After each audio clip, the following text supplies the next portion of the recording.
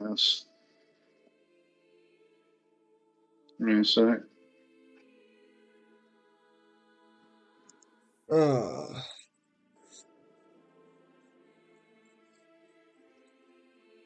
yeah.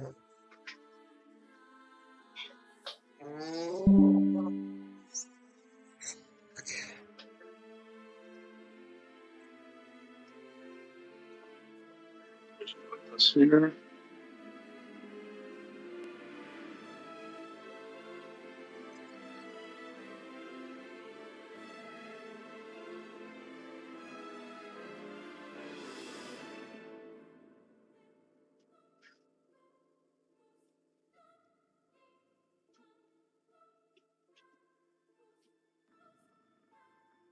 Looks like Hunter x Hunter will be going on another 3,000-year hiatus. I saw that. Hello, Melissa. Hello, Sparta.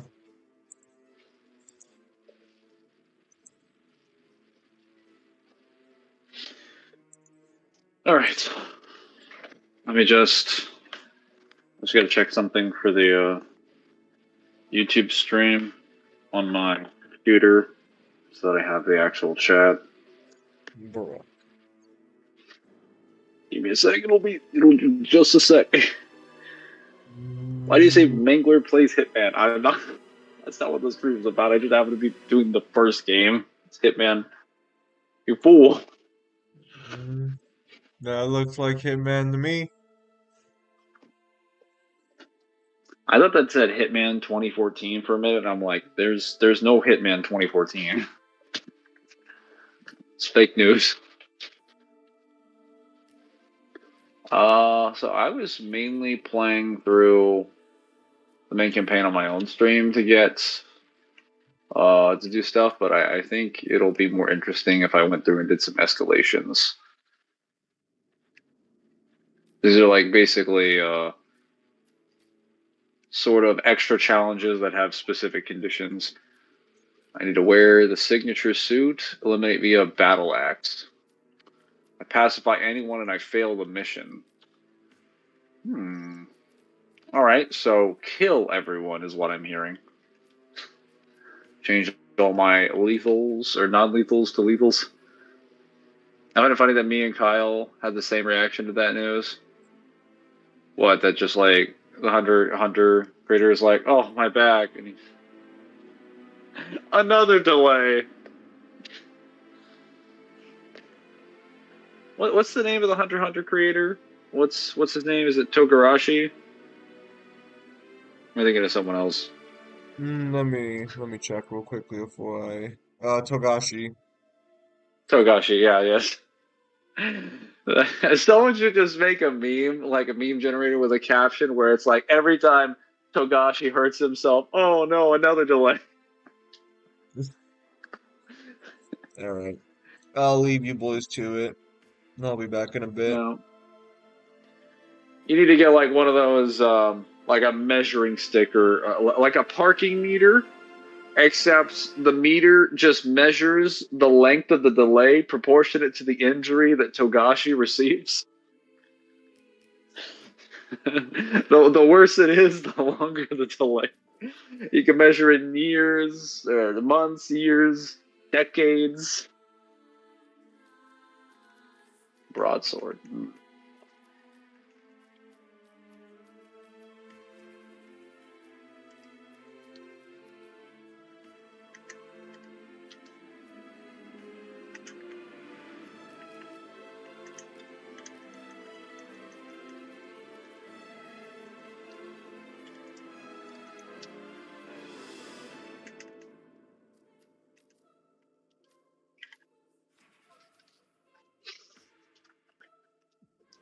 Yeah, I didn't want I didn't know what to do for this stream because I'm in sort of a bit of an intermissionary state between streams because the game that I do want to stream, being Warhammer 40k Space Marine, does not release for another 5 weeks. So I have 4 streams at most to stream other games.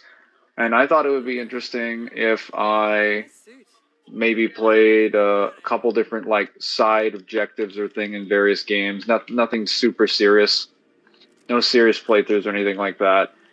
And then for each stream, I try to finish one of the DMD runs that I've been doing for the various DMC games.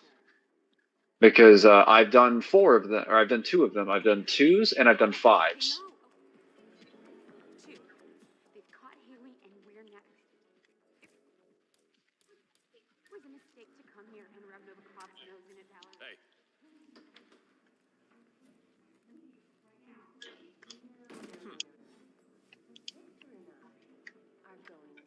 I think I heard something suspicious. I'll take a... Stop.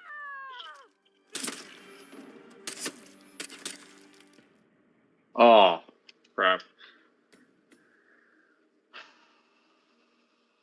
I have to kill her with... What is it?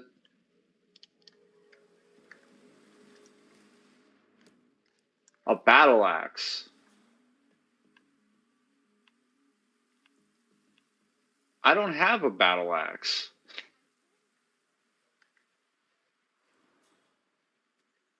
What the hell is a battle axe? Wearing this suit? Can I even get that into a container?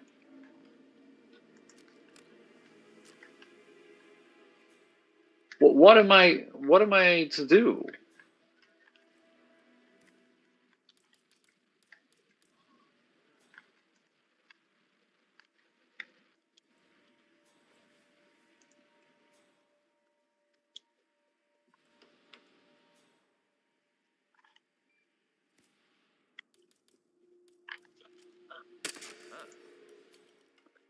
Yeah, just totally ignore the fact that that door flung open and a bullet happened to enter in the interim between the door opening and closing, and just happened to land in the security box.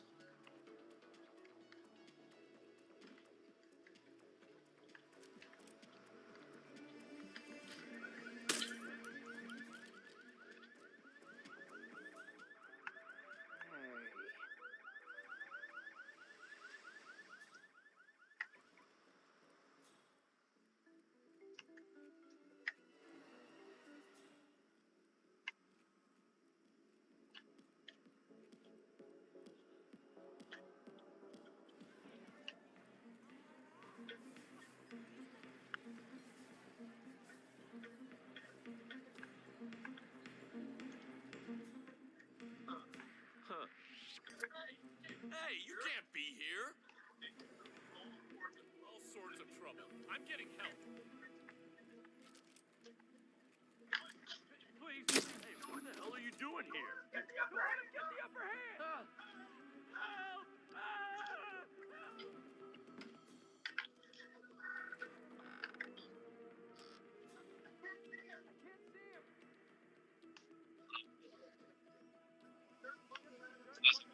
Today. How's it going, Sparta? How's it going, Melissa? Hope you guys are having a better day than good old 47 here. Well, seems to have misplaced his trigger finger. Command, area is clear. Please advise. Over. Huh? Command, this is Red Leader.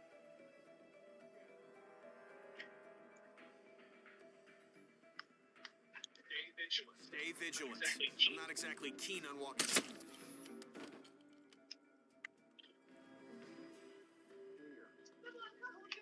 Close in on him. Come on.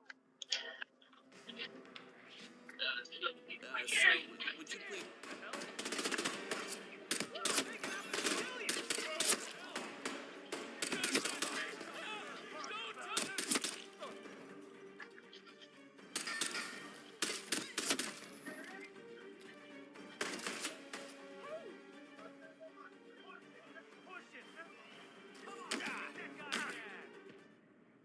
Well,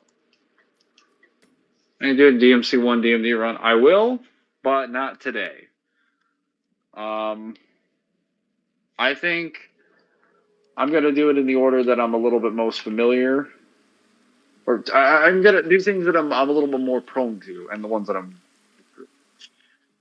One is kind of, I don't want to say hard, but very picky.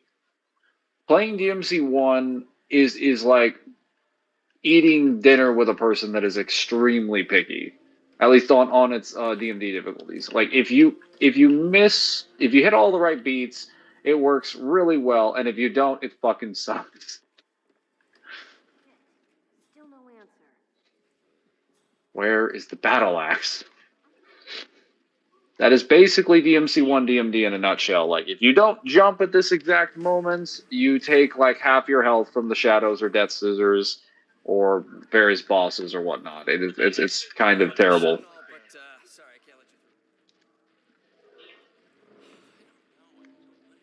Oh, there's the battle axe. God damn it.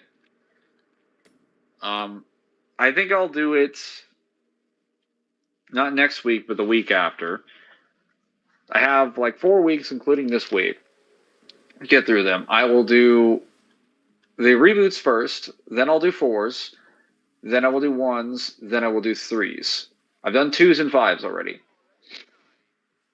I think 3s will be the most difficult. 1 will be probably the most tedious and the second hardest, and then reboot and 4, it could go either way. But yeah, I'll do reboots today on stream. Also, I have now found the battle axe. Or Gucci. You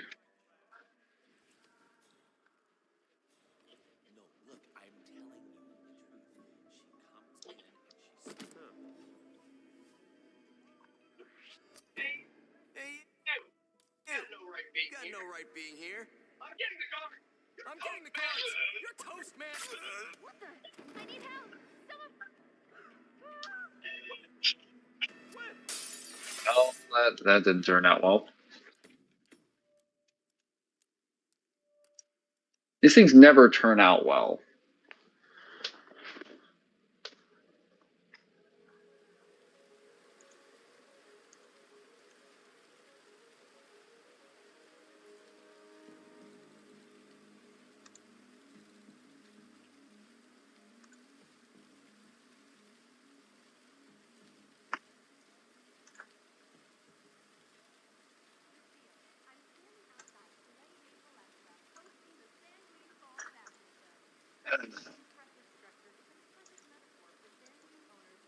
Oh, it just seems I got another comment from God of War video. Funny how people keep doing that, but they don't actually like read the video, don't actually watch the video. They just like go through the comments and respond to the sources instead of actually watching what I said when I explained my position. That's incredible.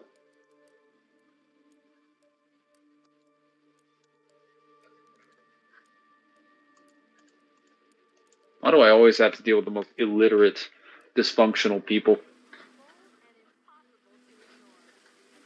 I'm talking about like specific power scaling subjects. Why can't these people just use their brains? Good evening, sir. Welcome to Sanguine. The guy said something to the effect of, he was basically quoting Cory Barlog, and he's like, oh, here's the universes that they themselves have dominion over. Their parallel dimensions. Like, it's not difficult to see that they have their own time and space and they exist on their own plane of existence. And I'm thinking to myself, like, dude, if you read that, then you know that he says in the same sentence, the greater actual universe has yet to be explored. You are a fucking, like, moron. I was telling you about him.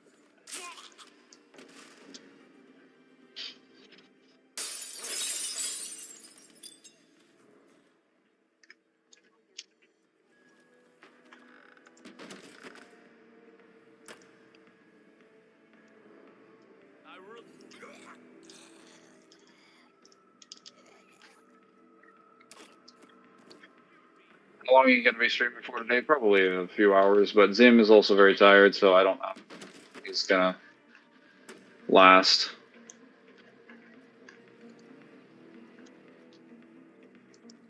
Hang on.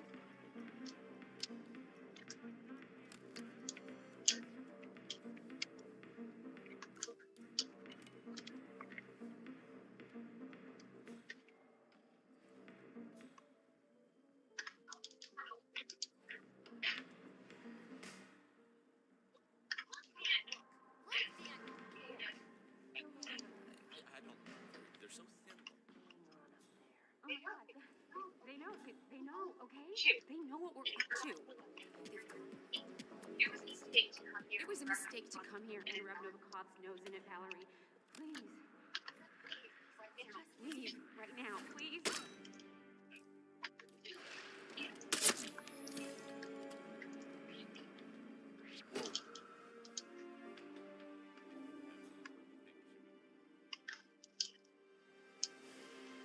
God, I can't get out.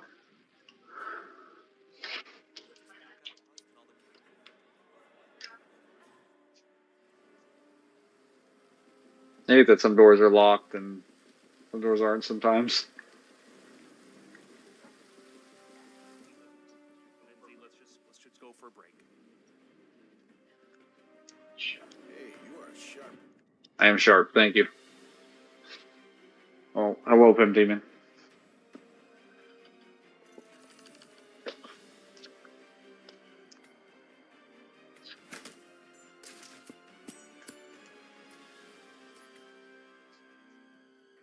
If you vault, hang, scale, or climb down, you will fail the mission. No agility? Damn. This is about to get very interesting.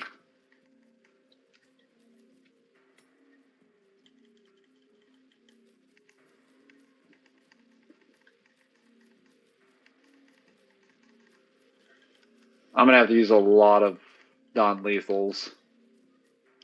Like, a lot of non-lethals.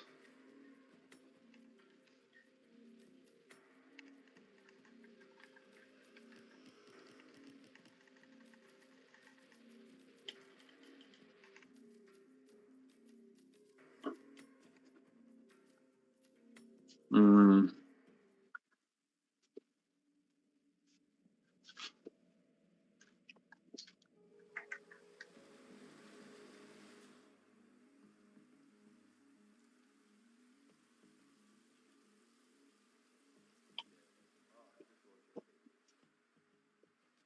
Okay, I can't vault, scale, or climb. Weird.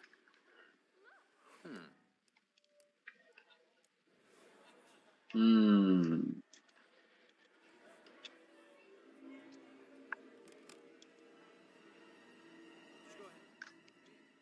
But I need that battle axe still. I had that. Fine, but he's like a Greek god. Hey! Come in, Central. Come in, Central. This guy's pissing me off. Hey! Hey, you! Get the heck Hell out of here. I need help. Something terrible is going on.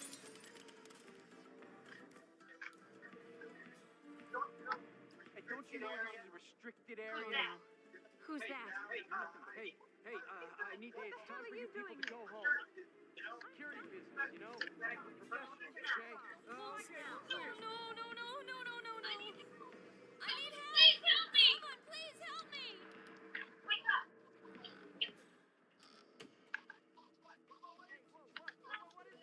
Help, please. Someone over there. If they're hurt, they're dead. Please, come on. On it.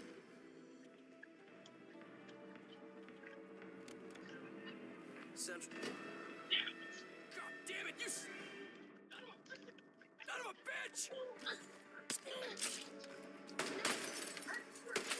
Because the kid just can't pick up the weapon. Oh my god. Holy shit! Just give me the weapon. Come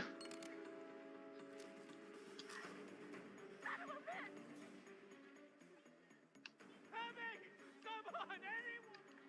This is a nightmare.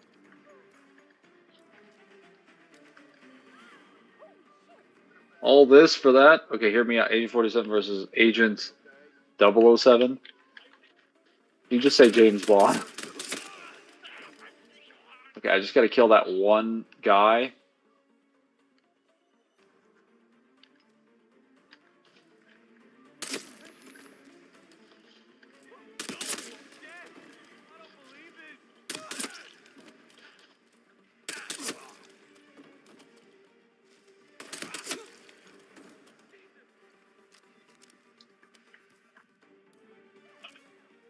I don't see him. Anyone? Oh, man. Right there. Roger. Oh, shit.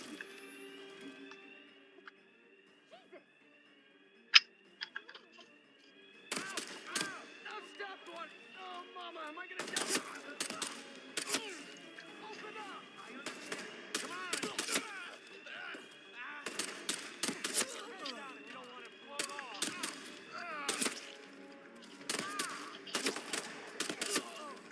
Heads down. All this because I just wanted to. All right, all right. Oh, Lord, I'm... Pay for it. Come on, man up. How much... Just wanted to kill one person.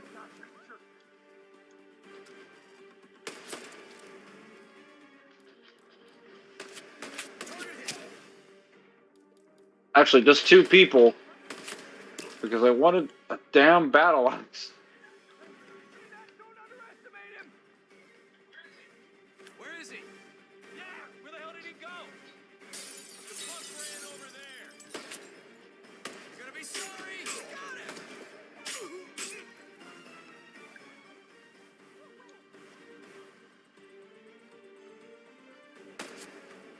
Go for a headshot. I feel like it, Baka. Yeah, well, Agent 47 is probably not going to lose to 007.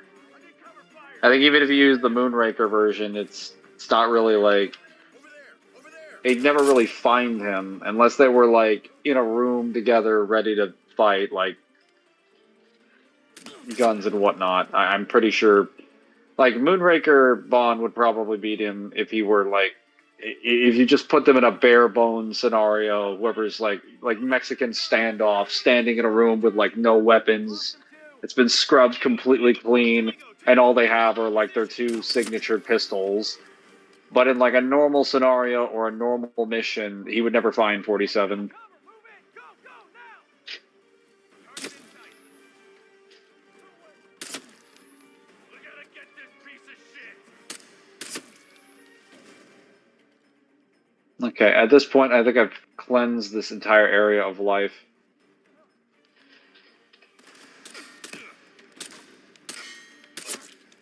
We got fire.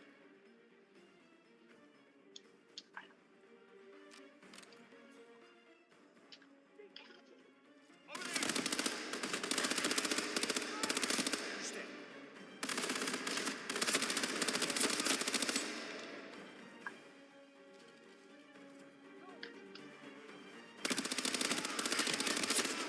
I don't want to sound racist, but you guys look all the same to me. I hope that doesn't sound racist. Though I think in my defense, it's fair to suggest that when you're all literally using the same facial model, maybe you're all just twin brothers from the same family. Like a family of quadruplets all came out of the womb at the same time.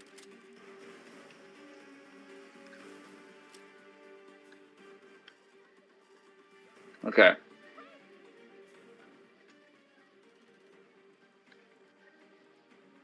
Hang on.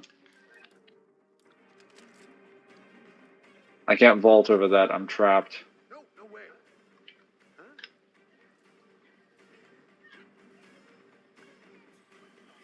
Christ almighty. Man. I need a hand. Hey. Down our neck. got a situation. Huh? Surrender. Stop moving. Hey,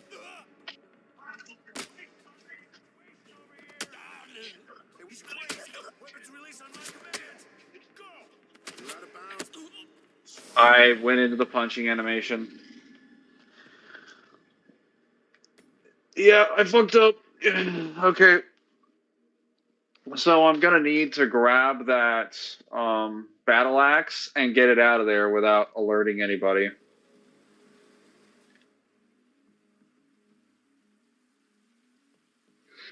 Hmm.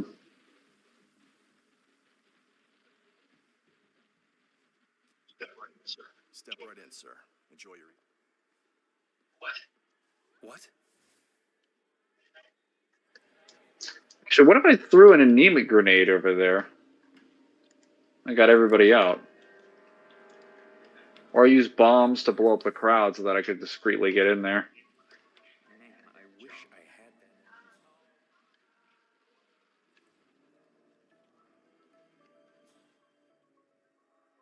Hmm. I can't believe he's.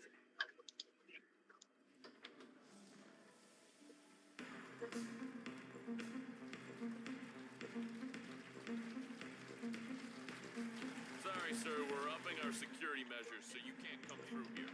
Please go back to the other side.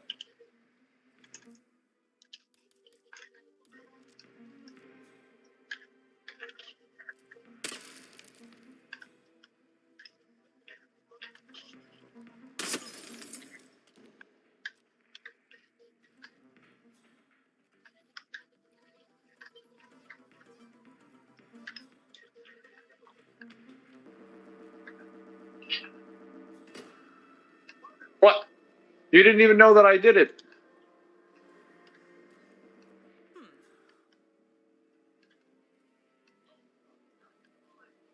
All okay, yeah?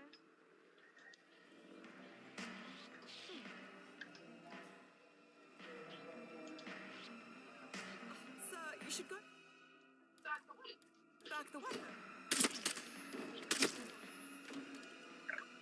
Give me that. No, no, no, no, no, no, no, no, no. This whole situation has just gone from bad to worse. Is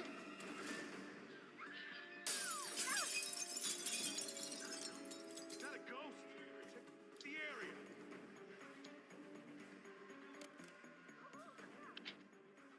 Gotcha. I just need to. Oh my god! Give me the. So sticky. I'm gonna take you down. Okay. Cloud survived Devil May Cry 5? No. Not even close. He would not be able to survive any DMC game. Or novel.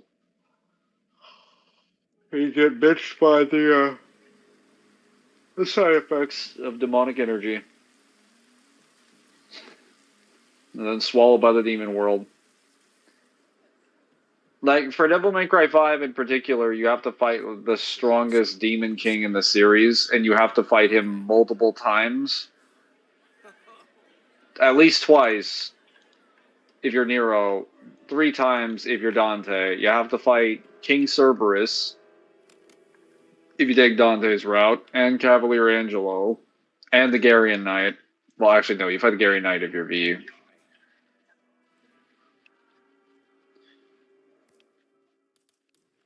but he's like a god or something. Please, really stop. If you're Nero, you basically have to fight the Clipoth Roots, Artemis, tons of different demons. These that I think Cloud would be able to kill. I don't think he'd be able to really put them down. They just keep coming back. Welcome, sir. Enjoy the show. He'd basically just be like a normal demon hunter in the series. But demon hunters can't, like, permadeath demons. Not really.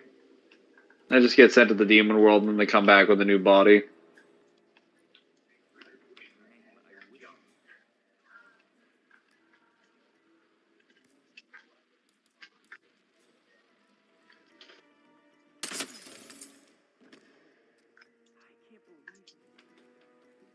Give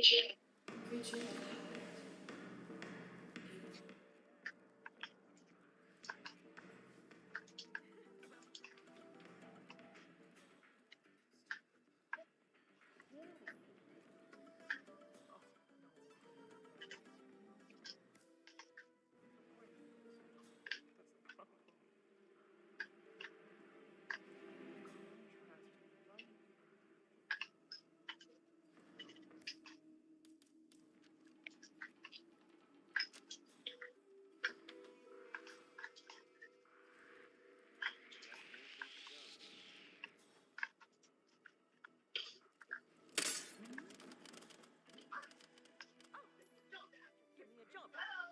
Hello?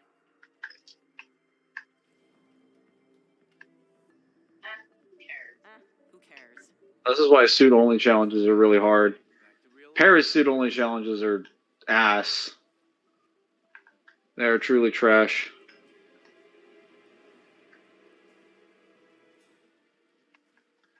Cloud versus Virgil. Virgil's probably going to take that. Cloud has very, very, very few offensive hacks. Also, just your standard material magic, which is just, again, like basic elemental energy. I mean, you take some of the stuff from FF7. Using the remake, he definitely just gets stomped to the ground. If you're doing FF7, he has, I think, like maybe like one ability that's decent, and that's just like shrink. But even like size manipulation magics don't really work that effectively on demons because they can enlarge themselves. So that would be something he could probably just break really easily. And that's assuming like Cloud would even know that he would have to do that, or that he would even get the chance.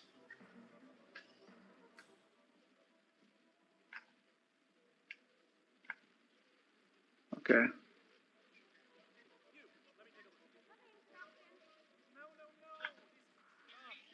This piece is supposed to.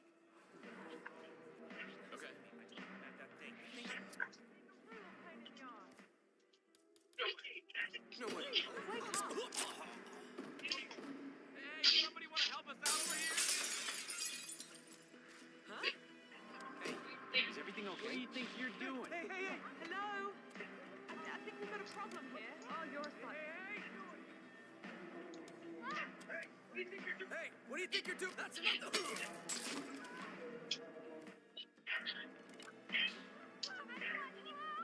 We need help over here.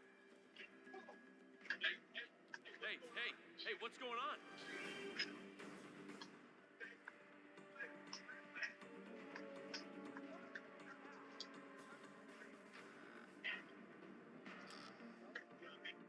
Copy. Yeah, I'm here now. No. It's Mangler, yes. Here, over. It is I. Roger that. Moving on to the location. Out.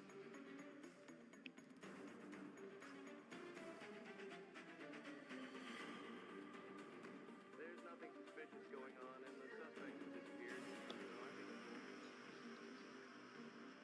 There's nothing suspicious here. Move along. Is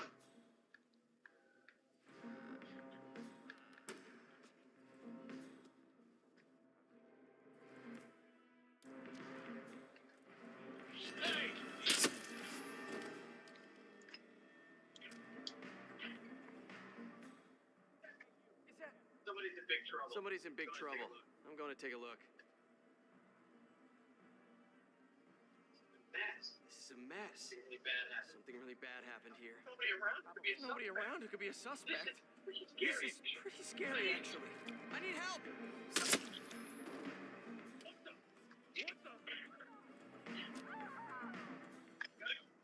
gotta go. Yes, I understand.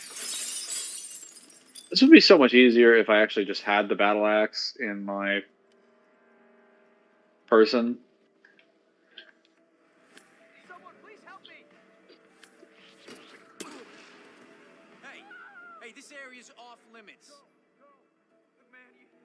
Son of a bitch! Hey, wake up. Please help me.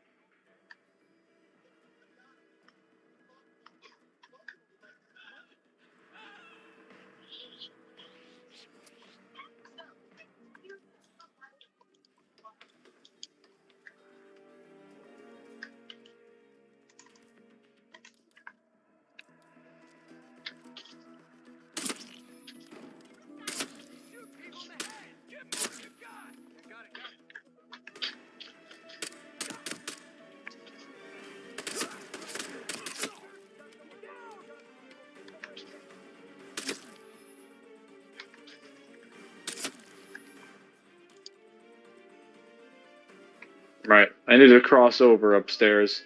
It's the safest way to get around without being detected.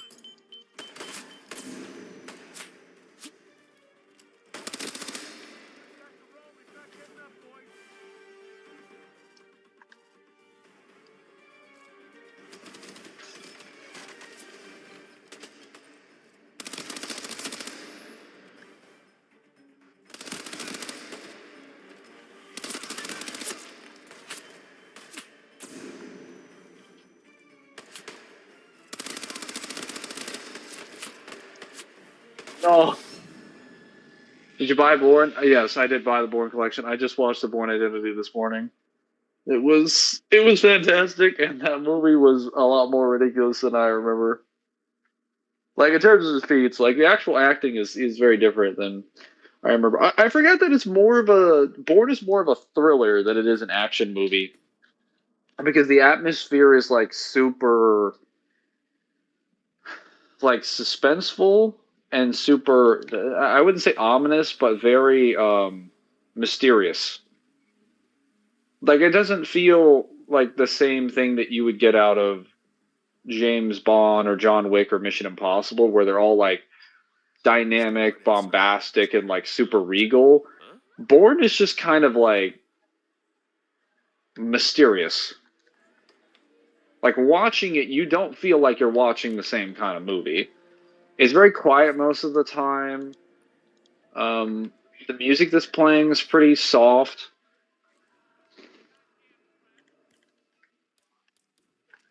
He's like a Greek god. Jesus Christ! I can't believe it. Central, do you copy? My role.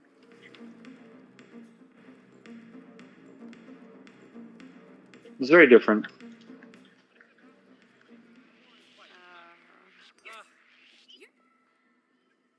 We got a public nuisance on the loose. She comes in and she smells. Holy shit! Hey, man, what are you doing here? What, you think I was kidding? What? Done anything? No. Know everything about this man except who he is and where he's hiding. Let's root him out. Christ, somebody help me!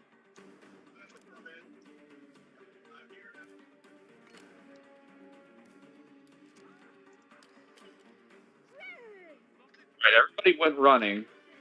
God damn it. Hey, where is he?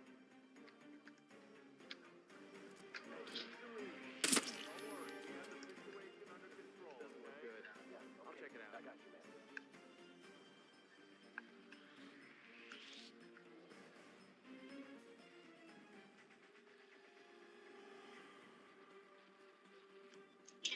Look, Daniel. Still no answer.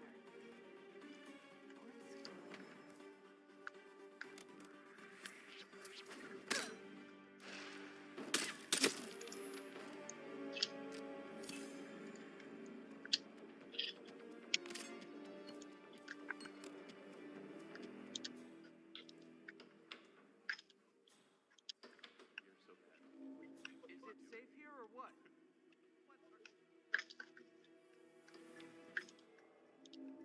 Where's my next target? Not a cabinet in here. Fucking cabinet. This is not what I wanted, but I'll take those. Season 5, Castiel, Survive Reboot DMC. Is that a question mark or an explanation point? Also, Season 5, Castiel? Not like Season 6? Because 5 Castiel is pretty depowered. I don't know if he'd be able to survive. God Castiel might be able to survive the reboot. I think he's technically got better abilities. At least if you put him in Dante's place. Well, until he runs into Virgil, then he's like kind of dead. Did you and Zem respond to could Cloud survive DMC5 DMC5 video by Nathan? Probably not. I watched the video and the guy is just trying to do some like weird cinematic like replacement of Dante, not like a protagonist swap, though he does narrate a lot of the scenes. Like that's mainly it. It's just a very cinematic thing where he puts him in Dante's place and just narrates everything that he believes that would happen. And he does give some like reasonings on things that Cloud will have to watch out for, but he doesn't explain the level or the tier of power that any of these characters are or what their feats are. He just says, here are what the names of their abilities are, and here's what they do. And he might have to watch out for that, and he'll probably get hit by that, and then here's what his initial reactions would be. It's not really like a fleshed out scenario. It's more of like a fun fanboy presentation of the situation with no actual empirical like analysis. It's just a completely purely subjective one. Even most like, oh, there he is. I need to get upstairs now.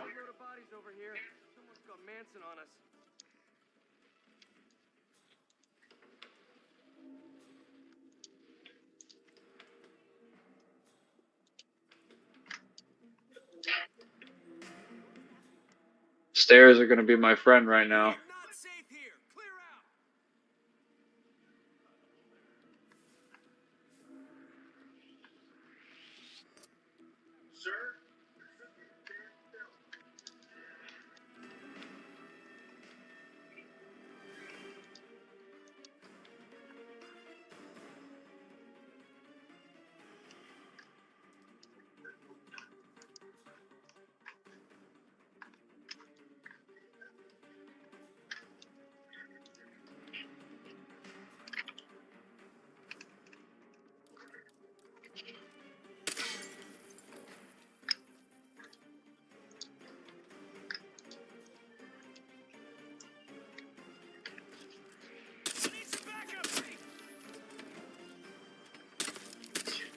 Holy shit.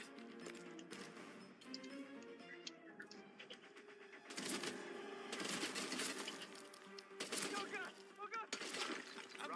I'm sorry, I am. All units report back. The Sheik is down. Take him down. Permanent. Right over there.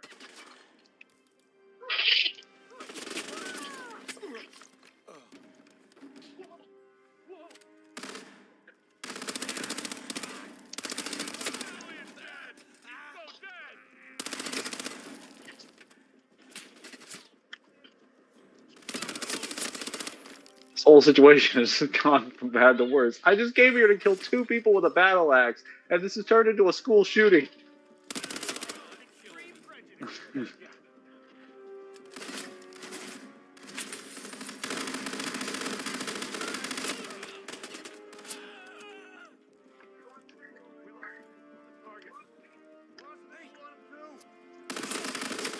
Sorry, I'm just shooting everyone wearing black.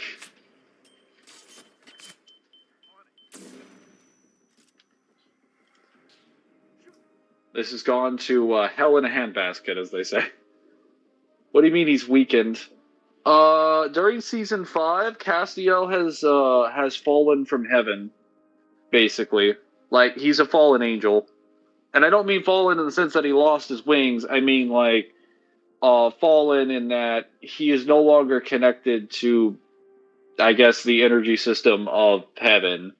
It's weird. Like, they explained it in season 5 that it essentially is depowered because he doesn't he doesn't align with heaven's goals.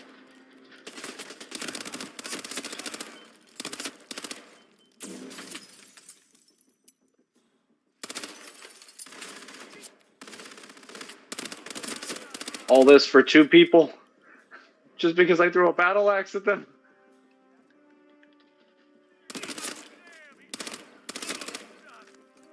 You know how you know this is a fake scenario? It's because this is happening in Paris.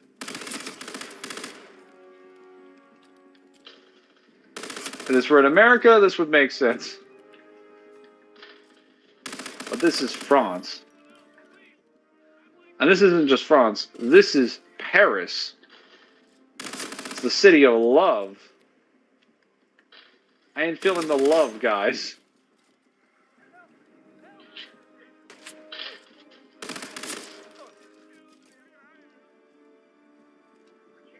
Why can't he just die? This is not working. We need a different plan. Man down. There's stuff over here. None of us. Okay, we gotta smoke him out.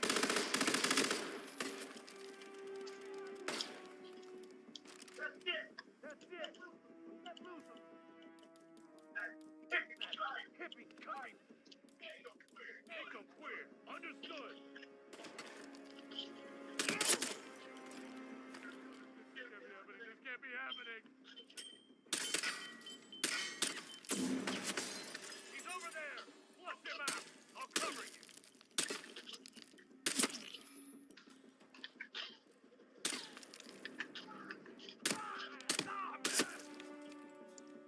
Alright.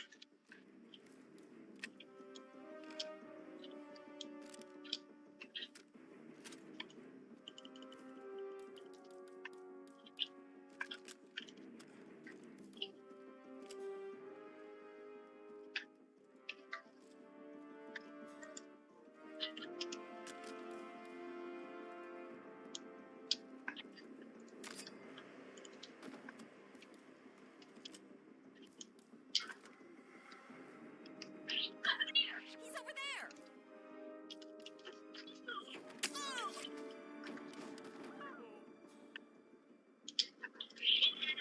Over there. And these people have just no regard for their own well-being. It's gonna hurt. Damn it, no! I had the... Fuck this. I had the scissors out, and he's like, karate chop.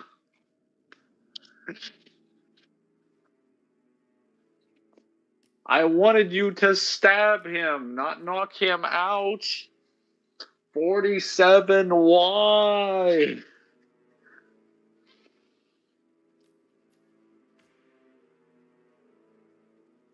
I don't want to eliminate you using a fall.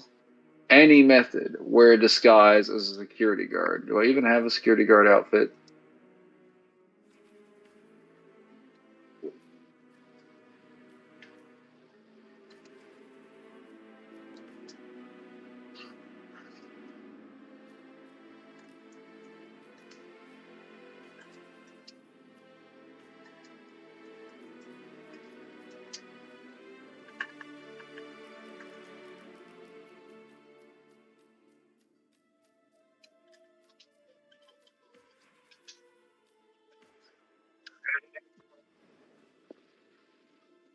Master Chief is the strongest Spartan. Changed my mind.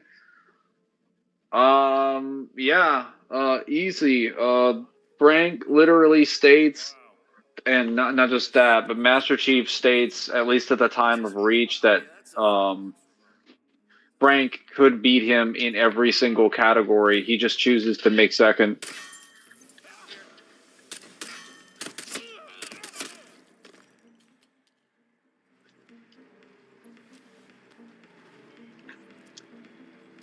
Oh my god.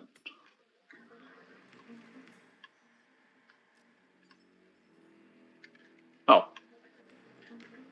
What's the kill requirement? Any method. Beautiful. I love having versatility. Speaking of which...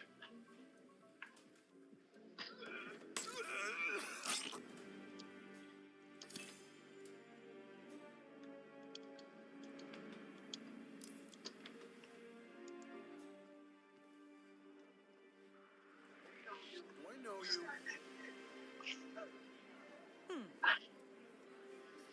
I threw off his groove. I mean, how many bodies are you going to leave in your wake? A lot.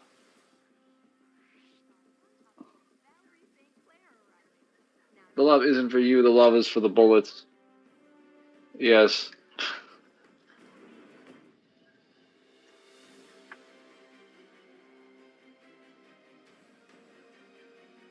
We've got one thing, Mangler. Gen 3, mwah.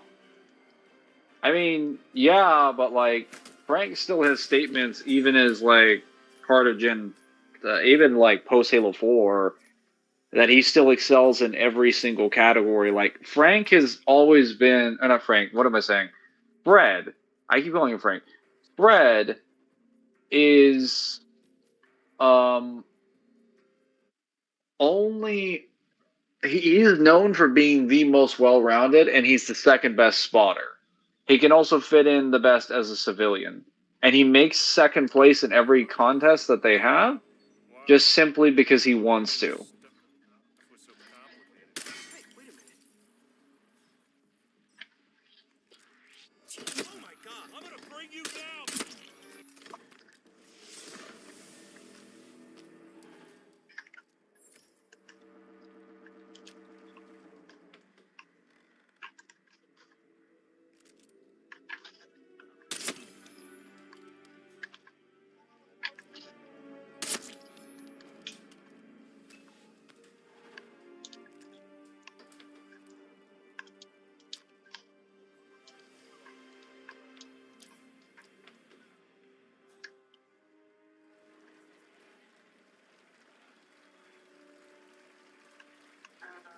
So, sorry, I'm getting distracted by all of this because I'm just so concerned about someone randomly deciding to show up, break my disguise, and then ruin the mission. So, like, the thing about Fred is that because he's able to make second place in every contest of strength and speed and whatnot, he's basically the best Spartan all around. Like, definitively. And Master Chief doesn't even think he's the strongest or even the best Spartan. As people point out multiple times whenever they see him, he's like, I'm not necessarily the best Spartan, maybe the most well-known. Like, it's a common misconception. He might have the most feats, and he's definitely the luckiest.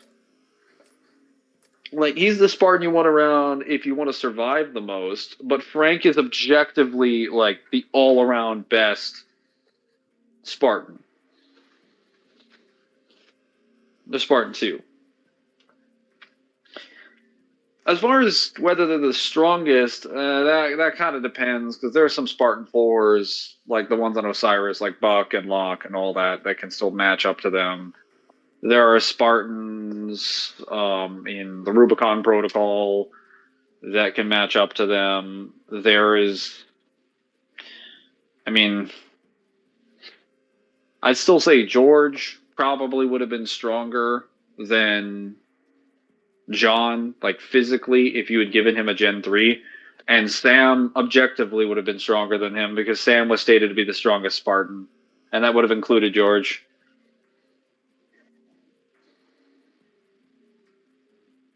Kanan Jarrus versus Cal Estes. I don't know who that is. I don't know who either of those people are.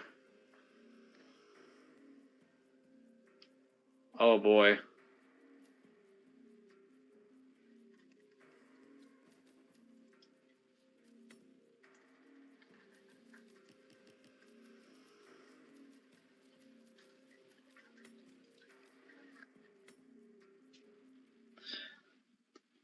All right. Let's see if we can find out how to conduct this kill method effectively. Wow. Oh, he's over there. Stuff was so complicated.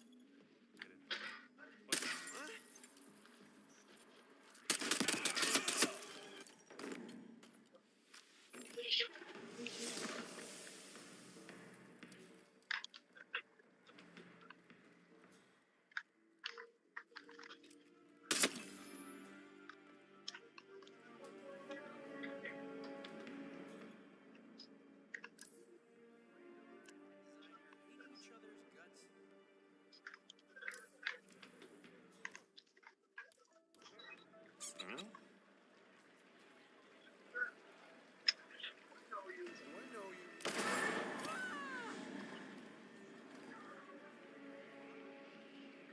gotta make sure the exit. There's 20 seconds. Can I do it?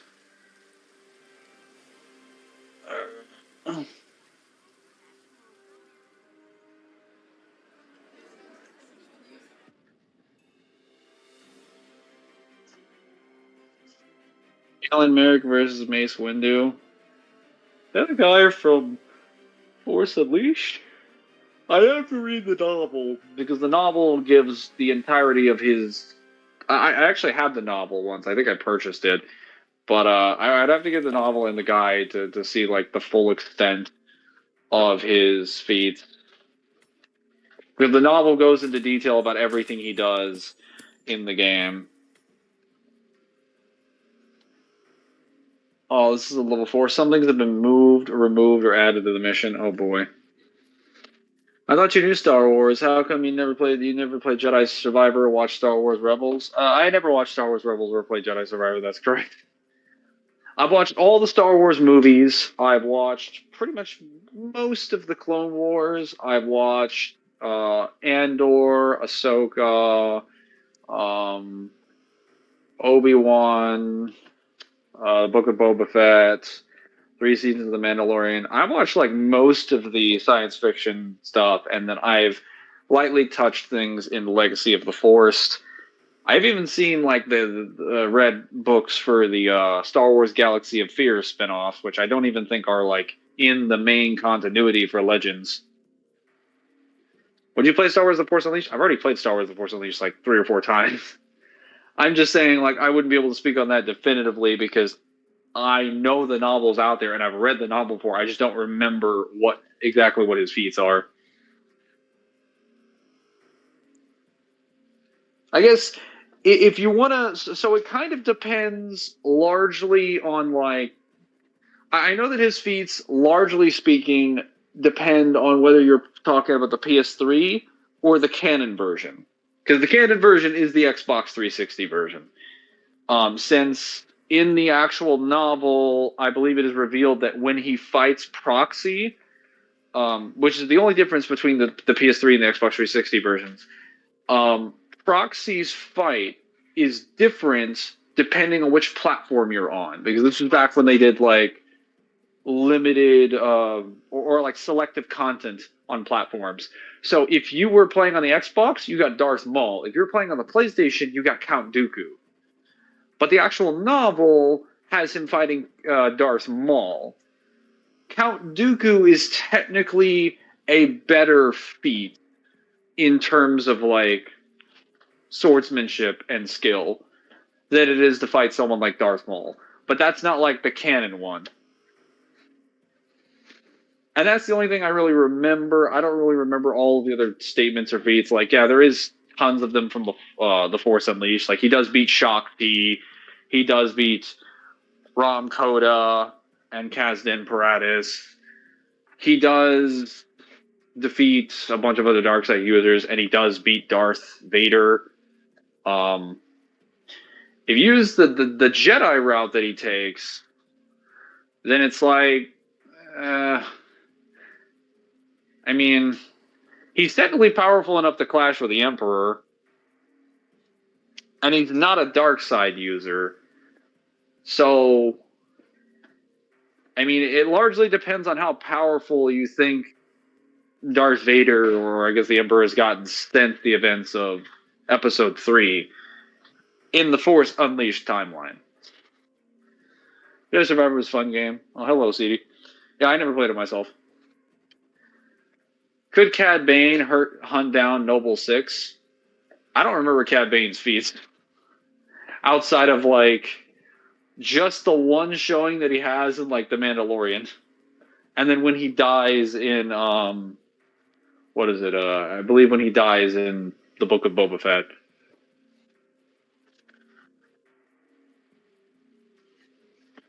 Also, we don't really have any information on Noble Six's entire military career because it's classified and wiped away.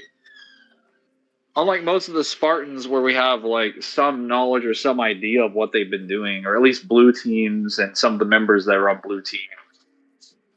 or really, like most of the Spartan 2s that are alive now, we have some record of what they've done. We have nothing for Noble 6 because he's treated as this like black ops unit that's like super secretive.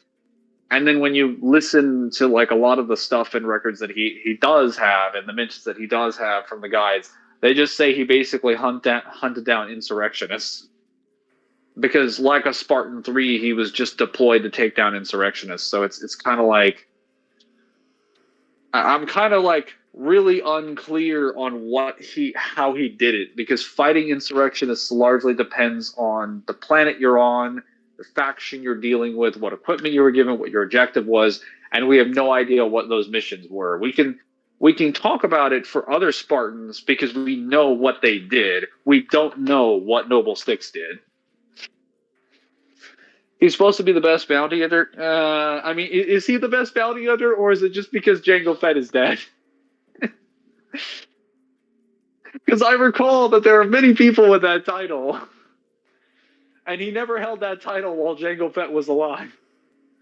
It has amazing combat. Yes. The Emperor is holding back against Galen. So everyone has told me that. Everyone has told me that.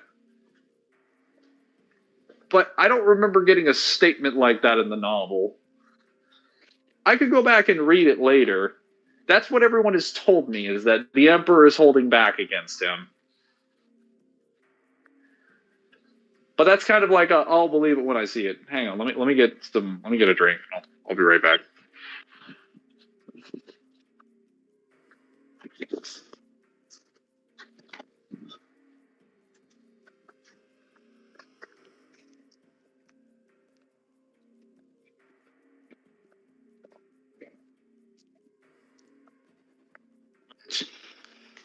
I'm back. How long have we been streaming for? Let's see. About an hour.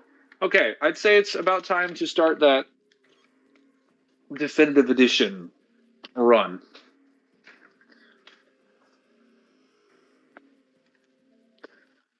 Wow. This is going to seem kind of awkward when, like, I switch over. Because the stream's going to be like, hey, I'm playing Hitman. And then it's just like, no. Switching to something else is never really true.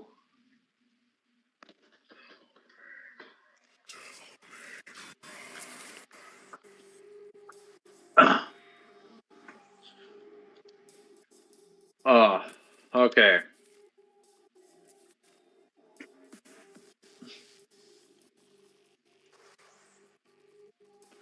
Now, I believe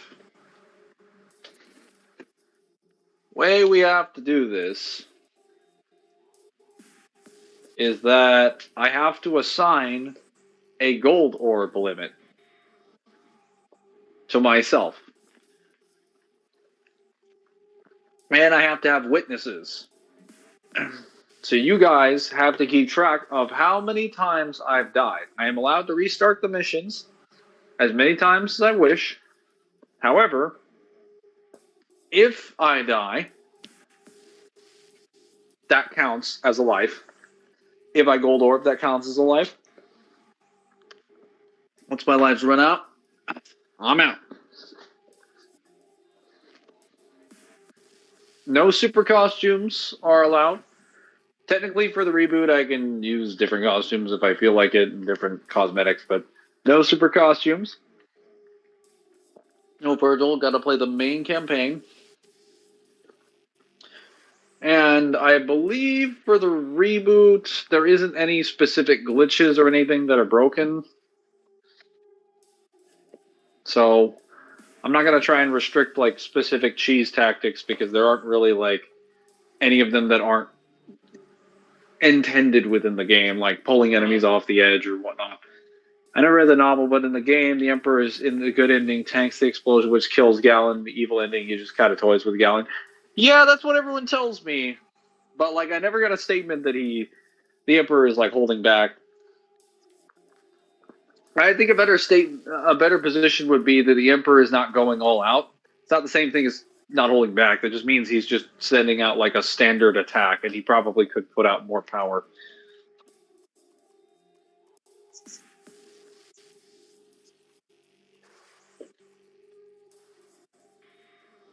All right.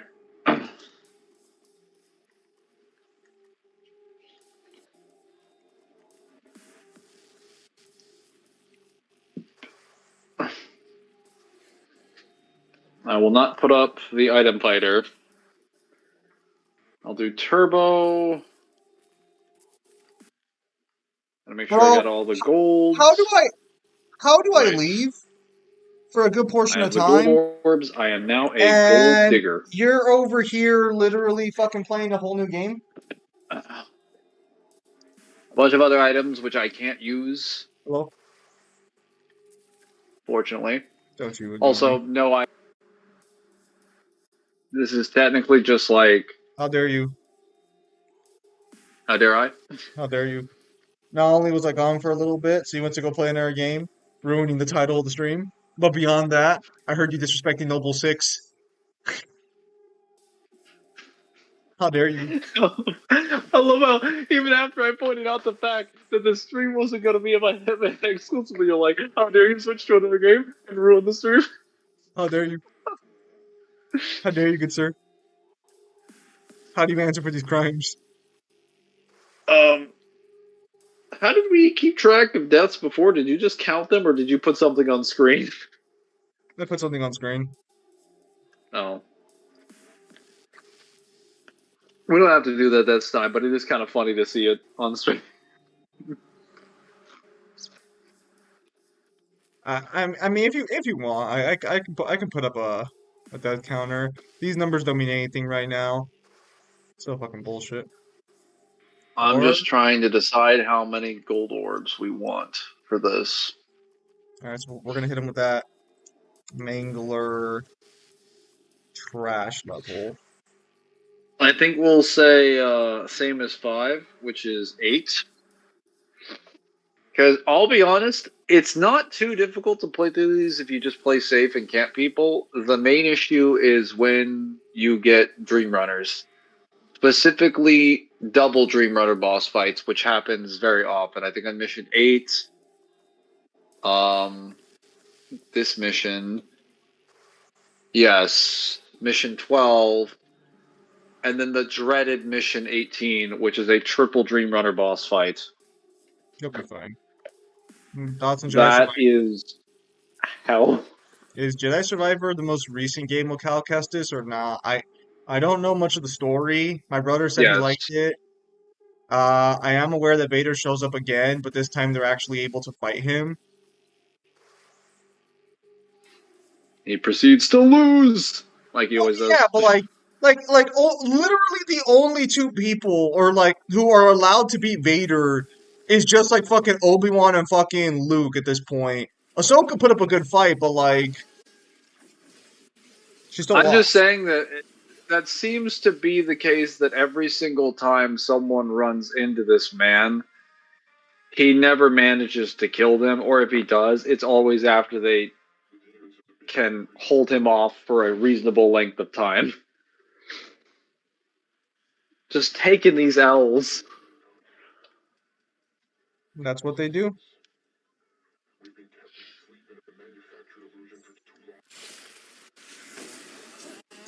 I put music on.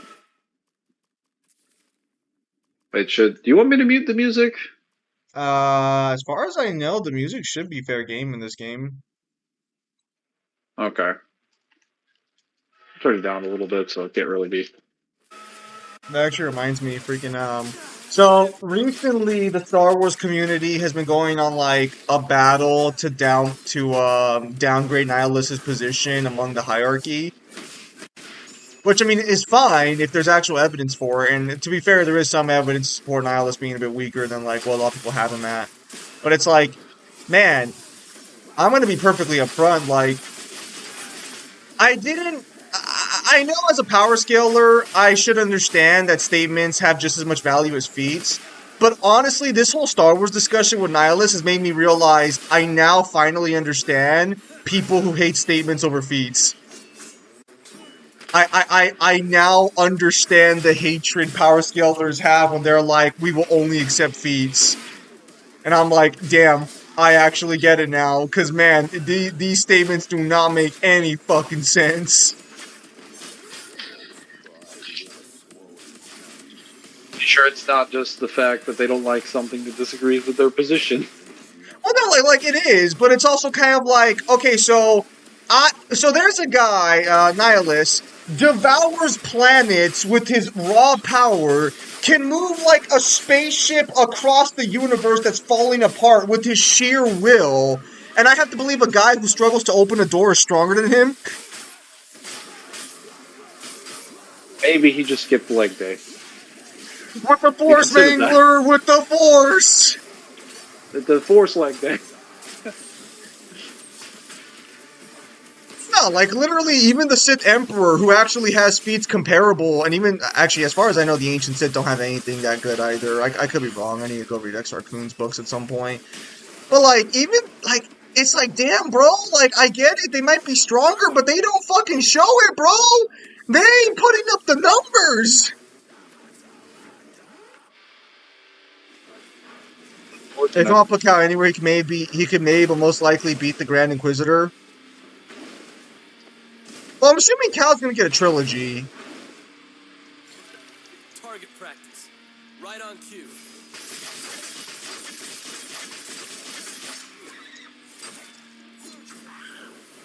Well, technically, Anakin should take that. But Anakin's fine, because Anakin at least has the feat of forcing the literal embodiments of the Force to their knees, so Anakin at least gets a pass. Actually, I don't know, can Anakin resist his fucking Force drain? What? He's also the chosen one. Yes, he is, although, give Disney some time and he won't be the chosen one anymore.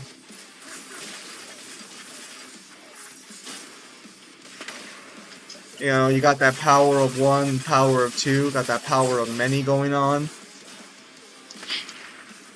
I hate to be that guy, but like, Rise of Skywalker didn't really retcon that. The Palpatine that was there was just a clone. He still killed Palpatine. Darth Sidious, again, should be stronger because he has statements of being the strongest Sith Lord in both versions of the canon. But again, actually, to be fair, at least Sidious puts up a decent feat in Rise of Skywalker. But even his black hole feat, I think, is prep time that requires a Sith ritual. That's the other problem too. Is a lot of these guys need they need a power up in order to do shit. Like the Sith Emperor, he devoured a planet. That's pretty cool. Nihilus did that. All right, we're on the same level. Oh no, you needed a ritual to do it, so you needed prep time. So even if you absorbed more of the Force than Nihilus did, you can't do it naturally. You need a ritual. You need prep. That's kind of lame, bro. Come on. Although the Sith Emperor actually has, like, crazy fucking feats. And he also could square up to Revan.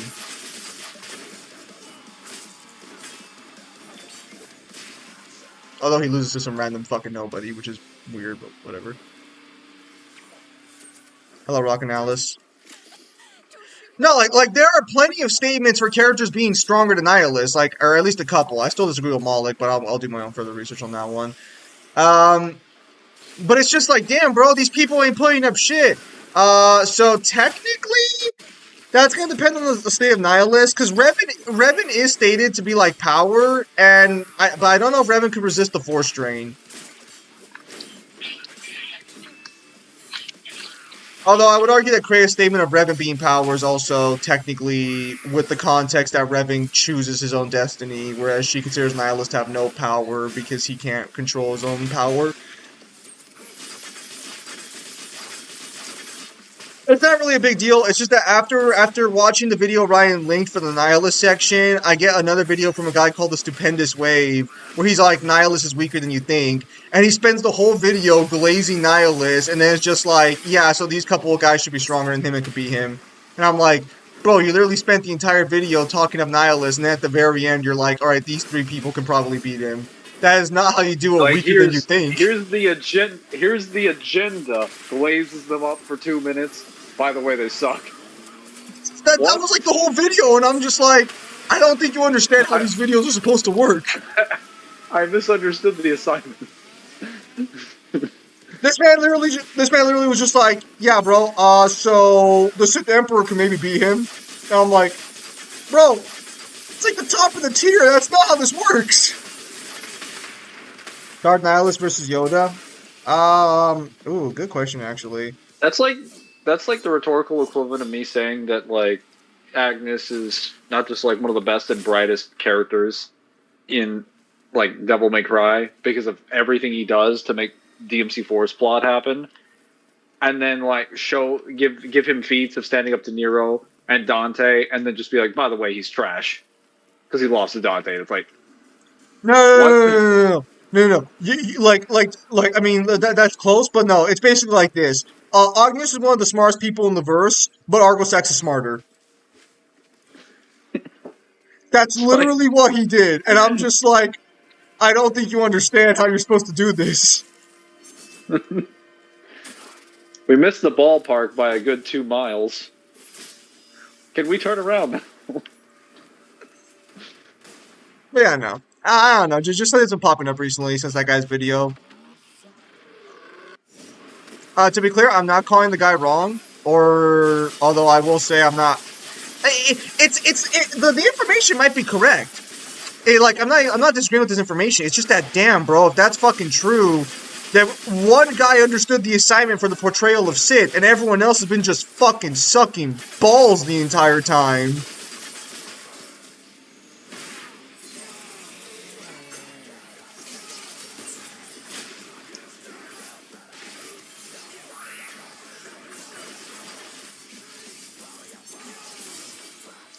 I mean, if we're talking about the MMO, he's probably gonna stomp out most people in the series.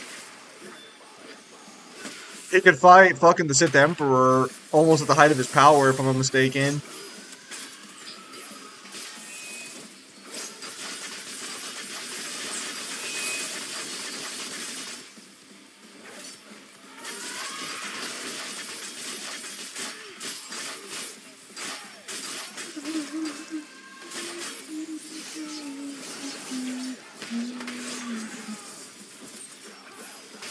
I believe Vader has statements of being one of the, like, being the strongest Sith, I believe, besides, like, Sidious. But again, it's all statements. I played the Star Wars MMO once, but my computer couldn't run it, so I never played it again. Is the MMO free with all its DLC, or do you have to buy all its DLC? Because if it's free with all its DLC, I might, I believe you can't play the MMO as a single-player experience. I don't think you have to play it with people.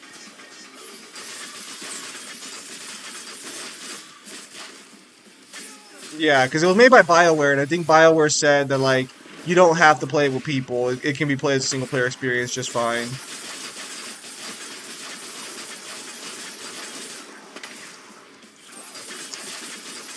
Because I don't think BioWare does the World of Warcraft route, where they make community events canon, as far as I know. Anakin should be Galen. If you're talking about the guy from the Force Unleashed, Anakin should beat him pretty handily.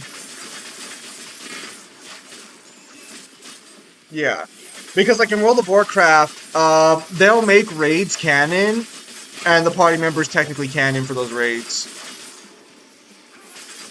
So like a good example of this is the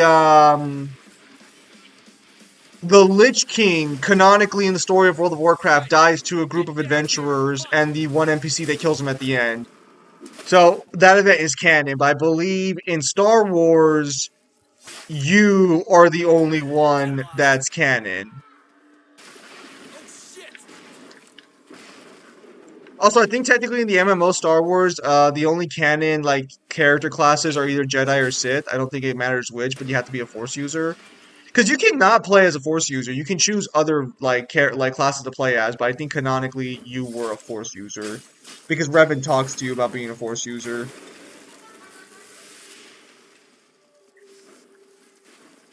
Such a shame we never got a sequel to this game.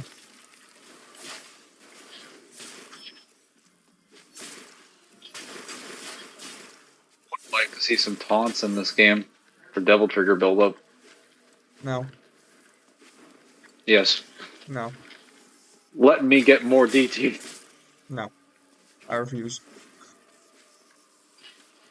You will not stop my power. Where You am see I people going? talking. You see people talking shit about Virgil's gameplay in this game now. Nowadays, they're all like, "This Virgil is trash," and I'm just like, "Bro, what are you talking about?" I'm sorry, I don't see 4 Virgil over there with or 3 Virgil over there having like infinite cancelable combos. We're having omnidirectional teleports. I see all teleports being locked to the embed sword. Maybe come back when you actually have like a properly designed base Virgil, and then we can talk.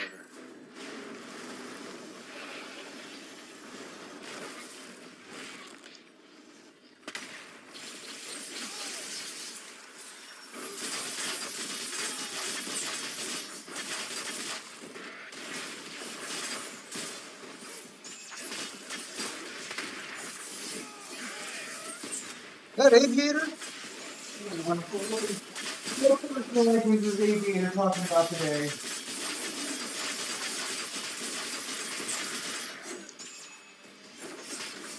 Here's something kind of funny.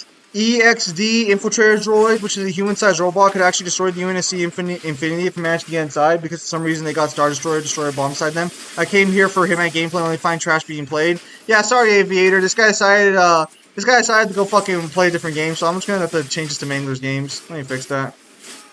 I literally said random games for the Twitch stream name, and you somehow changed that to Hitman.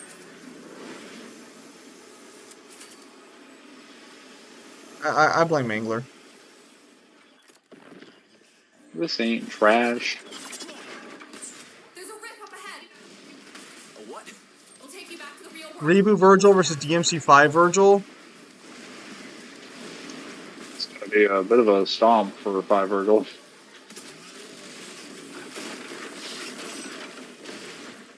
Technically, the reboot games don't even beat like the original DMC3 version of the characters.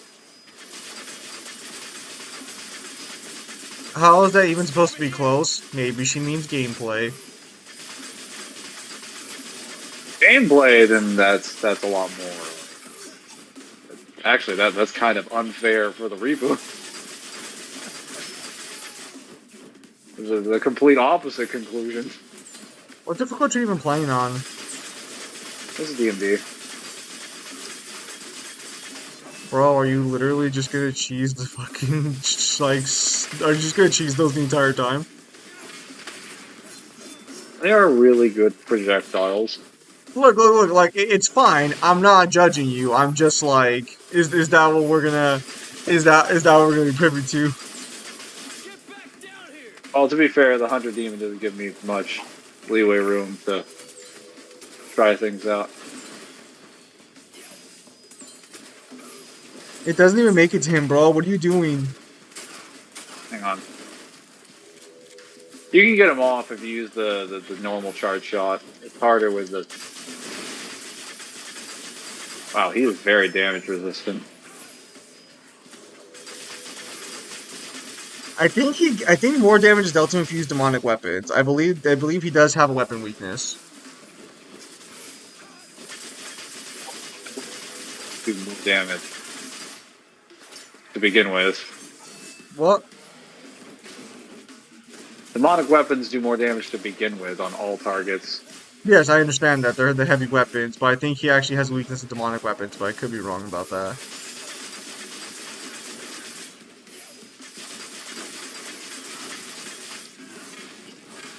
Wow, that hitbox didn't even hit him.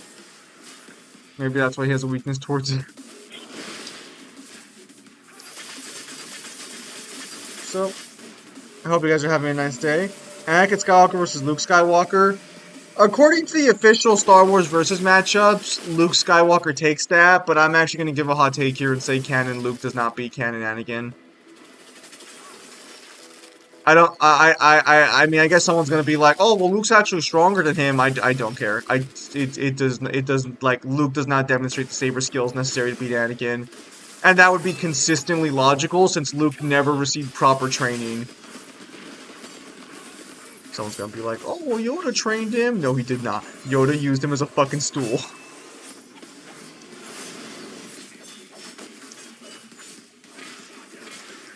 Do you not heal DT in this mode? You do, but it's not that much.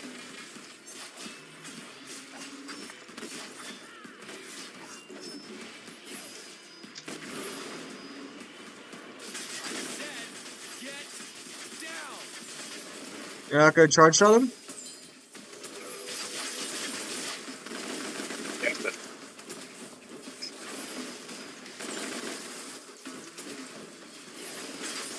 But yeah, so technically the Yeah, just official better. answer is Luke take the stat.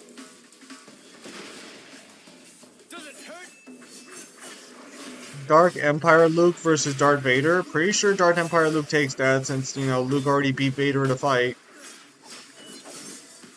Go for it. But run them hands.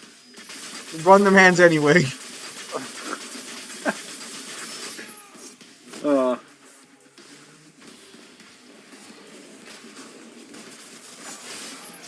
Then there's a feat by Grievous where he attacks a Mandalorian, and if this Mandalorian is wearing Berserker armor, then Grievous is physically strong enough to crack a Beskar helmet.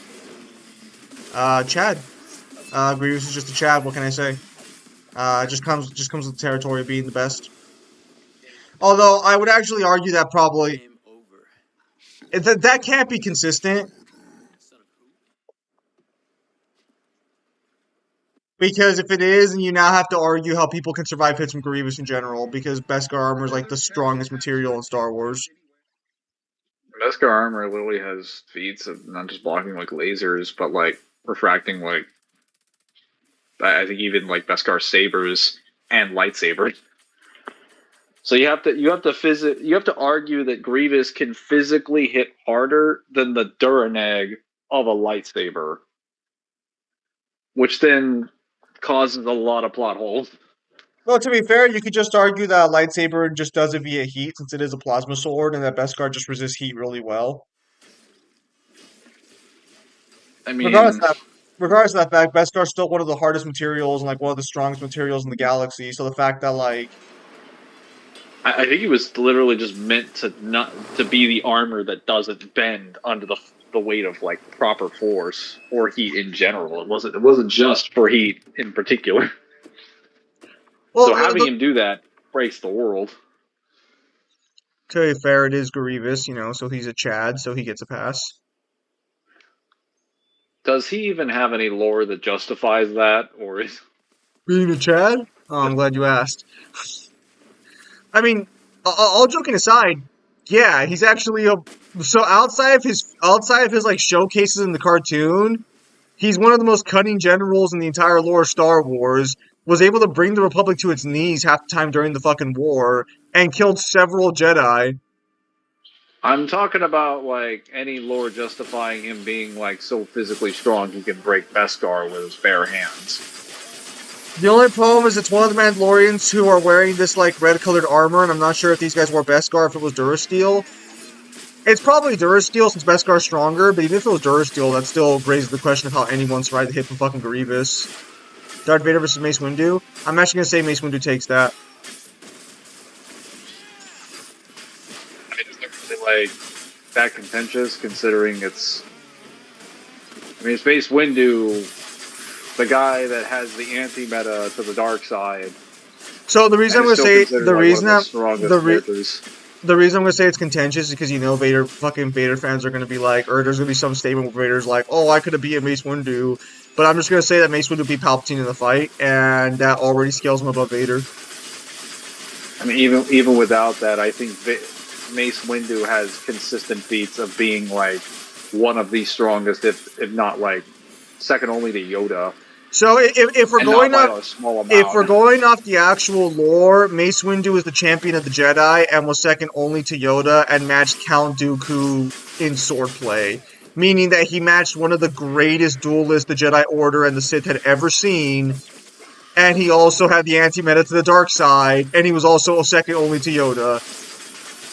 And the anti-meta that he has to the dark side makes him stronger when against he's fighting the dark side users. Yes. So it's like you're never even fighting Mace under normal circumstances if you're a dark side user. You're always going to fight an uneven battle with him. That's kind of why I just sit there and I'm like, how can you reconcile Vader winning?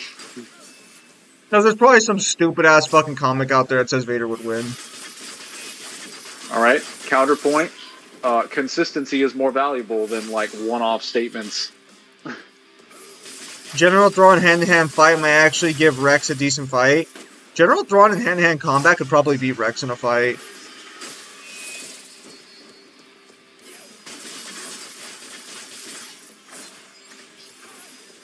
Like, probably the only people fucking actually smarter than fucking, like, Mace Windu versus Dark Emperor Sidious. I don't know how much stronger Dark Emperor Sidious gets, but if he's comparable to, like, him in his prime, then Mace Windu still takes that.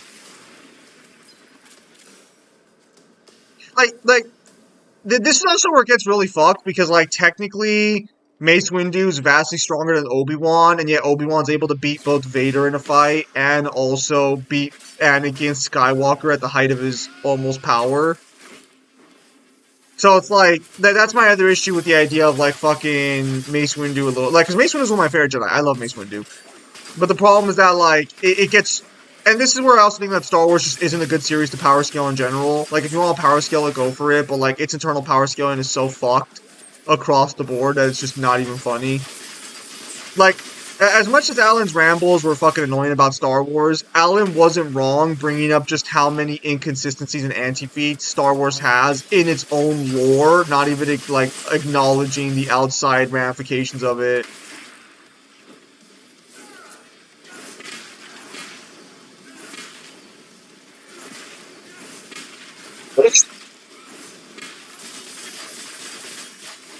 Oh.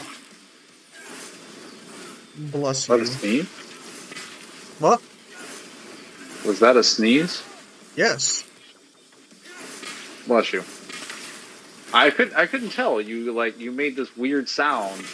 You So disappeared from the mic.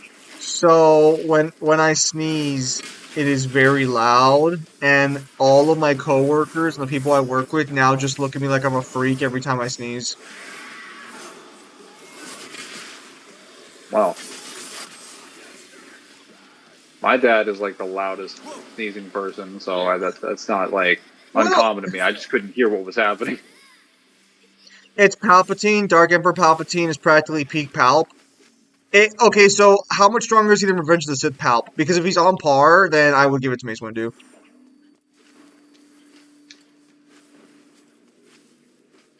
Okay, I if have to Dark point out that if like Mace Windu's main loss that happens, and the reason he dies is because he gets caught off guard by a person he has no reason that's going to attack him. literally all Anakin had to do was just chill the fuck out, and everything would have worked out. Damn it, Anakin. Dark Empire. It's one of the situations where like you don't really have an argument for Mace like consistently losing to most dark side characters, except for ones that are so overwhelmingly hacked and bullshit that he wouldn't be able to use Shatterpoint. But that's very few dark side users.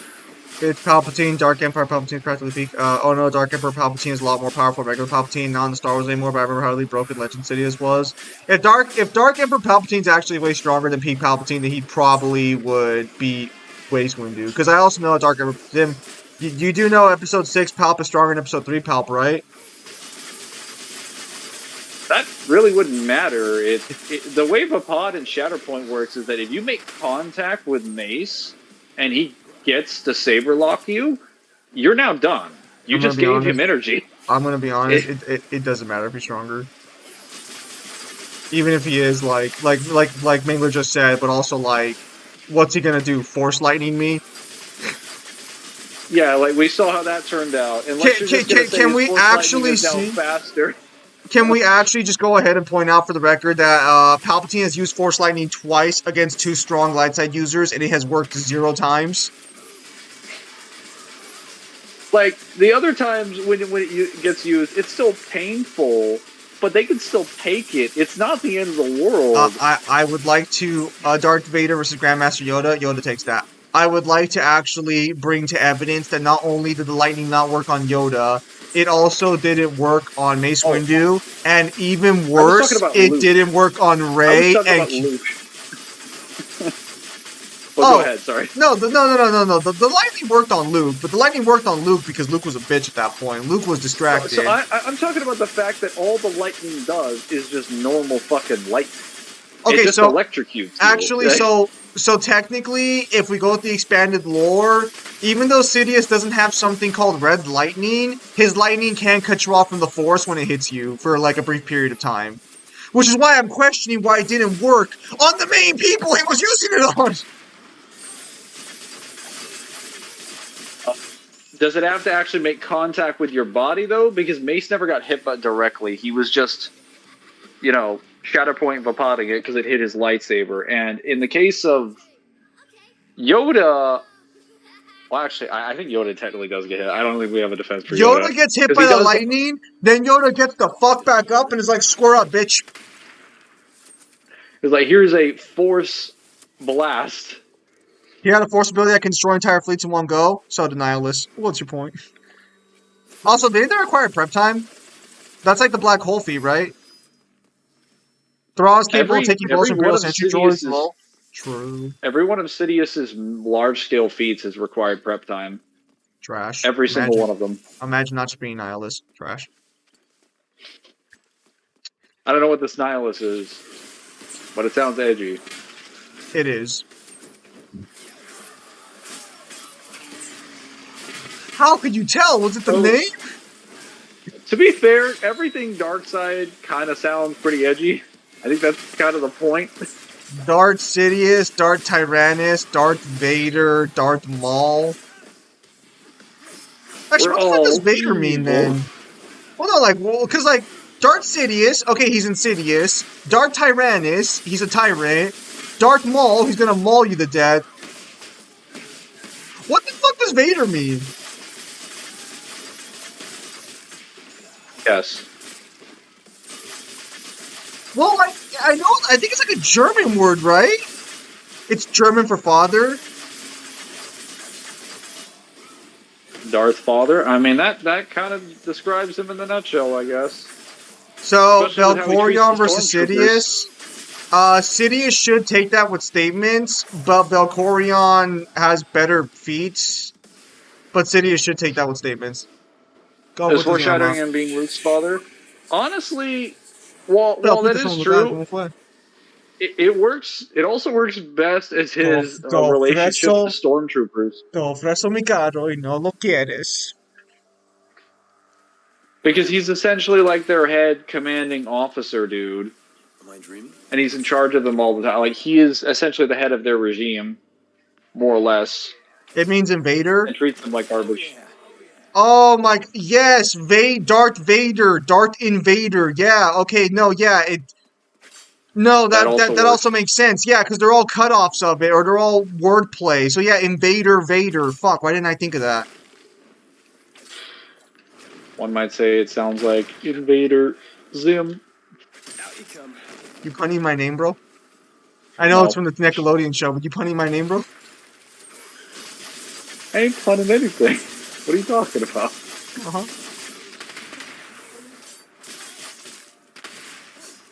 ¿Cómo? ¿Qué mío es eso?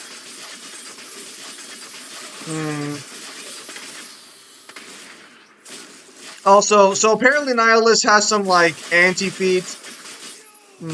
I'll probably make a Darth Nihilus How Powerful video, and maybe talk about his relation to Malik. I don't want Power Scale Star Wars, though. I'm not going to talk about his relation to the Sith Lords. I don't want to have that headache, because it's so fucking stupid. There's, Darth Maul has a statement of being, the strongest Sith ever when he shows up, and I'm like, bro, that's so fucking stupid. Darth Maul couldn't do shit. Tyrannus allegedly is weaker than Maul, but, no feats to back it up, and no statements besides just statements. I'm like, bro. What evidence is there for Maul being stronger than Dooku? Sure, bro. We have statements. Bro, I'm just gonna say that in general, like the feats and statements, feats over statements, statements over feats, statements by themselves with no context are generally better than feats by themselves with no context, but all of them require context to be used properly. So I don't think having one or the other even makes sense, especially when you have a series like Star Wars that is written by so many different authors and has shifted ownership so many different times. No, he shouldn't, because the thing people kind of forget is Valkorion, or Vivita, as he's known in his peak, is not a Sith, so the whole Palpstrong and Sith things included. Yeah, John Star Wars is a fucking nightmare. Pimp Demon, that's actually not true. He's referred to as the Sith Emperor consistently, and his alignment is with the dark side. If we take the argument that certain characters should not be part of the faction they belong to because of their own perspective, then I'm just going to argue Nihilus doesn't count as a Sith, because technically he didn't care for the Sith, and he's only a Sith by association. Even Kreia claims he's not really a Sith at that point. Look, whatever it takes to upscale Nihilus, but no, technically we shouldn't do that, because technically Valkorion was still a Sith. They're here! They found us! What the hell happened here? The rule of We're two is such taking a, Legends canon the rule too. the rule of two is so fucking stupid, but technically makes sense. Okay, yeah, so in Legends canon, Darth Bane allegedly was like, we have too many Sith. If we keep it to 2 Sith, logically we should keep improving. Although apparently there's also some legend statements where Darth Bane was just fucking around and didn't think they'd take him seriously. I refuse to believe that his position was valid. Because, like, if I recall correctly, Darth Bane was also the one that plotted to kill most of the Sith and reduce them down to nothing but 2. Yeah, because So his entire position was just a power grab. yes, I would just argue that was a justification for it. no, but so that's why is Darth Bane, the reason he wanted to kill off the Sith. Valkorion is immortal. I did know Valkorion was immortal. However, counterpoint, he's dead, so clearly that's not true. I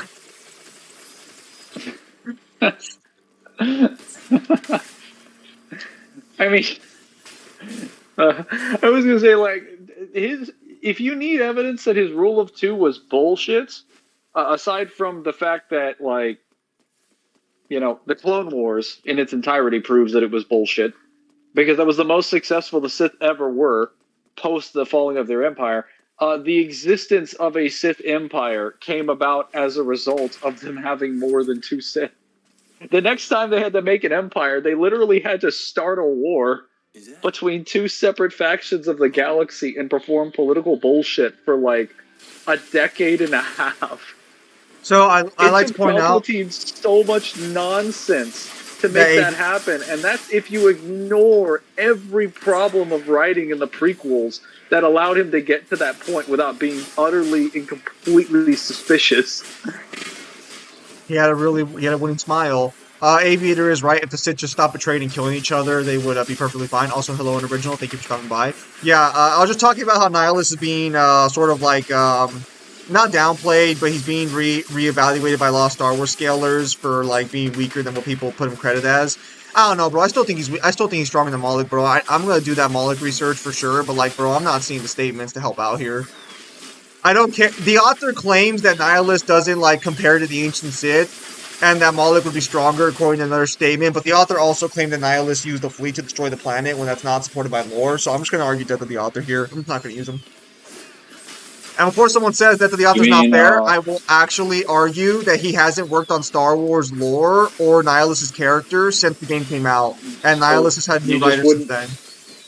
You just wouldn't use Death of the Author. You would just say his credibility is wrong. Or his credibility is unreliable. No, it's okay, because I'm an author. Why use a shitty... You know, Death of the Author is not the only criticism that you can hold towards authors. It's just the worst one. I'm sorry, Mangler, but I have to speak in power scaling terms. That's the only position they believe in. We literally made a video. I know. The point is that he's not credible. So I don't care what he says. I'm exploding. Kreia has more valid statements, but Kreia is also biased because she doesn't like the way Nihilus' power works. I never understand Star Wars. Good for you. Tampoco yo no me fui a mi hasta 5 y lo metí a las 9. Es porque no podía fucking dormir. Yeah. I have fallen. Darth Moloch versus Darth Malgus. That's more. You know, the one time Ryan's not fucking here, but I'm pretty sure Darth Malik is stronger than Malgus with the Star Forge. I think Darth Malgus is stronger in general, though. I could be wrong about that, though. I don't know what Darth Malgus does.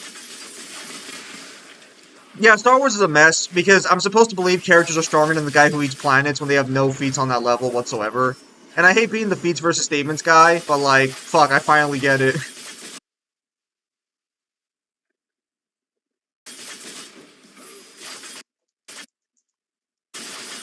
I'll still support the statements. Don't they JJK Kreia after she is weakened and she gave them a run for their money? No, no, that's wrong. So Kreia beats the shit out of Scion, and then Nihilus just walks up and beats the shit out of her. You, get after her. Down there. Cover the doors.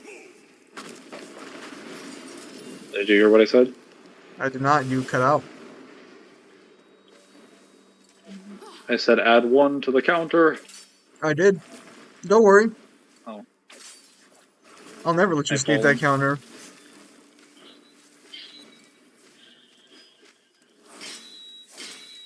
That really shouldn't have gotten me. Mm-hmm. Cool. So what's your rule for this run exactly? Like, I wasn't here for your parameters. No one can give me any sort of information on how to do this. Just like normal, I have 8 gold orbs. Any deaths also count. I can restart mission as many times as I want, and I have to complete DMD mode. Hey Mangler, did you know that if you click the left trigger and dodge, you get an angel dodge? No, I didn't know that. I guess I've just been doing it like 100 times by now, but thank you for telling me stuff I already know. Do you know if you jump in the air and then click the left trigger, you get an angel dash?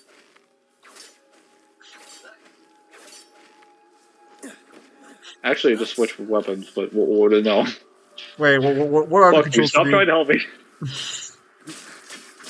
Well, so you have to actually hold the back buttons plus the movement. It has been so long since I played this game that I don't remember the exact control scheme. The main problem with Star Wars is that in the shows and movies they seem like they're wall level on most. Meanwhile, in the other source materials they randomly have more feats. Hang on.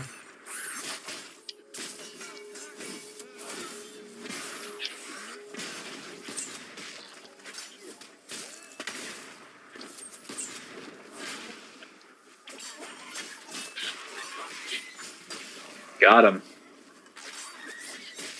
Let's go. Oh. That one was weird.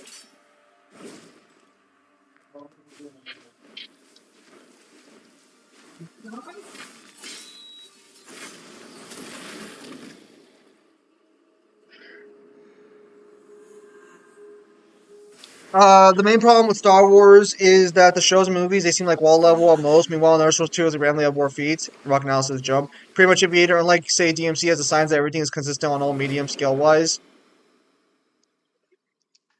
Star Wars doesn't even try, and Legends attempt to turn Star Wars into DBZ doesn't help. Yeah.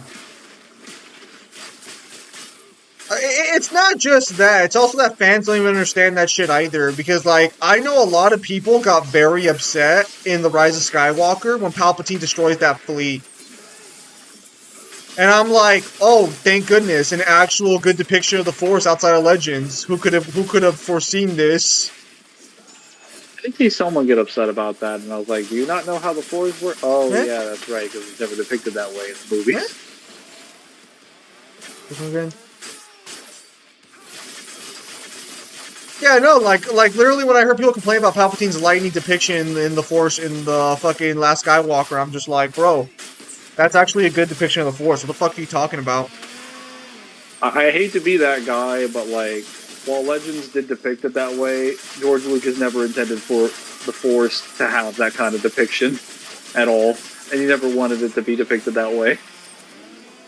I would actually argue that Lucas actually did want to some extent, because Vader does claim the power to destroy a planet is insignificant to the power of the Force. So there was clearly. I know that statement, but we never get feats that demonstrate it being presented that way in a literal manner. No. Like you're right. Like I mean, like I'm not disagreeing on that one, but like technically there was an intent early on to depict the Force as something as like massive. I mean, I would just argue that the reason was that in general, like the power to destroy a planet is insignificant compared to the power of the Force because the Force is just so much more useful. Why would you need to blow up a planet most times? Like even putting aside like the obvious interpretation that people go for, which is that it's just referring to the sheer power of the Force. Like it can just do more than destroying a planet. Why would we even assume that when the Force is just more useful in general? Mangler, what if I have to drop the unemployment rate of a planet to 0? Are you sure there aren't some other ways you could do that? Mangler, if I destroy the planet, the unemployment rate goes to 0. If I use the Force, the unemployment rate does not go to 0. I'm not seeing your logic here. This is like a Caleb City seat. A Caleb City skit. Like, man, I need to solve the homeless problem. I'll just kill all the homeless people. To be fair, Solution. You can't be homeless if you're not alive. And I also heard the narrative for the boosted scale. Take Mandalorians taking on the Jedi. Yeah. World peace can only happen if everyone dies. Ultron / Zimitorn. To be fair, Ultron's actually wrong because if all humans die, world peace is not achieved because animals still fight each other and we can do better. Survival of the fittest at that point. Listen. If we want to achieve true peace, we have to destroy all of creation. Hear me out, guys. Right. Back to the Mandalore thing. Yeah, Mandalorians fighting Jedi is also really inconsistent because even if you say that they have Beskar so that they can they have the protection needed to fight them, they should be able to react to Jedi. Yeah, Mandalorian scale weird because some of them can fight Jedi and Sith, others can't.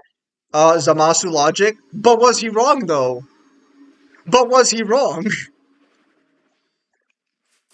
I think the whole point of the arc was that he was consistently wrong. No, the whole point of the arc is that they just didn't want to die.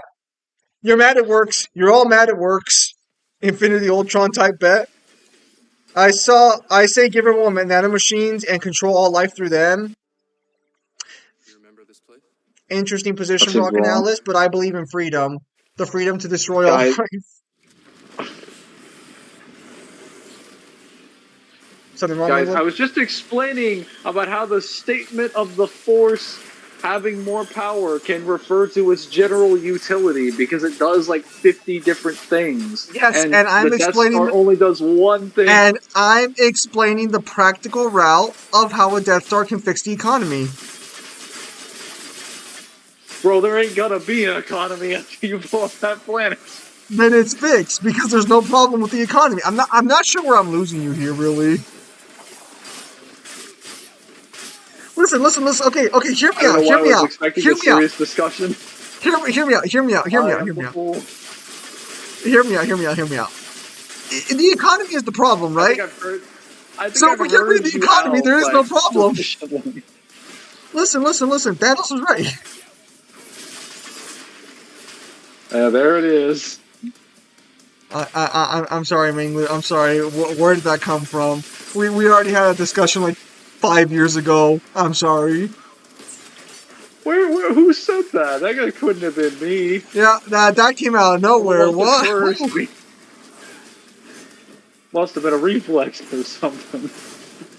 Okay, Hawk and Oz, I see you're going the singularity route. My phenomenal affirmation, I bet.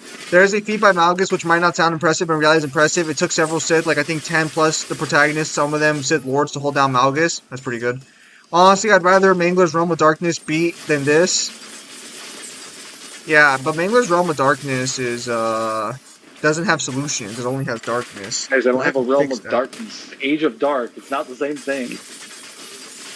Also, wait, hang on. Mangler's Realm of Dark is fucking cancer, bro. What are you talking about, bro? You really gonna support the Age of Dark over my financial solutions? There's no future in his Realm of Dark. There's a future in a galaxy with a few planets gone.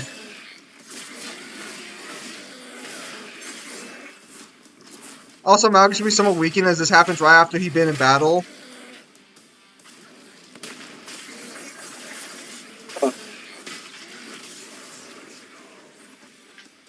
I like problems always. A future for who? The guy with the Death Star! The gateway's ready. Come on. So, actually, fun fact, you actually can beat the mission right now if you have the full gear. Done. Yeah, I was gonna say, you don't actually have to go through the whole distance. This Because, game in the definitive edition is so good for speedrunning because it's like well, 60 FPS and turbo and everything. correct me if I'm wrong, but isn't this the mission you get the Angel Dash? Silver satisfied. No, it's later on because you don't have it the first time. Here I am offering Actually, solutions to problems, and no one appreciates it. uh, yeah, I was gonna say the when Lucas made Star Wars, a lot of people don't seem to realize that when it came to the novelizations, he was never really like a fan of any of the novelizations that were made because that wasn't his vision of Star Wars. Most of the reason he made the prequels was because he realized that there was still a demand for Star Wars films after the Thrawn trilogy had been made. So while I know everyone refers to Star Wars as Legends now, technically it was always Legends because it was never his Star Wars. George Lucas's vision was the films. So, fun fact, Like that the wasn't like a original vision, Disney thing. the original fucking the original prequel movies or a sequel movie or fucking the original trilogy was gonna have as much politics as the prequels did. Actually, he had a team of editors and like a guy he would talk to who kept that in check. So when people realized the politics of the prequels, that was always in the original trilogy. The original trilogy was gonna have actual nuance and politics regarding the Empire. That's why there's lines about the Empire throughout the prequel, the original trilogy. It's a political drama. Yes. That's what it's supposed, or rather, it's a space opera, but it's supposed to be a political drama. That is its genre.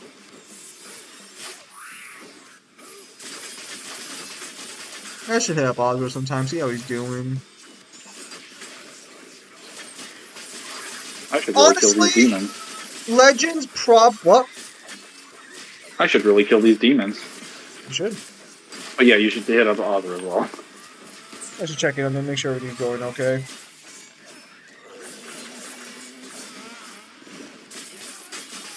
The prequel movie's problem stemmed from the fact that George Lucas got so big that he wasn't needed for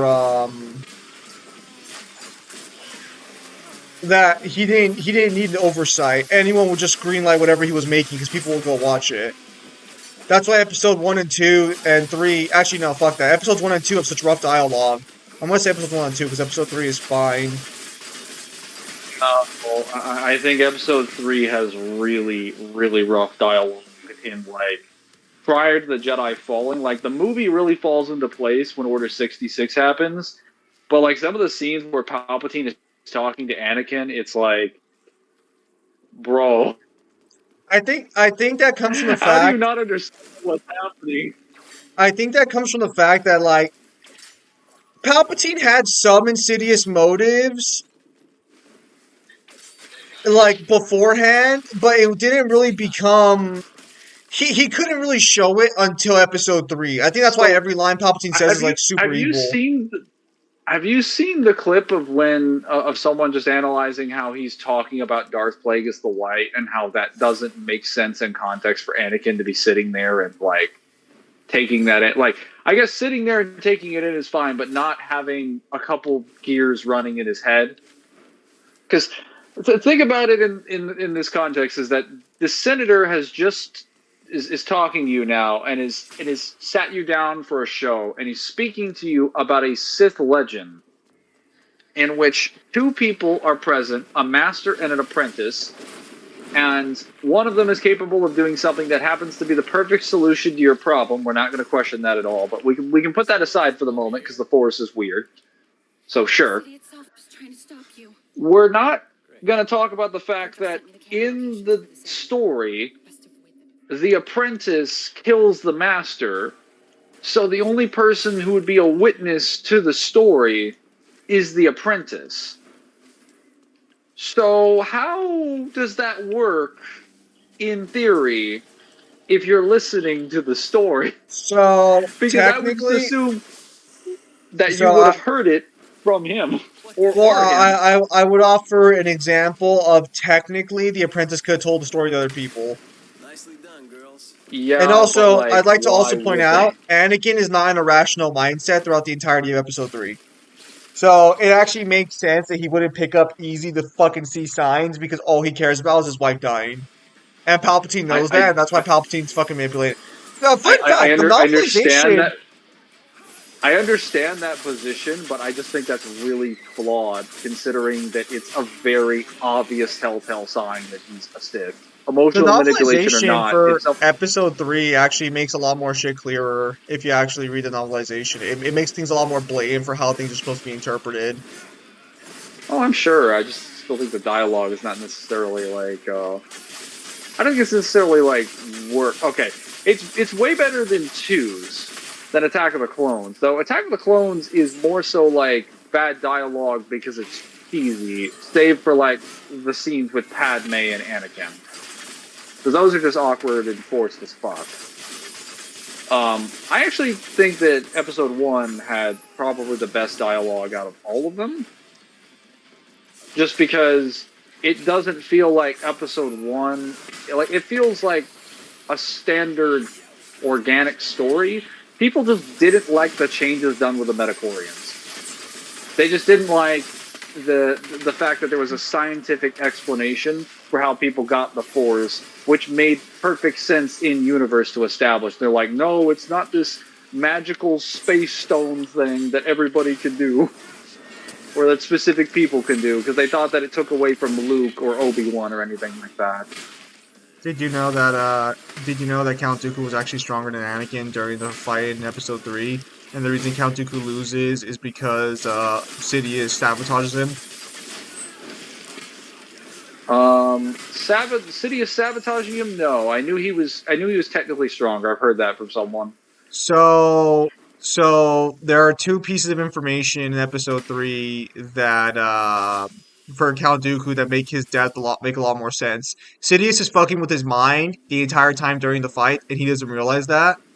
And he was never supposed to kill Anakin. The original plan that Sidious told Count Dooku is he was supposed to beat Anakin, and then they were going to basically like convince Anakin to join them from a position of strength.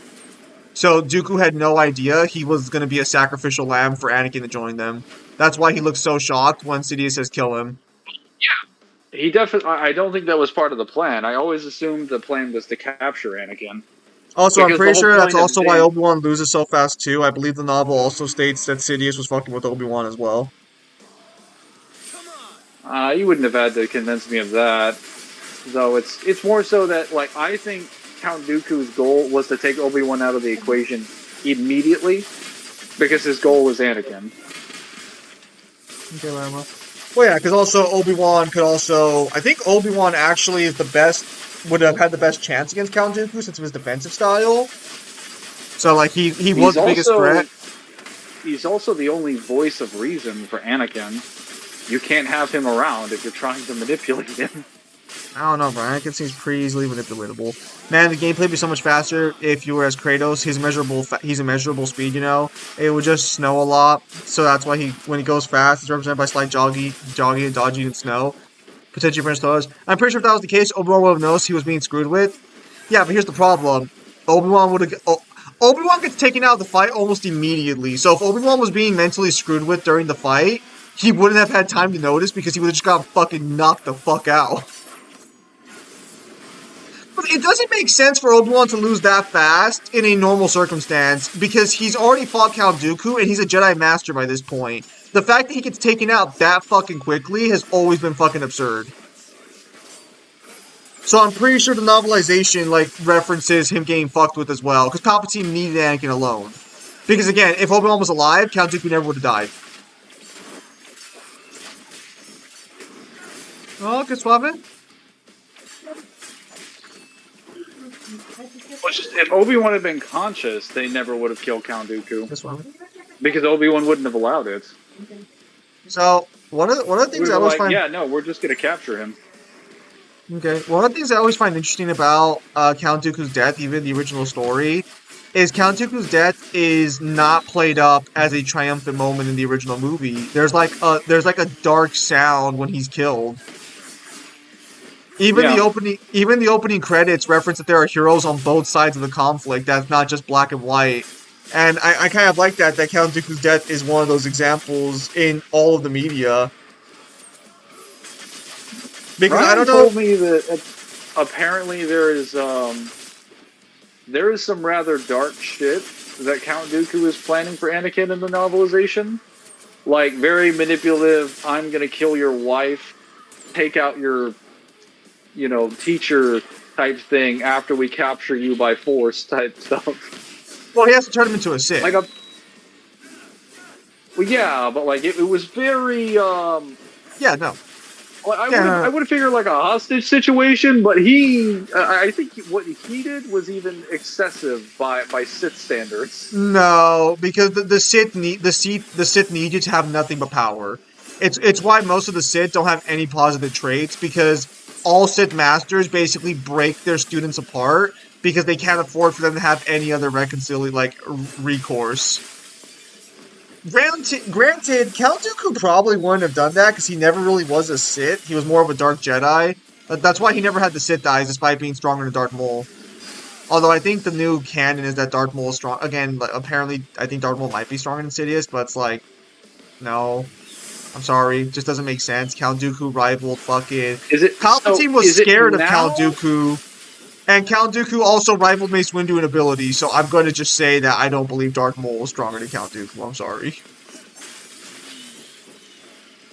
I mean, I've always believed that if Darth Maul was stronger than him, that's like the latest version of Darth Maul after he spent 10 years fueling his hatred for Obi-Wan, and then spent the entire Clone Wars having a pissing contest with him. That's like Darth Maul that's way stronger than he was in Episode 1. I don't think that's the same Darth Maul at that point. Or the one in Star Wars Rebels. I always find it funny that the Clone Wars ends up retconning Darth Maul's life so much that he becomes a tragic hero. Over here, Dante. We're clear. Because technically Darth Maul was trying to stop Order 66, and he also would have stopped Revenge of the Sith if Ahsoka just didn't fucking let her emotions get the better of her.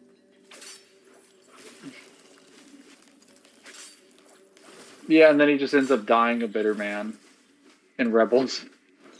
Yeah, because fucking, and you're like, damn. Nah, fuck him. Should've squared up better. Never forget that Qui-Gon Jinn died in a universe where people have been stabbed the exact same way and survived.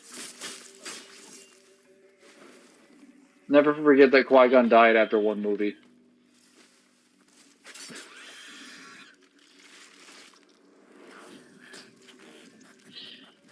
That was the only major sin that I think Episode 1 committed, was just killing Qui-Gon after one movie. Darth Varas versus Maul? Darth Mar? Is that Han Solo's son? Are you talking about Han Solo's son? Because he's the only fucking one who actually, tried to be a decent fucking Sith as far as I know. Unless there's another Darth Maul you're talking about. Or you mean Vesemar? No, she wouldn't be a Darth. For context, Mangler, Han Solo's son in the original... Yes, I read Legacy of the Force. Or at least some of them. Yeah. And he's all like, I'm trying not to be a dick, so we're just not going to be a dick.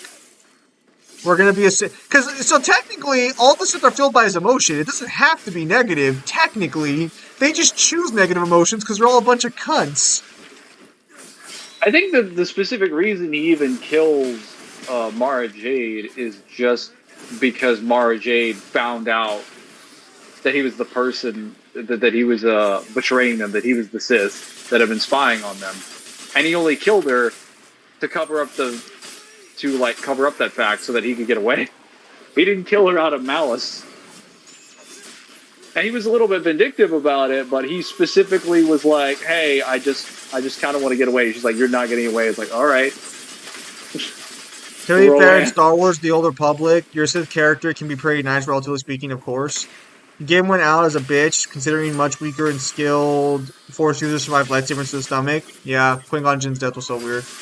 It's just up to you. Yeah, your Sith guy can be chill because technically, and this is what I really liked about the Old Republic games, the original ones. The Sith Academy shows you flat out that the Sith do not have to be evil. They just choose to be half the time. Most Sith are actually pretty chill outside the big ones.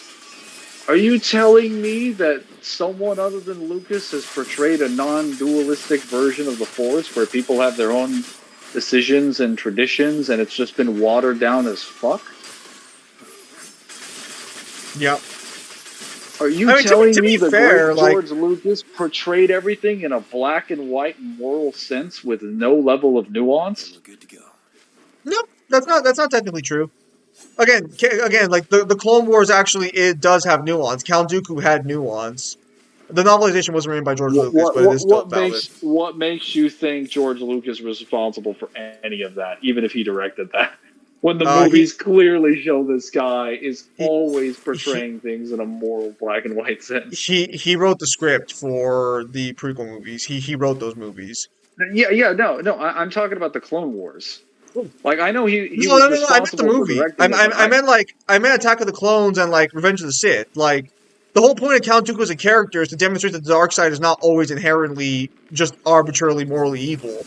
Because Count Dooku had good reasons for what he was doing. He was the hero on the other side of the conflict that George Lucas references at the I'm start of the pretty movie. sure the novelizations portray that he is like a fucking tyrant. The novelizations are not written by George Lucas.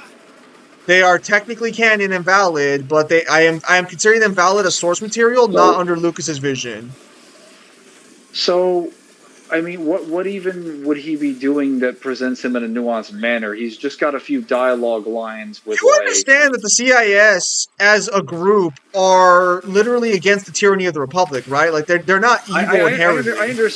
Well, I understand that, but like their entire position is just what we want to separate from the Republic and be our own independent system. And I'm like, okay, but you conduct assassinations of politicians in another political system. You're because they won't let openly them conducting leave. terrorist attacks. Because they actually no. Why was Senator Amidala being targeted? I don't actually remember that one. I know she was being targeted by Count Dooku and like the Separatists, but like why? What was she As a doing? proxy. I believe she was just voting against specific measures or something in the Senate. I don't remember what the actual like measure was for. To be fair, Rock and House moves out. Well, there is that one Sith that basically just spent his life studying the Force and then died surrounded by his family. Again, all being a Sith, literally to be a Sith Lord is just it's just form attachments. That's all being a Sith is. It's just that most of the attachments lead to negative fucking positions because of how the attachments work. Would you guys want to watch a KOTOR playthrough? I think I did a Knights of the Republic 2 playthrough, didn't I? All those years ago? I'm pretty sure I did a KOTOR playthrough. Does anyone remember if I did a KOTOR playthrough for the chat? I'm pretty sure I streamed that game for you guys.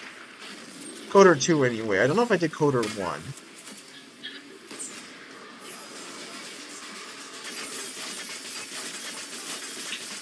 Fuck, would any of you guys have been around? Because you guys are all relatively new. You guys are like 3 years in. I'm pretty sure I did a KOTOR playthrough.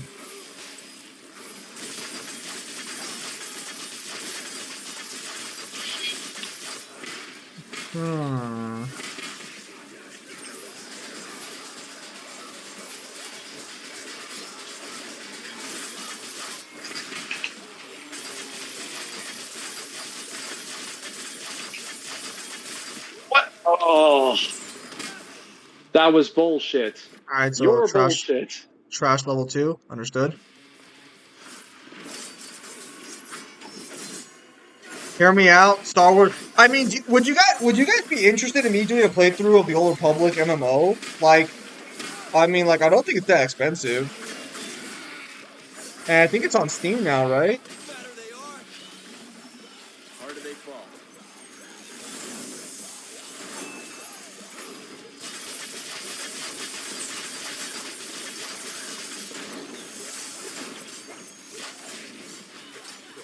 Oh, Call of the Lamb got a new DLC.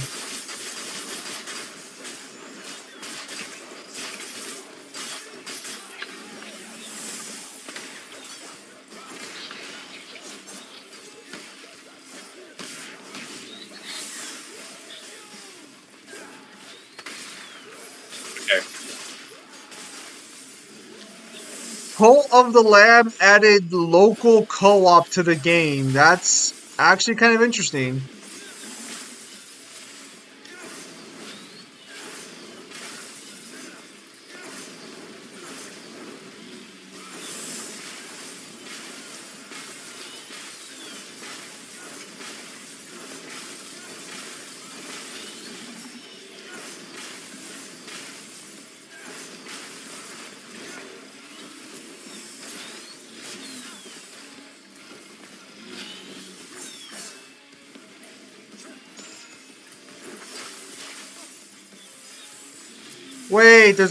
There's a subscription. Do you have to be subscribed to play the Old Republic?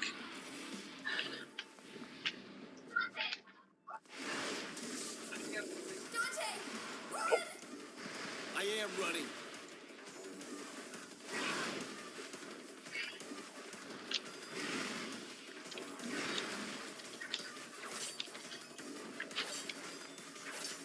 Oh, I can't believe I died there. If I just popped DT immediately and then deactivated it, would have been fine. The police have released footage of the terrorist. Okay, no. So you subscribe to get the DLC.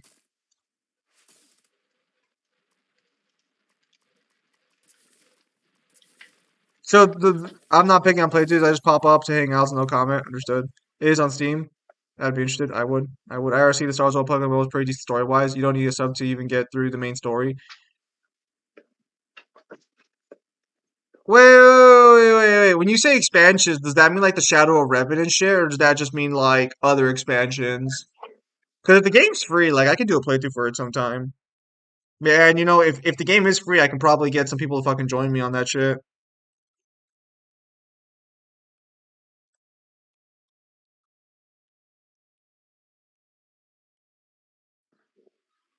Speaking of joining games, if I manage to finish this early, would you like to play some Gears 3 Horde? Fuck. I don't think I have it downloaded on any of my consoles right now. Darn. And I I guess don't. I'll just I play mean, I guess Horde. Well, do you know if the PC has access to it or not?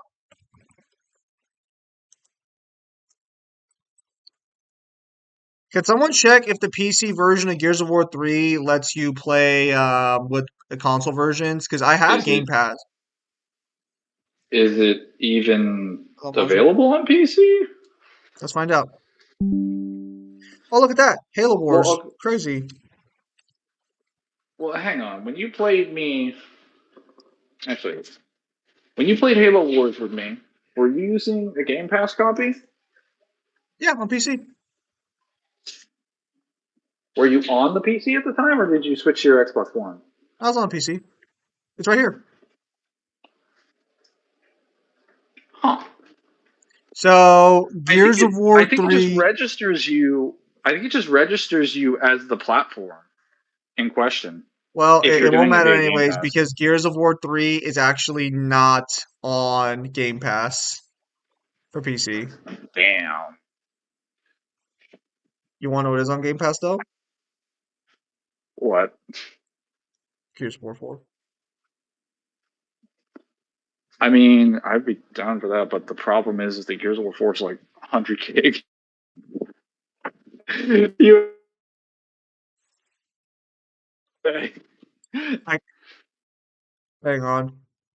Uh, Supports Xbox Play Anywhere. Yours to play on both Xbox One, Windows 10 PC at no additional cost. The fuck? I mean, I guess I could try to download it. I actually think the Shadow of Revenant's DLC you can do without subscription. 4 was the only Gears I completed all 50 rounds on. I mean, like, so I played Gears of War 4 with Mangler one time in Horde mode, and we hated each other because Mangler was a fucking moron and decided to really care about where the fuck that placement was. All right, I, what I, what did you say? I, What I did you say actually. to me? I actually remember very clearly. We were trying to play horde mode together online. It was one of those days we were just playing together, and Mangler out of fucking nowhere stopped. There we go. And Mangler out of fucking nowhere just stops doing everything we're doing. And you wanna know why? You wanna know why he did it? Because some fucking asshole wouldn't fucking let him move the fucking base somewhere else. Shower Reference DLC you can do without DLC. Oh, without a subscription? I see. Do you remember that day? Do you remember that day how we were trying to play horde mode together and we went online with randoms and you literally made us quit because some guy wouldn't let you put the fabricator in the spot you wanted.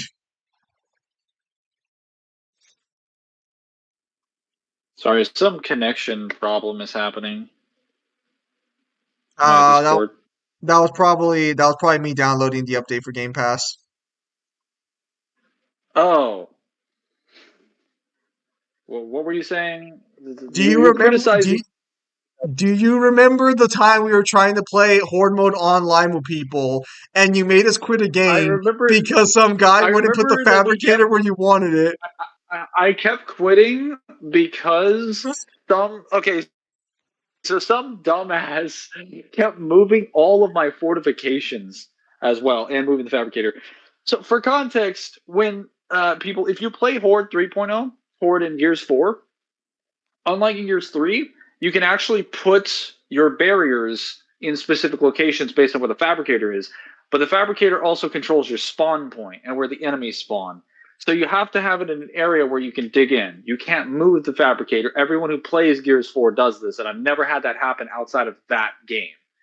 So if you start moving the fabricator after it's been in an established position, that is not good. That is not good teamwork. Someone picks a bad position, you got to defend that bad position. But we didn't have a Bro, bad position. It was Aviator. inside of a building. Aviator, you still here, bro? Bro, I miss Leagues, Aviator. Bro, I miss Leagues. I'm tempted to download it and just get the Vanguard. Bro, I miss But Leagues. it was on day one. We were on day one inside one of the garages, and he put it. It was the back corner, and I was like, okay, I'm just gonna take fortifications because I was playing as the engineer, and I'm just I'm gonna build losing my fortifications, resolve. put them on the walls, and they can't get into the garage. And it was super easy. And he's like, let me just take the fabricator and pull it out of the room. Why? China Who having raised you? access to my information doesn't sound so bad anymore. Only engineer should be moving the fabricator. Right. And if it's not the engineer, it should be the sniper or somebody. If you have to move the fabricator and you have no engineers, that's fine. But if someone decides to be the engineer, don't fuck with the fabricator. That's literally what the point of the engineer is. It's like trying to go around and heal people with healing I abilities I if you're I not a would medic. I would also like to point out, while he is stating that they moved it during the events of the game, I would also like to point out that that's also that while that is true in like two of the games, there were like three or four of the games where the guy was just flat out had not like the game had not started yet, and they were just like, no, You the still fact don't that you're believe moving this already makes you want to kill you, so we're just gonna leave. Out of body experience years ago. I just don't want to put up with that Father had the bullshit. spirit for it. Yeah, in limbo. Virgil says it could be an effective That's intelligence why weapon. Can't do it at will. because at the time that I was How did playing you with do it you, before? I was super engineer Treated heavy. by extreme I skills stopped playing as the engineer to nightmares. after, I want to say, another month of that. Nightmares. I just stopped entirely. I'm like, whatever. I'm just gonna be a soldier. Fuck it. You want to mess with the fabricator? That's your own. That's your own thing. Stupid people turn me off to like specific strategies in team-based gameplay. Yes. Once you're I in, just found that all you have to hilarious. do is retrace your steps Because I Yeah. was chill as You fuck. believe I in was us? like, I don't care where the base is. I'm gonna stomp out Stay anyways. alert. And Once Mangler's I leave like, from Mexico, no, it has to be right here. kill me a succubus. I'm just like, fucking we ball. Okay, it's here. If I had had my soldier leveled up at the time, I should have. I should have just done soldier because then I would have been like, all right, All right, cool. see you I'm on the just other gonna side. plant like 6 grenades around the map and watch people explode. This will be fun, Path of Exile's and that's what gameplay is I do actually very whenever close I to play Gears combat 4. wise. It's just PvE instead of PvP, a lot more complex. I'll consider giving it a shot later then, but like, if not, then like, bro, I need my fix. I'm starting to lose my resolve, bro. Oh It was my favorite online game. I'm losing. Oh wait, Mangler's trash. No, my apologies. no, I restarted. No, That's not the same thing. you fell. You fell. That's a dead. No. You can't die from falls. You just take damage from falls. Or rather, you can die from a fall, but you have to This way, be I think. out of health. You said you've been Basically, eating I was at fresh. full health. Yes, but I it just was a restarted because I learning didn't want to have the experience damage. years ago. We're flying Hey, over the next wave. I can show you, and then I'll restart Limbo. again. Virgil No, says no, it Restarts could be an are effective fair. intelligence gathering tool. no, it's Just fine. do It's it. fine. I'll do it. So, I'll It's fine. do it how'd you do it just before? for you. No, Just for you, buddy. By extreme no need. psychosomatic No need. nightmares. But I got my eye on Okay, you. wait. Hang on. I need to get food. I'll be right back. I actually am thinking about. I actually am thinking about buying a laptop to play League of Legends. Unironically, but like. I'm thinking about just going to Best Buy, dropping $200 on a laptop, and just playing League of Legends on a laptop. I'm like right fucking there. Literally, the only thing on that laptop would just be League of Legends. And people are gonna be like, Zim, that's fucking stupid. Why would you spend $200 to play a fucking video game that's free? And I would just casually respond to them. It's not even a fraction of the money I spent on that Fuck game. you. Well, I'm I have I want to just be for some clear here. fun. I think in my entire time playing League of Legends over 10 years, I dropped almost $1,000 on the game. And that's because I stopped buying If it's a skins because I game was you really broke. If I had my funds now and was still playing leagues, oh bro, the things I would fuck oh dude, I would have bought so many skins for characters I don't fucking play. Probably a good thing I if fucking took a break. if we really enjoy, then I don't think it's necessarily a problem to spend money to play a free game if the free game is that good and enjoyable to you. Just so long as you're having fun with it and it's not a waste of your time. Well, I mean like it would I think there's nothing. Zim, do you know how esports actually works? Because I spoke to a guy who was top one CN server of Honor of Kings 10 years of HOK 10 years ago, and he said it just takes to be a very high rank and search for a team in the vast champion pool. Okay, so the way esports works usually is you become a high enough rank, and then you try and like talk to other organizations and see if they're hiring like freelancers, then go there. But you have to prove you're good. I think in order to be like in pro play in League of Legends, you have to be at least diamond in order to get in. Because not everyone in pro play was challenger. You I remember that personally computer outage? That prefer was caused by the something very heavy similar to virtual Vanguard. Uber. But well, actual people, especially in cybersecurity, if they can fuck up that bad, so can Riot. I truly believe that Vanguard is a ticking time bomb.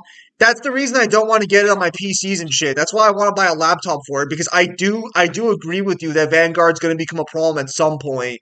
That's why I haven't downloaded it on my shit, and that's why I told my brother not to download it. But like, man, bro, Nightmares. the urges, It's in the past now. the urges. I'm trying to remember, did the heavies default with a retro lancer in I believe 4? they did. I'm But they actually didn't thinking get about trying out buffs from it Valorant though. on console actually because I think Valorant is not playable on console. I know Mangler's been playing Overwatch 2 a lot recently, but like, I play it occasionally. I just play it with my sister and then her boyfriend and my brother and his friends, and we all do like team 4, This is where the 5, come back. and we still lose it's somehow. okay. It's okay. You can blame your teammates. I won't No, tell I them. do because we're I playing. do. My brother and I are playing good damage. My sister's a great support, and then we always get some dumbass fucking tank who's running over there in the corner, not doing their job, and I'm like, I've killed 5 people. Saving my nightmares. Where's my bullet sponge? I'm sorry to hear that, Alicia, or unknown. Hopefully you get better soon. Hopefully it wasn't anything too serious. Is Thrawn I skilled lost enough to be an Margaret. ODST? Like if he were in Halo or did a thing, do you have to become an ODST? Could he do it? I think Thrawn could become an ODST. Thrawn's stronger than an ODST to begin with. Well, So what? to be an ODST, you don't really have to like. You just kind of have to pass the standard like Marine training, and then mainly whatever training that they employ for the special forces for ODSTs. which is primarily the drop pod training. Like, yeah, intense, like, aggravated, like, endurance and Well, stress tests I and, had like, to torture have my interrogation. top rib on the right side You have to go through resected. extra steps Oh, to you get dislocated your rib? That's Should be terrible. easy enough. So the way I get it is you can be esports player as diamond, but the more you show you have skills and achievements, the higher chance you have to be employed. Yeah, you have to show you're like Killing me actually is good. succubus. Because I think even Faker's not challenger, or Faker might be challenger in his area, but I don't think he is.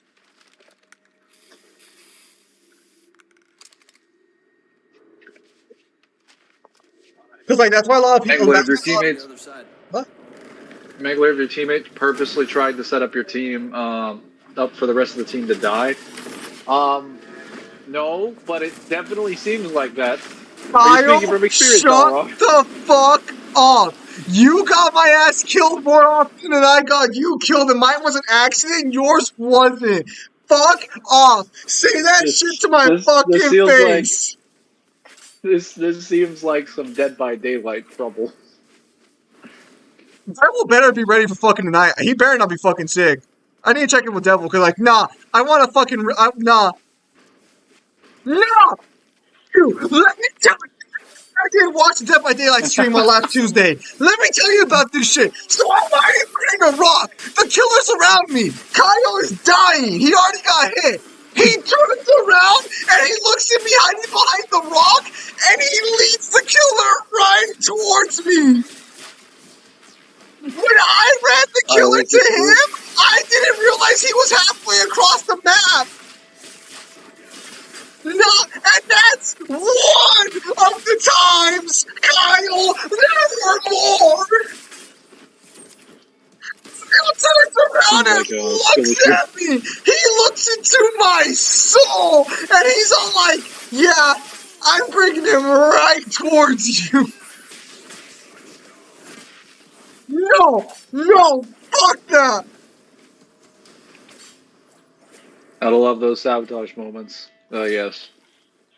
I would also like to point out that one of the things Kyle blames me for, Hey, could you point me to the mixing room? when I did shit to you was an accident. Yours was malicious. Because there was one example, and this is kind of on me. No. Fuck that. Fuck that. So there's a killer running towards us, and I get to the window to try and escape. But Kyle's on the other side of the window waiting to escape. So he blocks my window escape, and I block his. The killer decides to go in because he thinks I'm gonna get in there. So I'm like, all right, fine, happens. The next time Kyle sees me at a fucking door, he stands in front of the door to let the killer come and get me so I have to waste God palette. Fuck Kyle. That is some bullshit. Everything he did was malicious as fuck.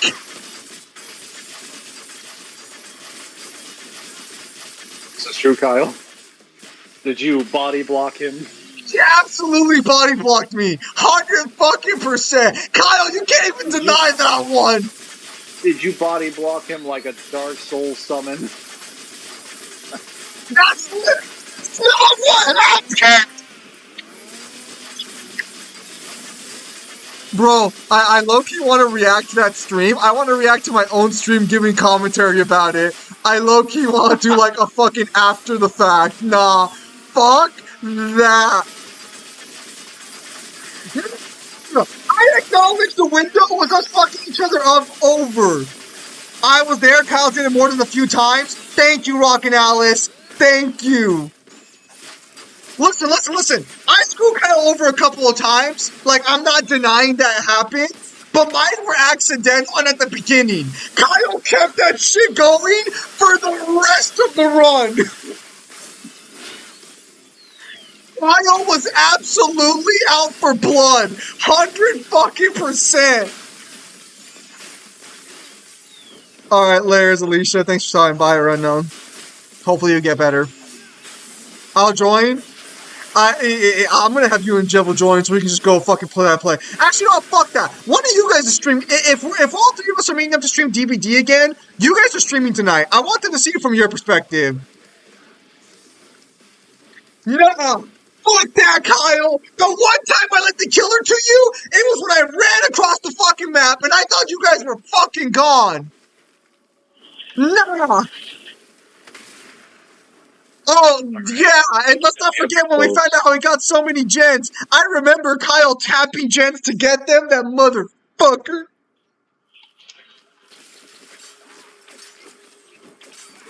No, fuck! It's 2v8. There are meat shields. I don't want to hear that shit from you. Nah, nah. No, you fucking did it. So for context, chat, in Dead by Daylight, the way you clear the game is by finishing gens to clear it. We were playing 2v8, and Kyle got the most gens out of us that night. And I was surprised Kyle could do so many gens because I thought he was doing them from scratch. But halfway through the fucking matches, I see Kyle run over to my gen, grab on it at the last second as I'm about to finish, and when it finishes, Kyle says, "All right, I did a gen," and I immediately realized that half of Kyle's gens probably weren't legit. He cooked the books. He cooked his own numbers. And I can't even contest it because I wasn't watching. So I have to take Kyle at his word, but I don't believe it, chat. I don't believe it.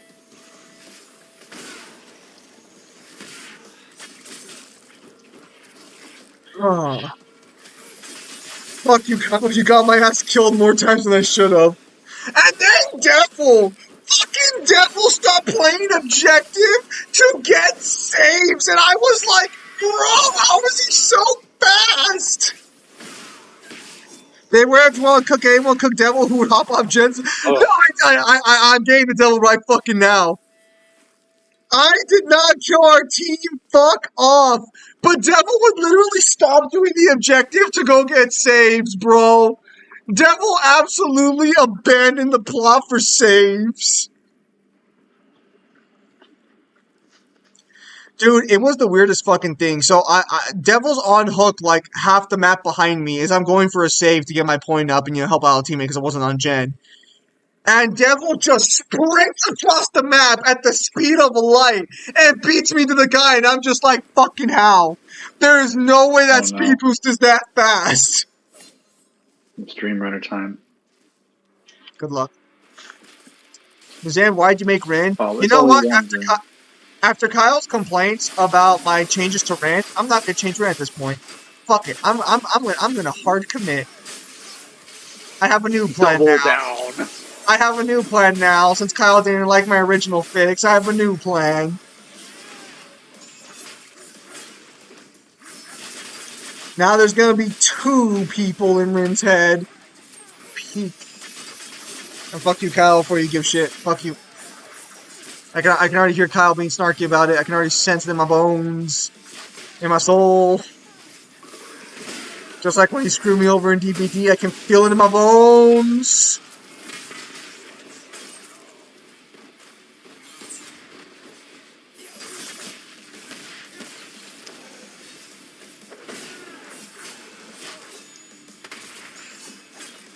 I'm gonna get rid of character arc. Yeah, we're gonna go on a redemption arc. Fuck you guys.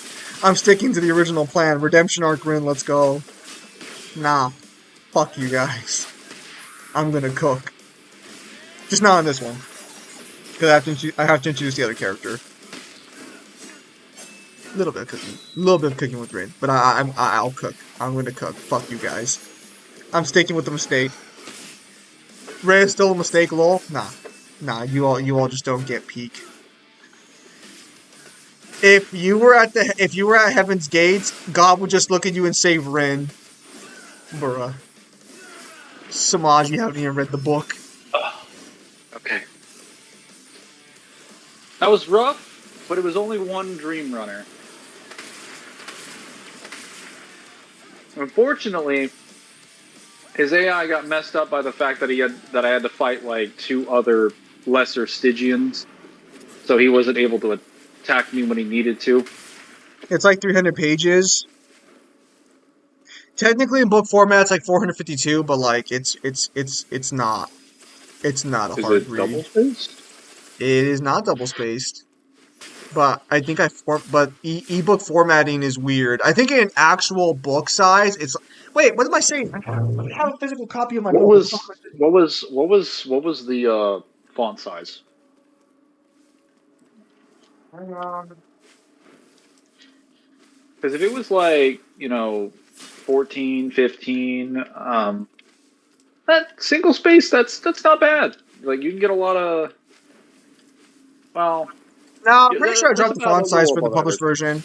I think a very hard testament on whether someone's a good or not is how they play range champs with low DPS compared to burst champs. Hope organizations put me at the testament. I'm going with all champs that run for burst. Hey man, good luck, man. Shoot your shot. You miss all shots you don't take. There's this Star Wars The Old Republic series on YouTube called Galactic Chad, and it's kind of funny. It's all about a Sith called Chad who wants to become the greatest Sith, but is also rather dumb. I see. Yeah, I can't find the physical copy of my book, but I know I have a physical copy somewhere. I don't think it's that big, but it's also poorly formatted. So just get the ebook version. It's better for you. What was the font size? I didn't get an answer to that.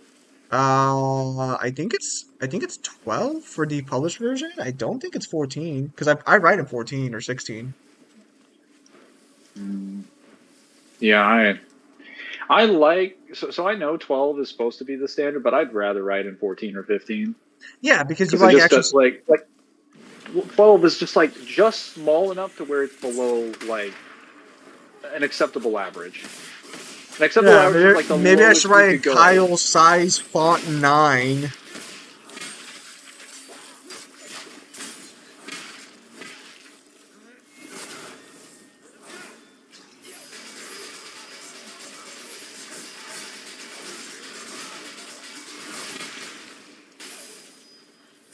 But yeah. Well, Samaj, you can always read the book and see how Rin's actually not that bad of a character, and is actually a really redeemable guy with good qualities across the board. Like, to give you an example, let's take a Yi before the Lethal Tempo removal versus the Darius. How can Darius carry the game when the Yi can do 5 moves and Darius has done 2 by that time? True. Look, Kyle's wrong. Well, everyone's wrong because most people haven't read the book.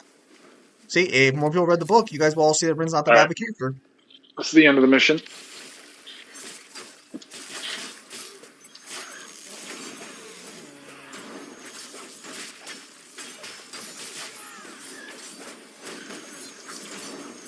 Kyle, Devil, and Pimp even read your book. I'm gonna actually say, and Devil can, if Devil receives this, he can prove me wrong. I don't think Devil actually read the book. Like, Devil attempted to read it. I don't think he ever finished it, and I don't think he was. I know he did. I know he did give an earnest effort, but I don't think he ever finished it. I think he didn't like it, which is fine. It's not like it's not a very well written book. It's serviceable, but it could be written better. But I don't think Devil actually read the book.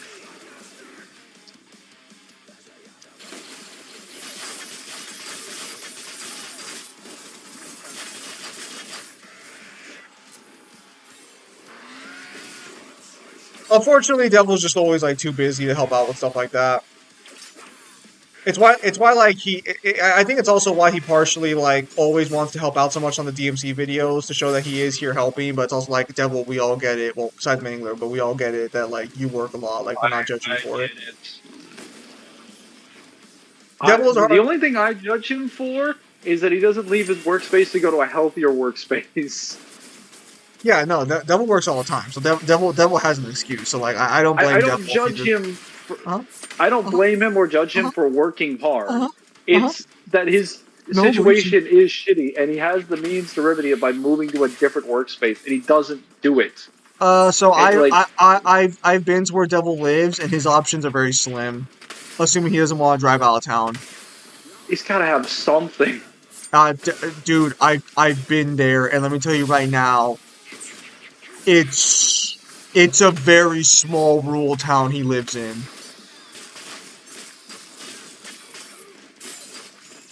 Mm.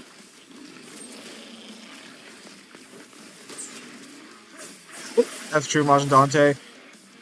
Devil does not live in Arizona. He lives a lot closer to the East Coast. It was so weird. I had a time zone that matched up with Azura's. All right, I'll be right back.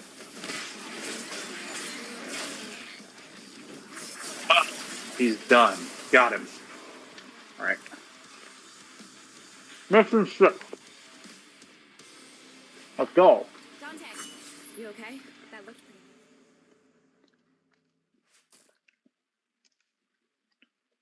Wait, how many of these have I actually S ranked?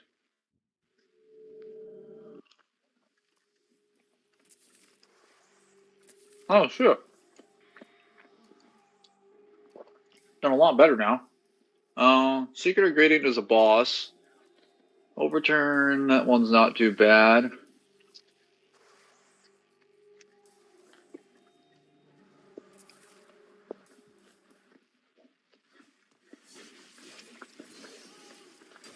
Man, was this a permadeath DMD run? No, I don't think I'm ready for that. Like, for some DMC games, I could maybe do DMC 2 or 5 as a permadeath. I don't think I'm ready for the reboot. Not yet.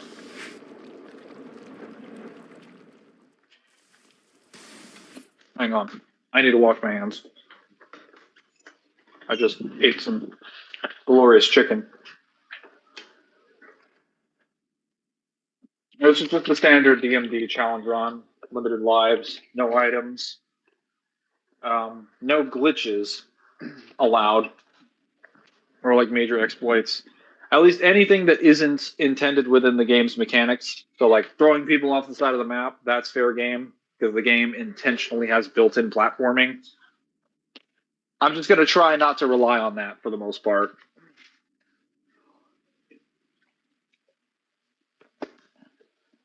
Bro, imagine Faker be Faker like, I'm being- something of Majin myself and go send a team from the whole world. Majin, what the fuck are you talking about? Mangler is Maybe just do the perfect guard team fly, for him. then you can perma to death. I can shotgun fly. Does that count? No.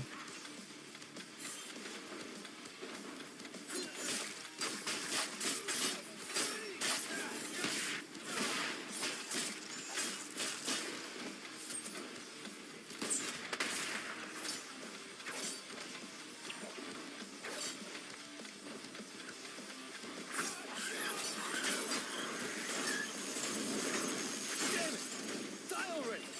I don't have time for this!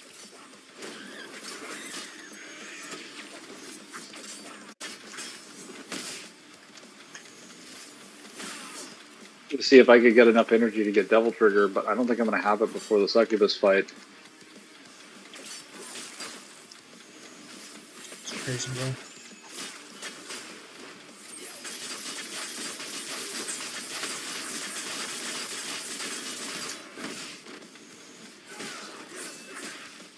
Nope.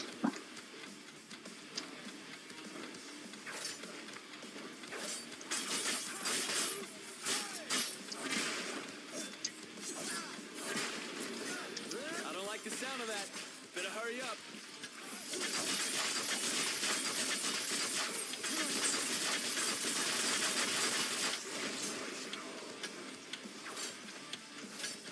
Does Argosax have a soul? No. Inventing stuff is something I can respect. Open up.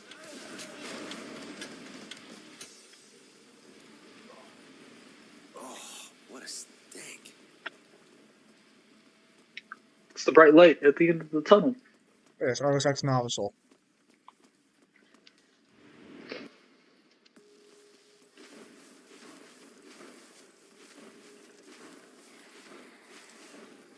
Argosax probably Sick. most likely doesn't because he's just the primordial chaos. Like, I'm pretty sure he predates souls.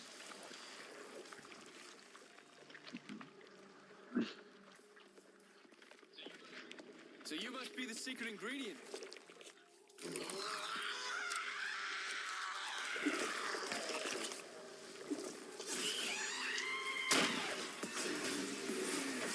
Oh,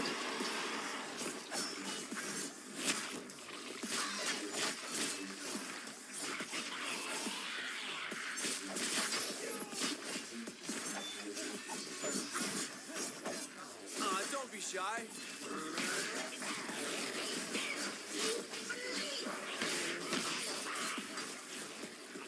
easy boss coming right up.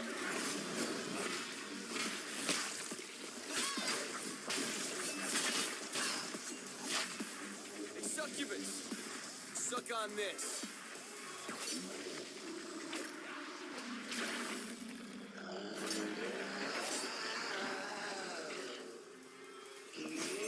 I've had to practice this boss so many times because of BP.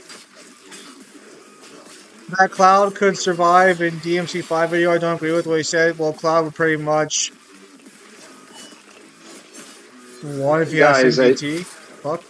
I think I've said this before, but like that's not like an actual power scaling video. It's just like a fun little scenario thing, like a And no pants are cinematic working because thing. you do.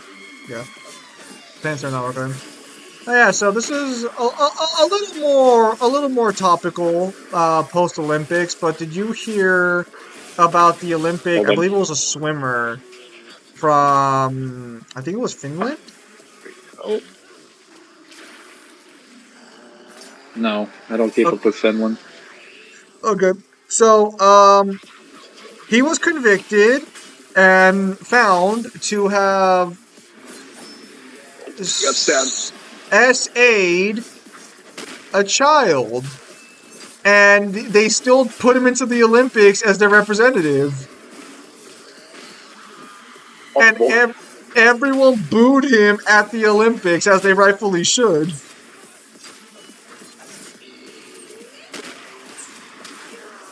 But no, so apparently he dodged the media, but in his first interview, he's crying about, like, how people are treating him, and I'm like, bro, you should be in prison, bro.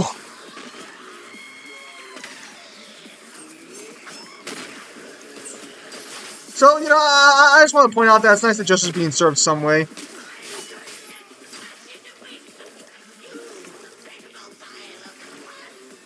Considering fighting for his life in prison, Right. dude, for reals.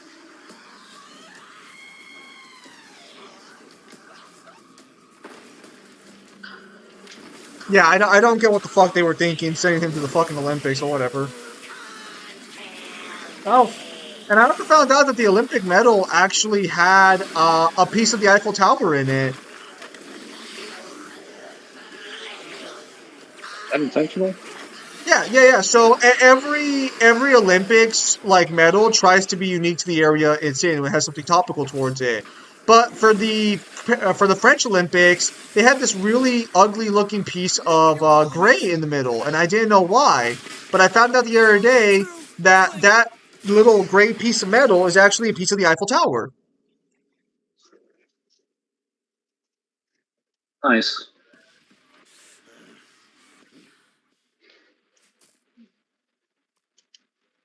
All right. Overturn. Really, this game First was ahead third of of the its game time. done. You guys see Abby later on in Last of Us 2? This game was ahead of its time. I thought you were saying that, like, as the sex scene is going around. Yeah. No, That is not the context you need for that statement. No, that is actually that's actually correct, because in The Last of Us 2 they have a random sex scene with Abby where she gets taken from behind. It's super fucking weird. And I Wait, believe really? it's with the wait, did you not know that? Yeah. Out of No, because nowhere I never checked out during The Last of Us 2, Abby's trying to negotiate with some fucking like other group of people, and she has a I think a boyfriend or a girlfriend at this point. And she just randomly fucks this other dude out of nowhere, who's not her boyfriend or girlfriend. I forgot what the deal was. I think it was like a passage deal or something. But it's just it's genuinely out of nowhere. Like they're talking 1 minute, and then the guy just bends her over and starts fucking ramming into her. Is it like I need to get supplies and I'm only gonna pay with the dick I don't know. situation? I do not know the context. All I know is I saw the sex scene, and I saw all the streamers' reaction. They were just playing, and they all were like, "What the fuck is going on?" Why am I being penetrated? Abby's not a I bad didn't ask character. for It's this. just Joel's dead placement. It's not even Joel's dead placement. It's how Joel died. I don't think Joel dying is the problem. And this is what a lot of people have to understand when it comes to fiction and writers. It's never the character dying that's always the problem. Zim Perv. I am not a pervert. I did not play Last of Us 2. I saw it because of the memes and people talking shit about the game. How dare you, Pimp Demon? Pimp Demon, you know what I'm Oh, about. You speaking know of how that, wholesome I am. I'm pretty sure season 2 of The Last of Us has been announced at this point, so we're all like wondering how is that gonna pan out. Well, no, what I was gonna say is, it's not Joel dying. It's how he died. If Joel would have died in a smart way, with him being outsmarted and actually taking the task instead of being like fucking situational, then it would have made perfect sense. The problem is that he dies in the stupidest way because he doesn't take any precautions. He's not careful or anything. Joel was like a fresh out Walking Dead. He had no real Joel mindset. Also, the other thing too that I have to point out is Abby didn't know that was the Joel who killed her dad. Joel literally just said, "My name is Joel Miller," and she killed him. That could have been a random Joel Miller she just killed. She randomly just killed a guy who shared the name as the person who killed her dad. She wasn't sure it was him. But she has no pictures or anything. In that sort of like post-apocalyptic situation, I mean, how many opportunities, how many Joels are you really going to be running into? I mean, like, I understand why she did it, but, like, Joel's actually a pretty common name. There's a good chance that was a random guy. I don't know if that's necessarily true, considering the world has kind of gone to shit and most of the population in the United States is basically dead. Oh, also, the other part Given, like, Last of Us 2, probability. like, is still the ending. Ellie goes out of her way, loses her lover and her child and everything to get revenge on Abby. And at the very end, after killing who knows how many fucking people, she doesn't kill Abby. Look, I get it, revenge is toxic, but we already killed all these people. We might as well finish the job. Like, we're right here. There's no reason to not kill her. There is no justification to not kill her. All those other people were innocent. But now Ellie's like, no, I have to be better. Ellie, why did we not make this decision? Fucking game!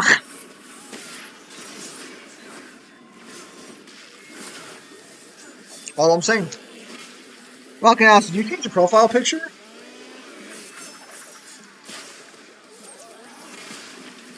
You did. She pulled a Sakura? Yeah. Look, all I'm saying, we would have all liked it a lot better if Abby would have died. But this is the other problem with Last of Us 2, is Ellie did a reverse Griffith. Ellie did a fucking trash, not even Griffith. Any other fucking protagonist in Ellie's situation would have been like, yeah, I'm a piece of shit, kill target, alright, I'm still a piece of shit. That did not help me, I should have known better. Or they would have been like, yeah, I'm a piece of shit, I acknowledge that. You're still gonna die, though. Listen, I've come so far. If I don't kill you now, the whole game would have been pointless, and that would just be stupid writing.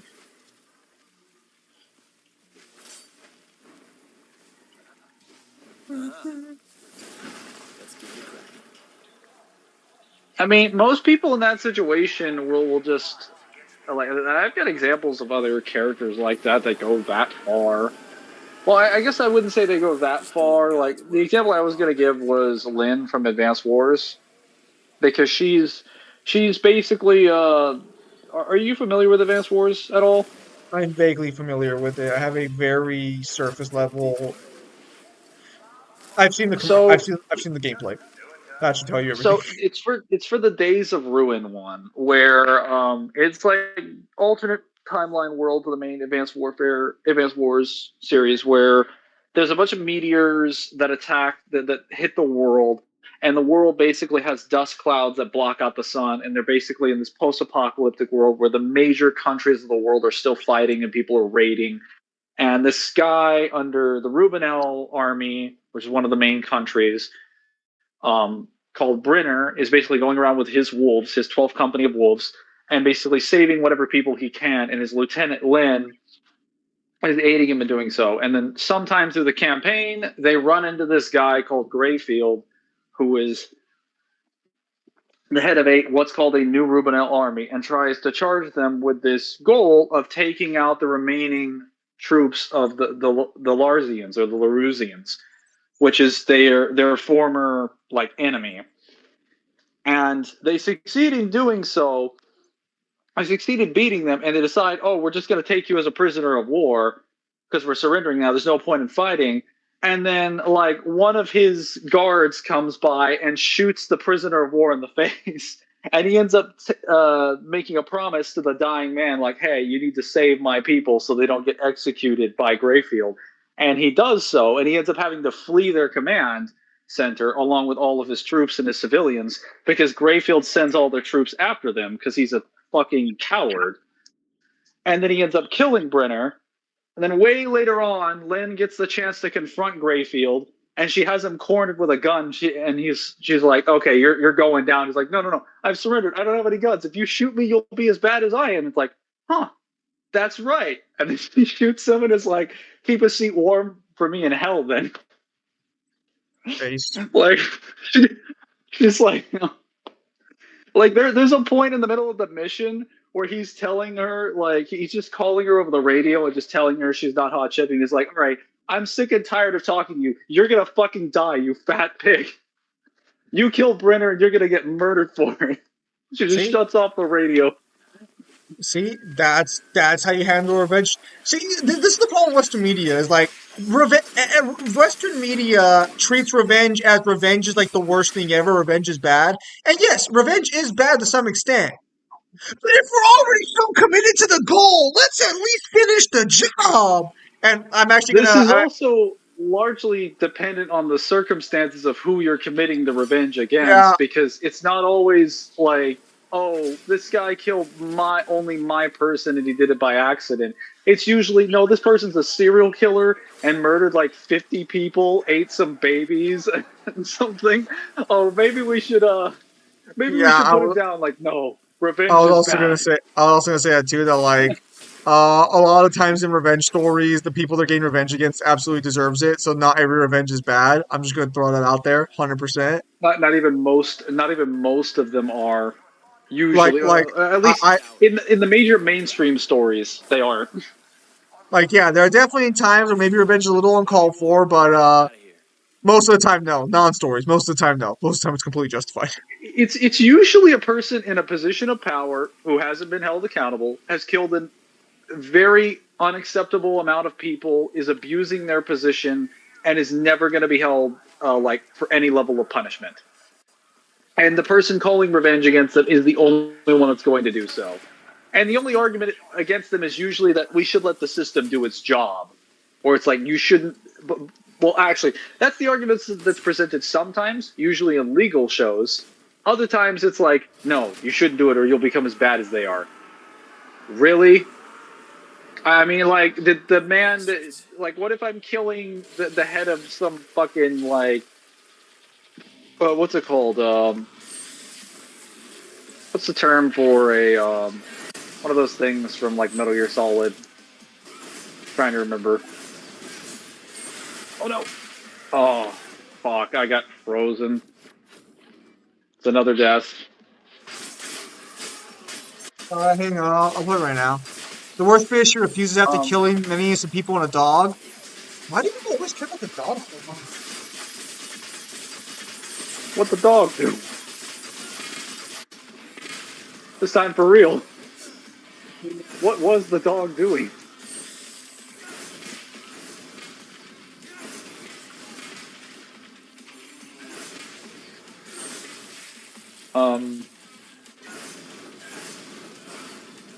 Oh, a PMC. That's what it was.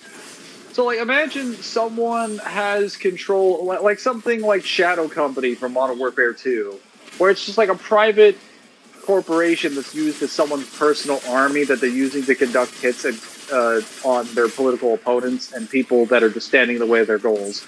And it's just killing, like, dozens and dozens of people over years and years and years, and they've never been held accountable. And then when you finally get to the point of actually holding the person accountable and getting revenge for them, I don't know, killing your aunt or your mother or something, and the person turns to you and is like, don't kill them, you'll be as bad as they are. motherfucker, I don't have a PMC. Like, I don't own that much power. I don't have that kind of military. I could kill him 5 times. I could blow his brains out 10 different ways and I'd never be as bad as he is. It's physically impossible. So Vader just stopped killing Jedi. Like, imagine he's chasing down Ram Jedi, not Luke, which is Ram Jedi, and suddenly Vader's like, no, this is wrong. What am I doing? True. I think the dog was trying to attack Ellie, or it would have, so she killed her. So she killed the dog in advance.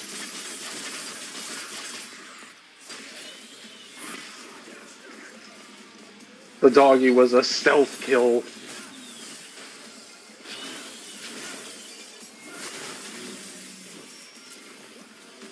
Oh man, a butcher with a DT. That's a problem.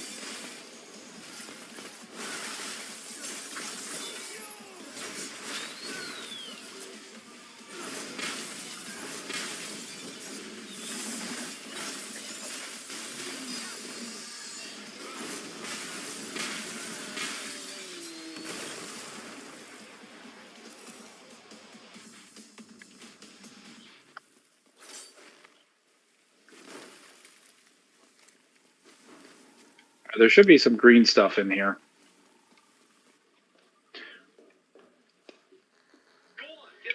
Go on, get lost. Ah, great. Here's Mummy.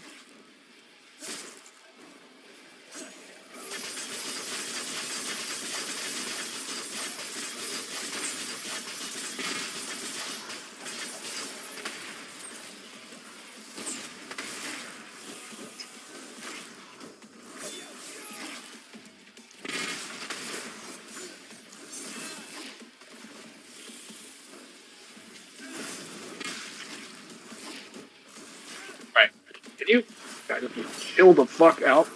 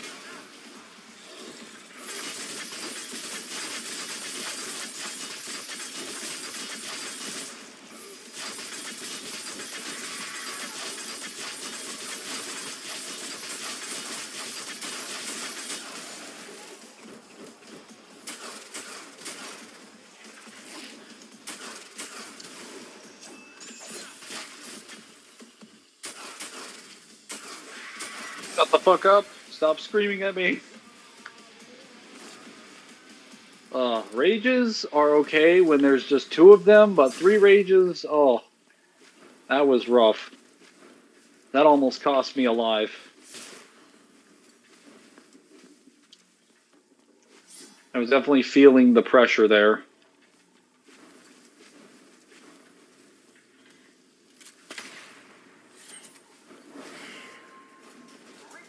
Arc of Joker literally kills kindergartners. Arc of Batman, I'd still save you.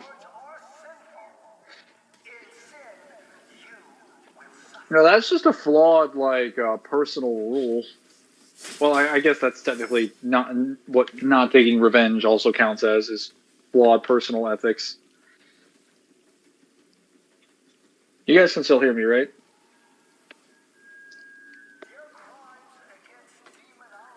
Or am I cutting out? You're good. I'm just eating breakfast right now. Okay. Dude, Yes. Batman trying to morally You think- justify not killing the Joker will never not be stupid. Or a good chunk of his rogues gallery. Some of them, like, yeah, no, like, don't kill Mr. Freeze. That's fair. But, like, what's your argument for, like, Bane? What's your argument for, like, Scarecrow? What's your argument for Joker?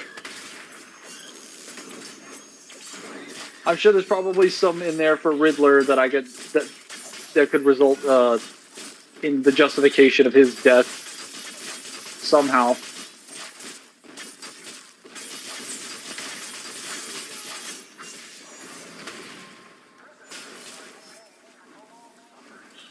The Victor Zaz. Probably Penguin. Or Black Mask.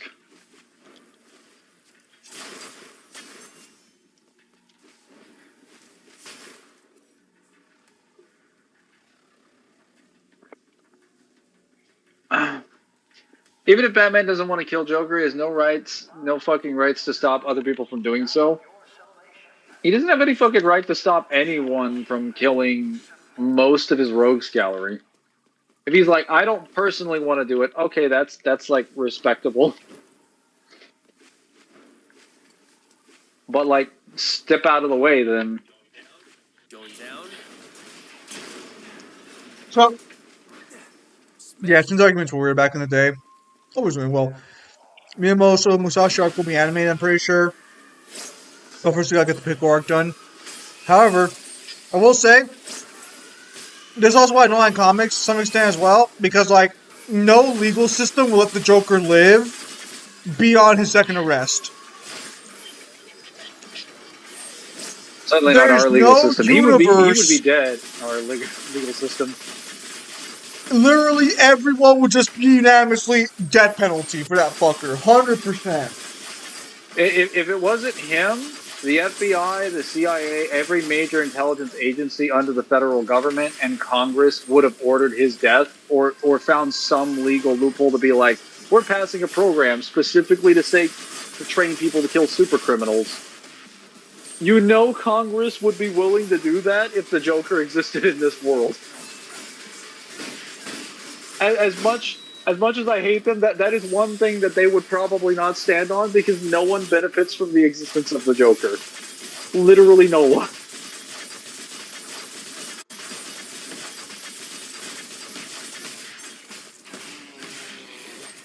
He would not live past like a month of that shit. And as soon as he breaks out, they'd immediately be like, all right, well, how did he break out? Oh, he paid off like some guard? Okay. Vetting our system from the ground down, or ground up to make sure that shit doesn't happen again. Maximum security prison. Supermax, here we go. You're never getting out again. Oh, that didn't work? Death penalty.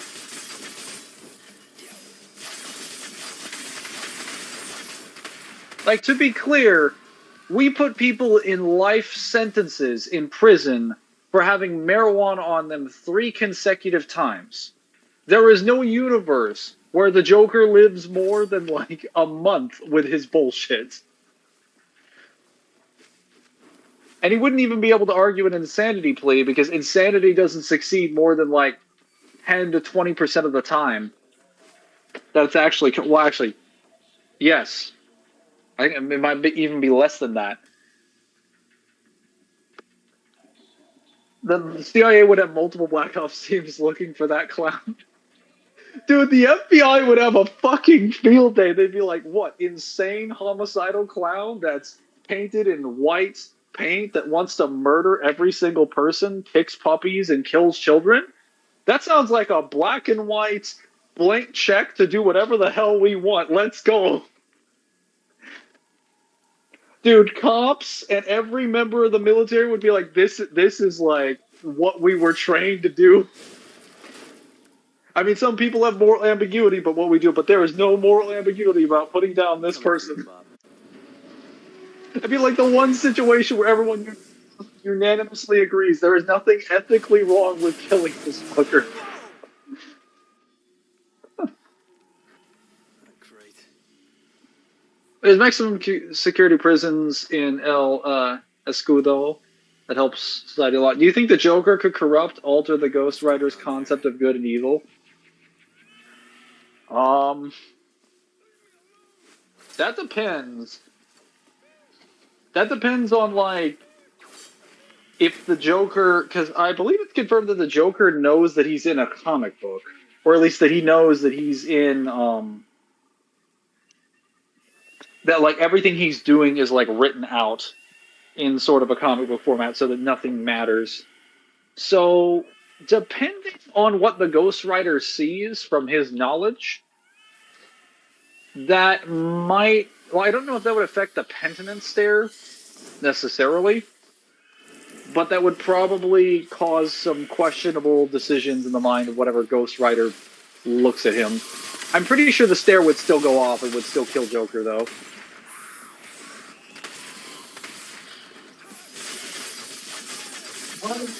Might shake up the Ghost Rider, but it's probably not gonna, like, stop the penitence stare from actually killing him.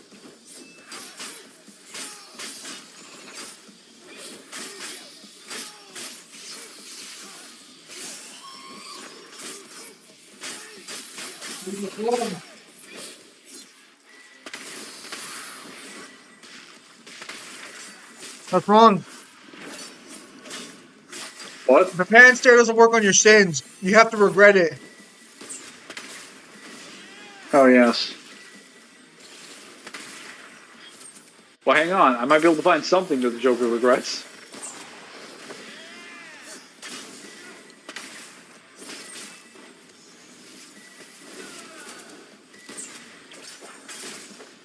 Samaj, read the fucking book.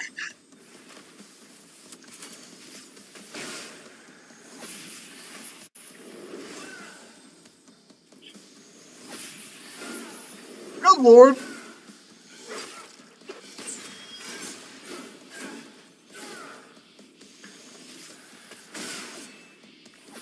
Whole point of the book is Rimmer Green is action to some extent, but whatever. Whatever.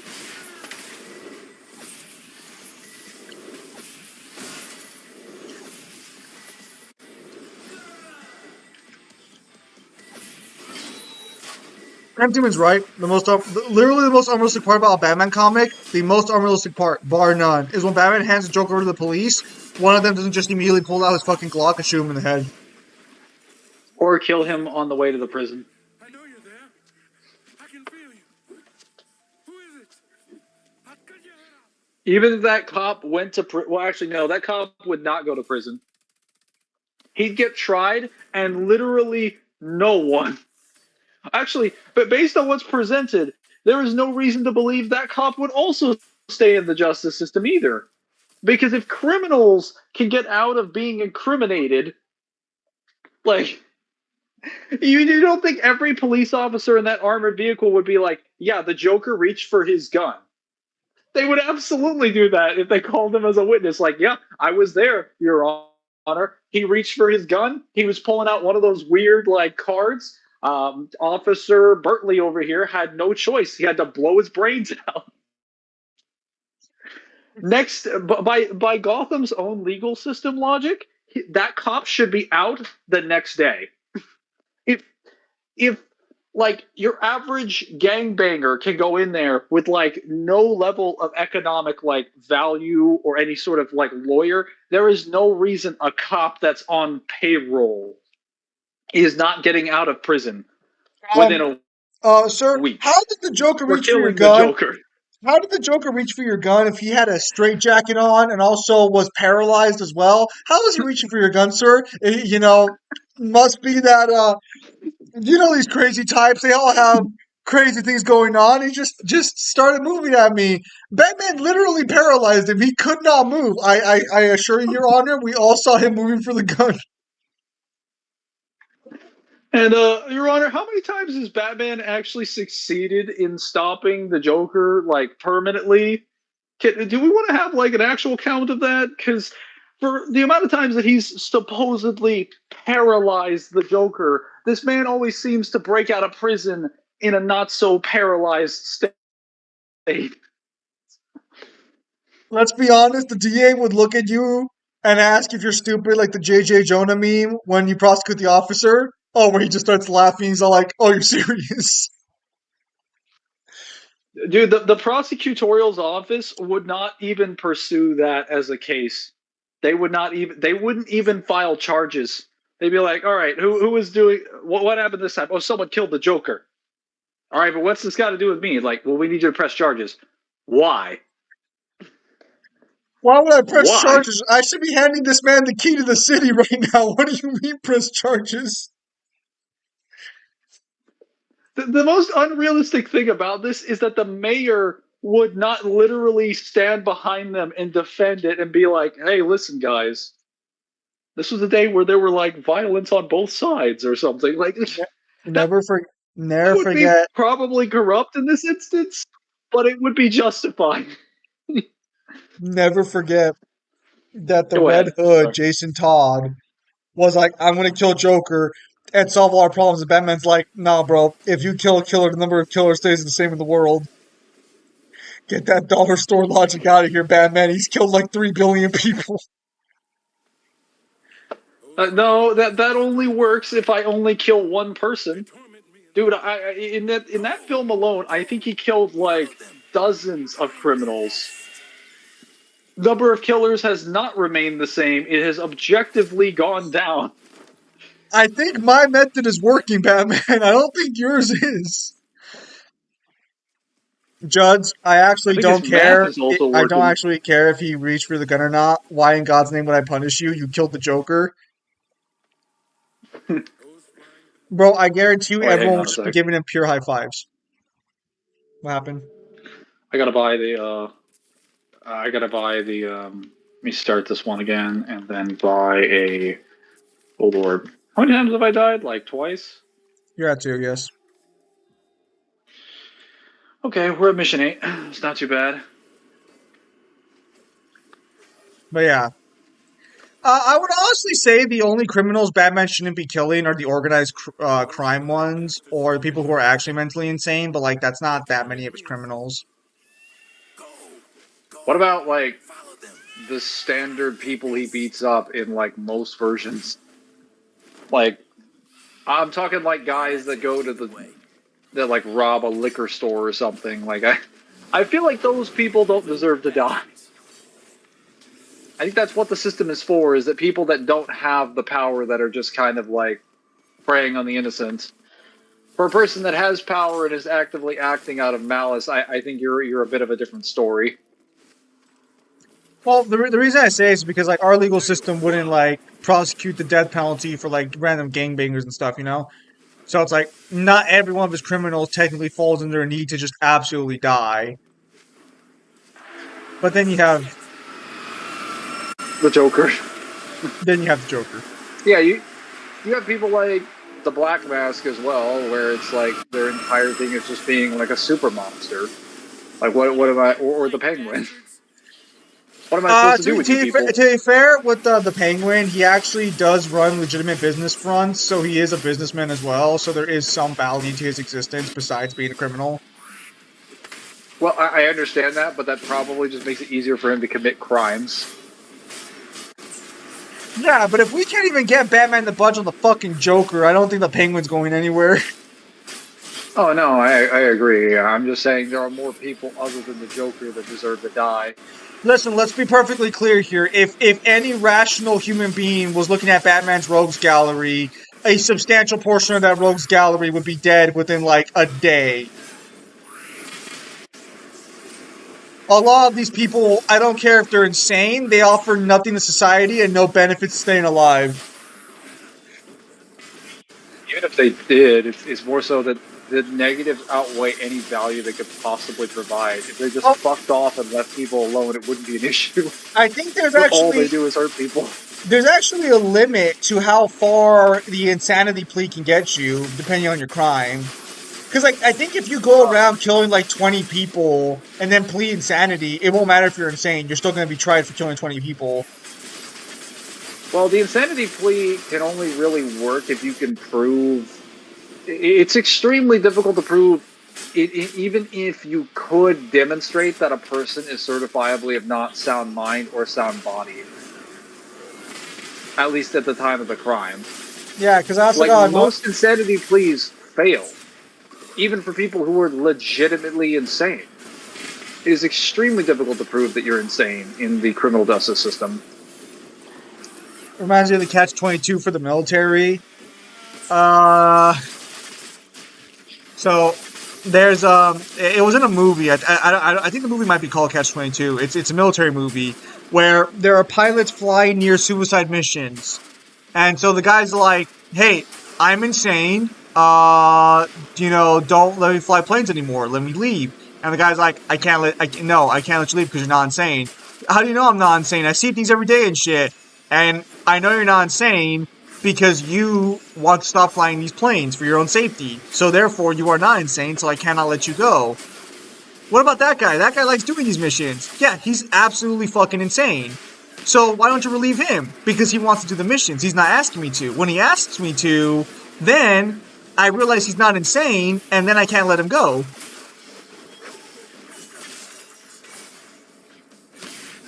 So basically the way it works is like, you can't, in order to do the job, you have to be crazy. But even if they know you're crazy, if you ask to stop, that's a sign of a rational mind because you don't want to do crazy missions. Therefore, we can't let you go because you're not crazy. Why hasn't Batman helped Mr. Freeze find a cure? Because status quo. They actually changed Mr. Freeze's origin story, I think in New 52, where instead of him having his wife, he actually was delusional and was never married to her. She's just some random girl in an ice sculpture that he thinks is his wife, but he's basically criminally That's insane. worse. That's fucking worse then, because he's just a mentally ill person that needs help. And Batman's like, I'm just gonna beat the shit out of you. Well, of course, that's how Batman helps people, with the fists of justice.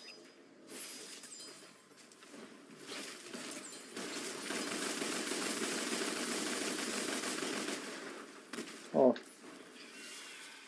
The nest. That's gotta be it. Oh yeah, they also made a female penguin recently as well for the new Batman TV show. Got it. You which Batman? Oh, damn it. Which Batman TV show? I think it's called Batman Caped Crusader.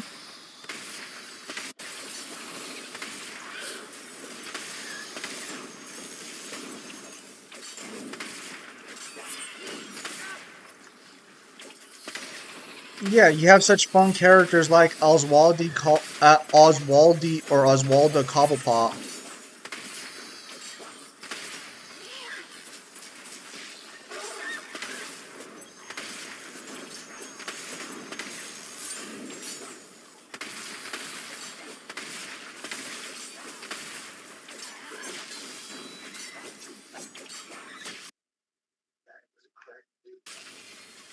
That was a cracking All right. fight. Now how do I get back? Okay. Here is where it's gonna get a little spicy.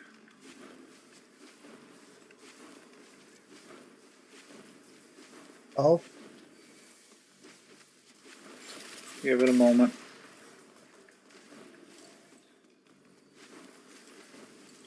Oh well, I wasn't referring to this fight, but definitely counts.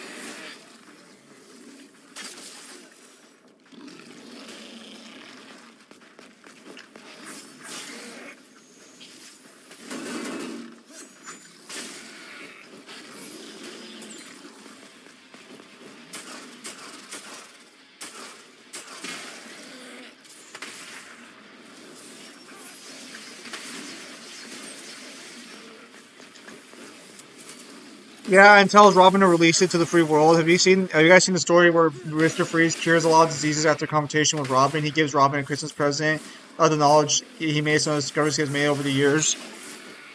Yeah.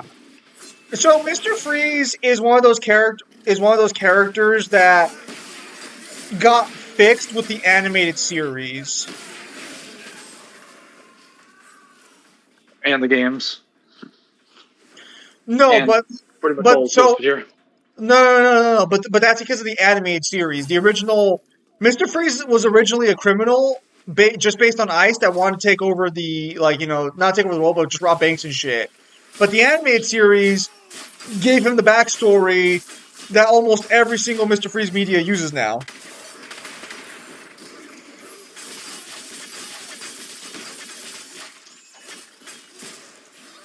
The Batman animated series is actually one of the better examples of an adaptation being superior to the original version.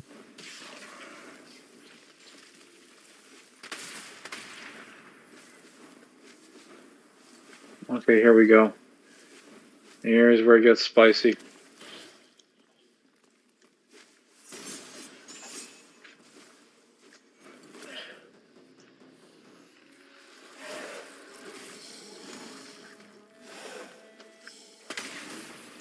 Alright, Mangler, there's just two Dream Runners. What's the problem?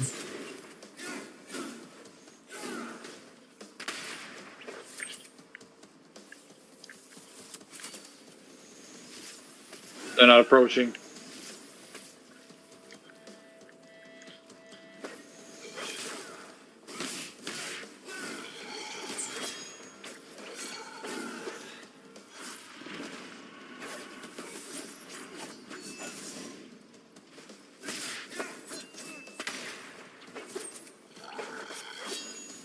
Something which doesn't add up is that they have comics Venom at 6'3", and the argument is that Peter in the first comic is young and is like barely above 5 feet. But like Peter's literally, you're missing a message in between there. He's only a criminal because the dude who he worked for, Byrne, noticed him from the industry, and supercrime was the only option to help himself and his wife. Okay, so to be clear, in the that's a Mangler Trash Level 3. In the actual original TV show, he was stealing funds to help pay for his wife's treatment, and because of that, his boss took his wife as collateral, and that's why he turned the crime.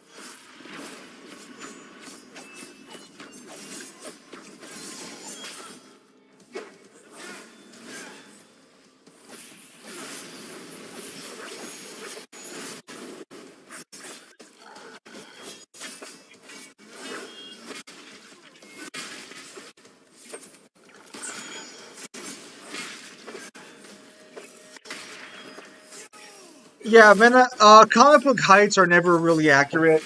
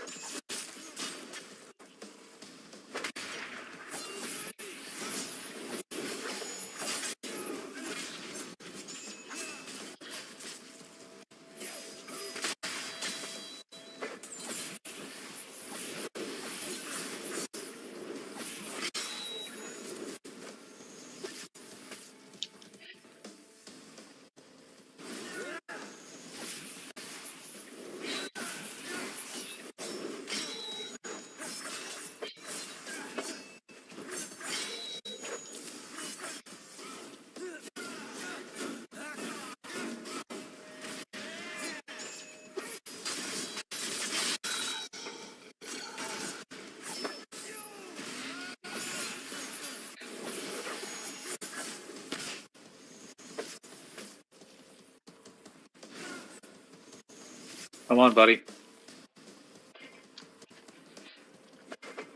Wow, he just took that like a champ.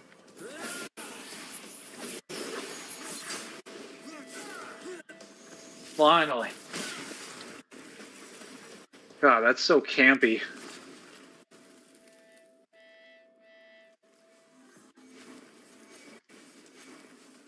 That is the first of several double Dream Runner fights. Who's there?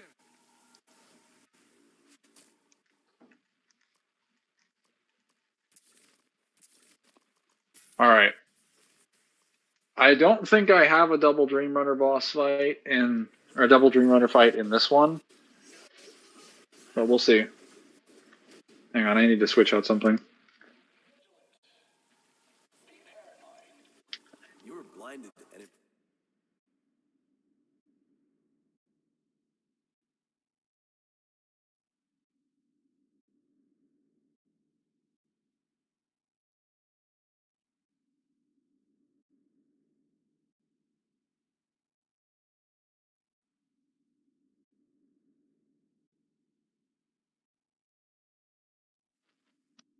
Ah, we're back. Prison here for how long? Hundreds of years. Oh, it's the Munich Broker 2006 Sam Raimi.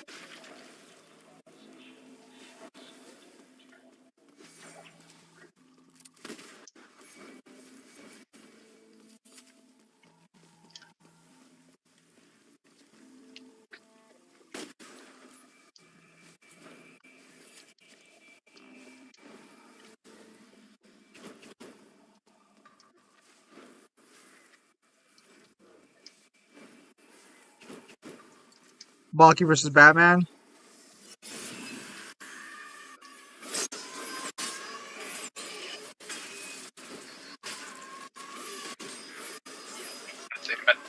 I think Batman takes that actually, but personally will say Baki would.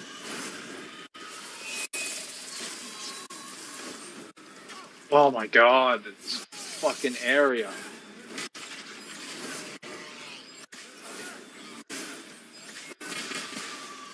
There we go.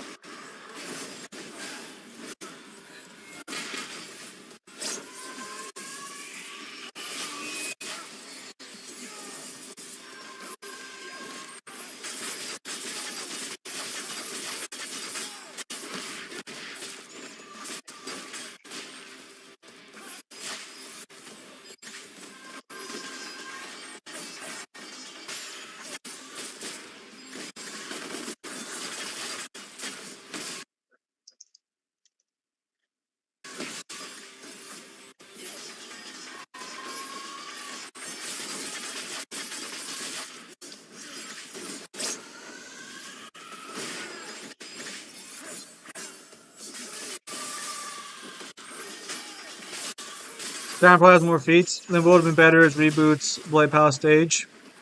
Good riddance. Yeah. Right. Limbo is used for several of Reboot Bloody Palace's stages. If you're talking like the platforming, I disagree. The Bloody Darkest Night versus Palace is Iron always... God. Majin, I don't know though. I don't know what Iron God is. I think he's referring to when Iron Man gets the power of Galactus.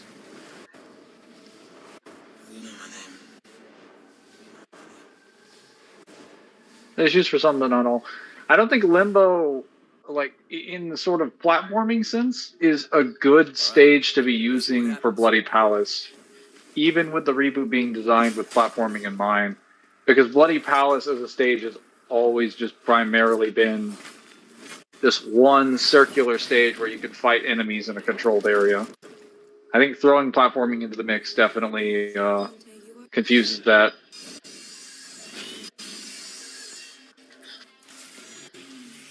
So it's in a circle, yeah.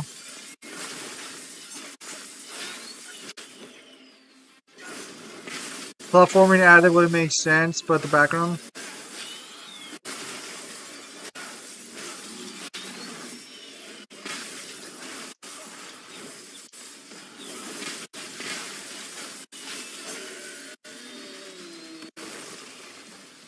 There you go. The great thing about this level for DMD runs and Death runs as well is that it's even if you have Devil Trigger, you get a full DT meter when you get to this section. Dante! Oh, right, the tower. On my way.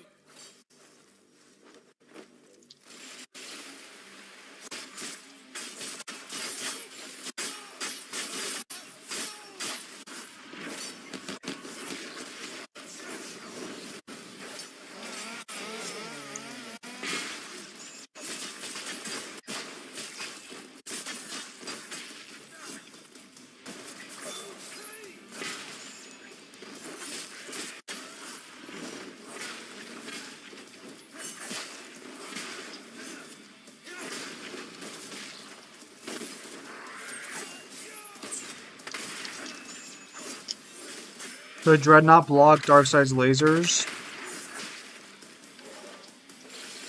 I just failed Dark Side, so I couldn't tell you.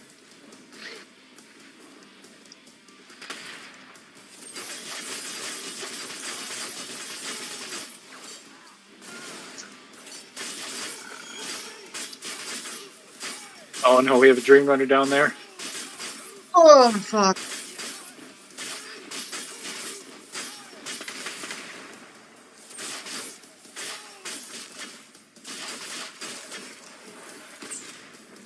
Oh, oh no.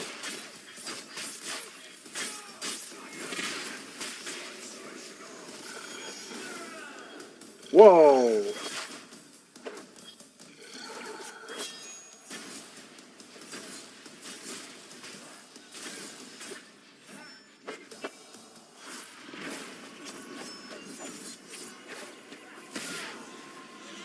Look at Mangler go.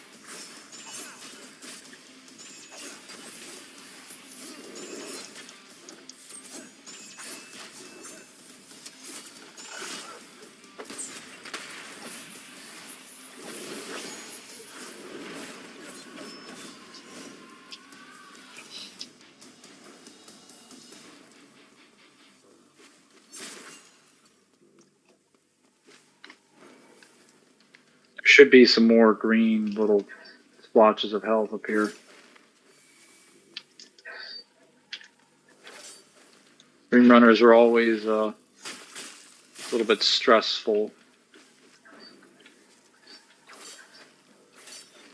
Why? Just play the out. Just dominate. Oh yeah, just play the out. There legitimately isn't a direct counter strategy for dealing with the Dream Runners on DMD.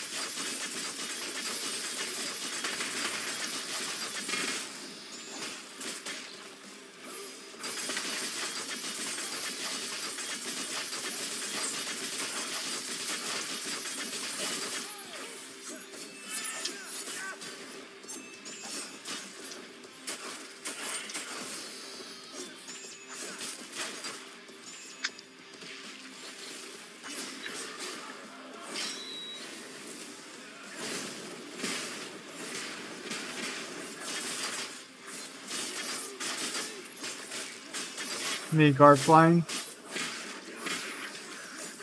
Samaj, you ain't guard flying, bro. You just ain't there.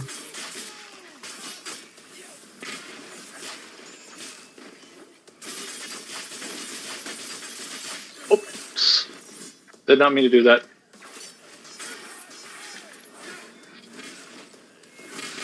Okay, we got a... Oh, here we go.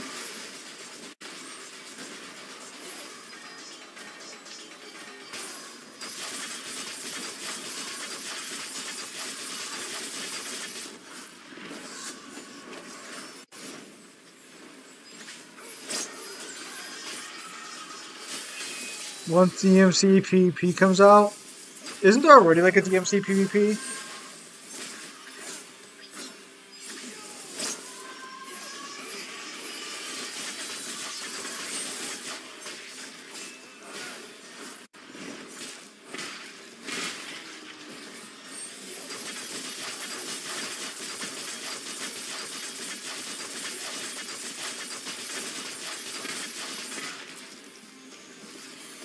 Wow.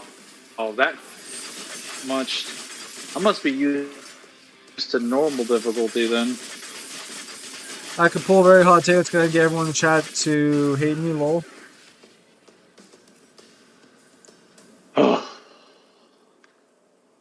Got them all. Hang on. Good job, Mangler. Give me a sec.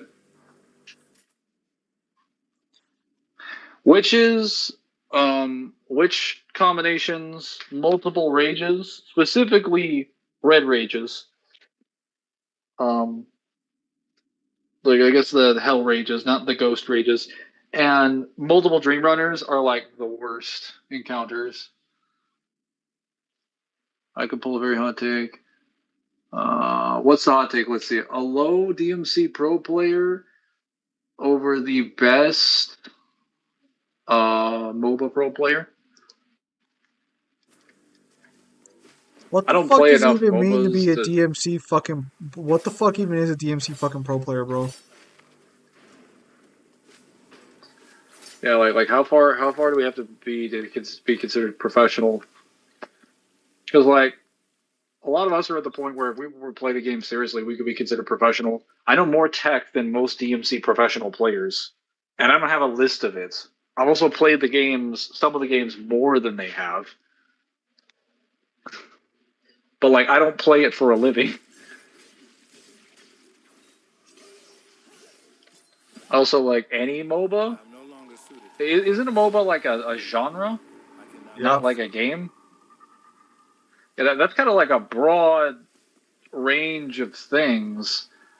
Also, being a professional at DMC is not consistent depending on which game you're playing, like, and depending on what you're professional at. Like a professional freestyler, a professional combo mat, a professional speedrunner.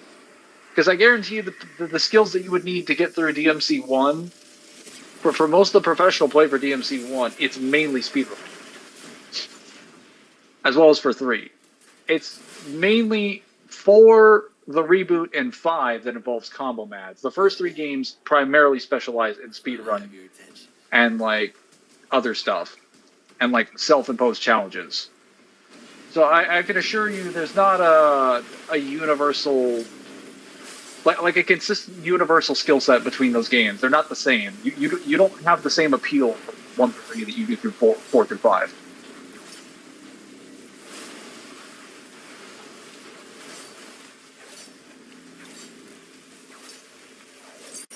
I don't know the tech putting it into action is different concepts, but I'm able to put anything into action that I have knowledge of.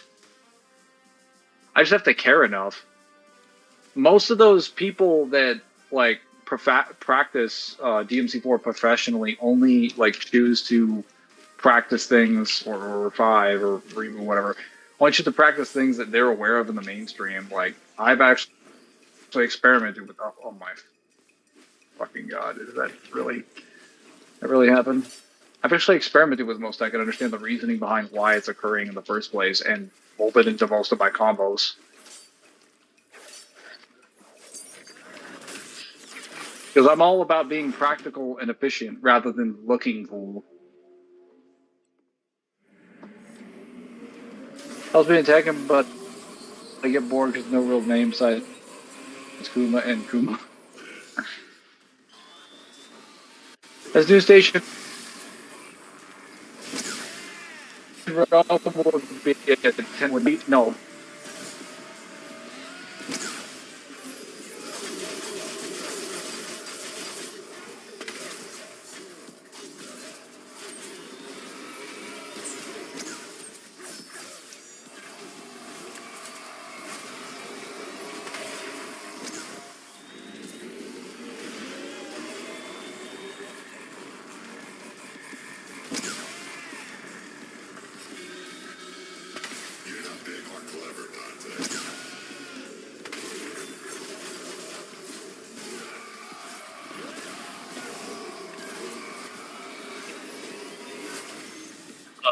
The great thing about Bob Barvis's boss fight, though, is that he does give you tons of DT for hitting his head.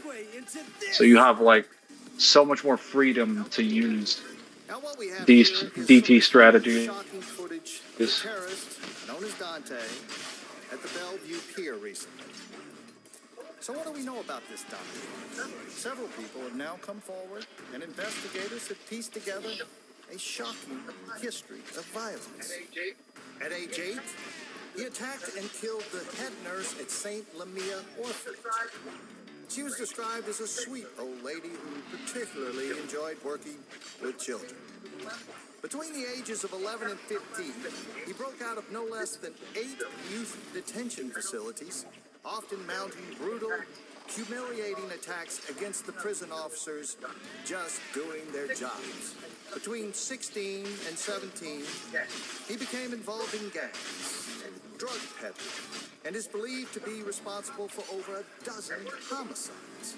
And worst of all, he was also a well-known cruiser in the seedier districts of the city, rampantly spreading sexual disease of the unholy kind.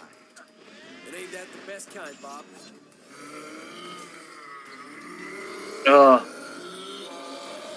No one does. There's no esports for DMC. Yep. That is true. But do you think Faker could pull off combos that Don Gray pulls off with Dante in terms of freestyle if he just press 4 buttons? I have no idea who this Faker is, but I think the skills needed to play a MOBA is probably a little bit different than a hack and slash. Just a little bit different, maybe.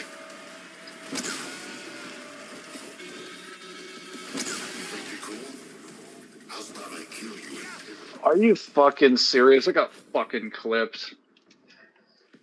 Alright. I'm down to level 4 now.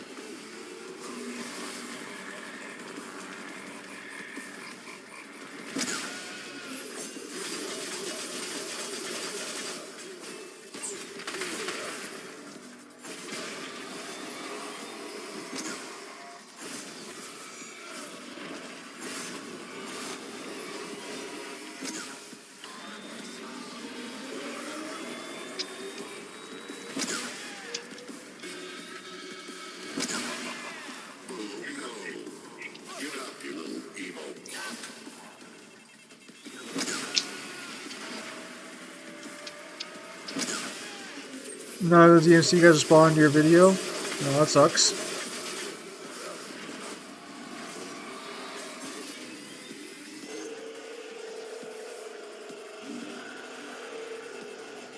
This is hard-hitting news, Bob. Yeah, it sucks for them. And he just started crying. At one point, it was just terrifying. He definitely had pedophile eyes.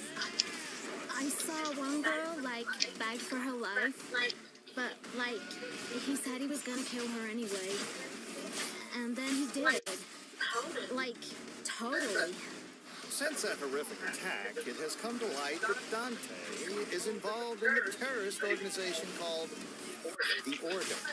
I have a message for The Order. The whole world is looking for you.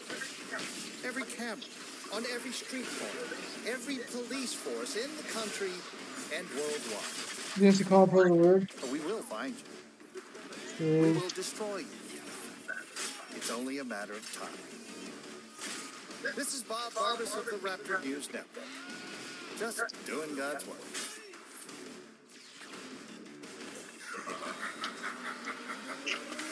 You're cornered. We got you. We'll crush you. And you know what? We'll do it live. You suck. We're gonna do it live. I did not understand the "we'll do it live" line until later on when I learned about Bill O'Reilly.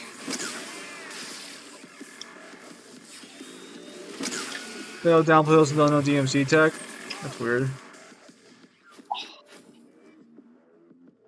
Fucking Christ, I can't focus with having to hold all this shit at the same time!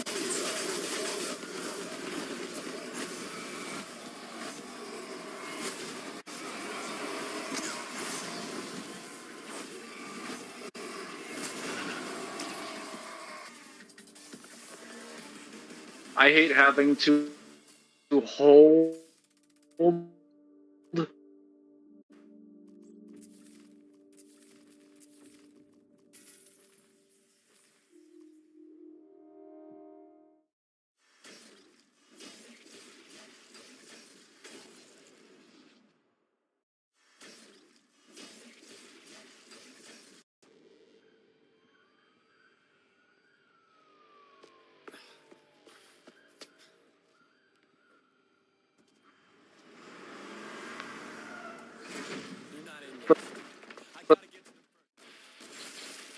for the charge shot to do more being clipped. Fucking garbage. Levels aren't difficult, it's just teamwork. Yeah, that's not true. Bring it in.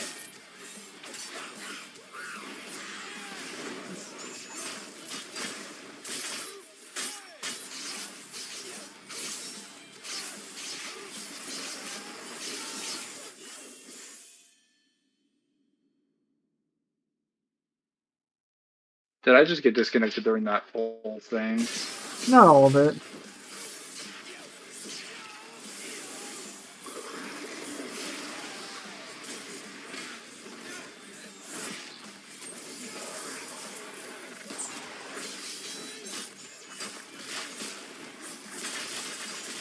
Got him.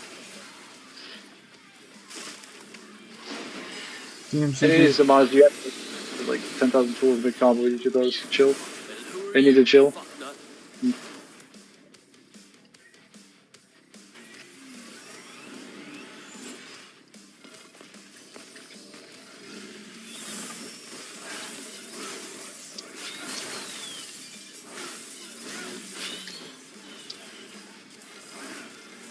I mean, that's why I don't like Mario Control Street Fighter, because if anyone could do guard play, for example.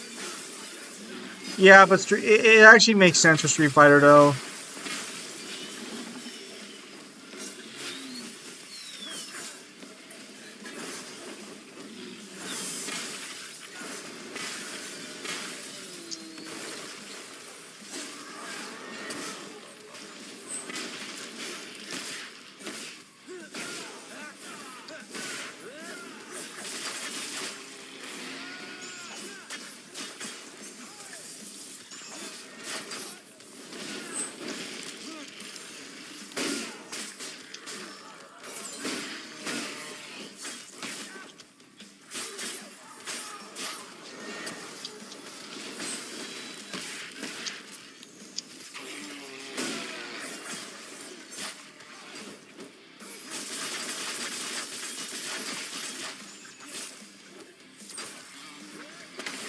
How did that clip my leg?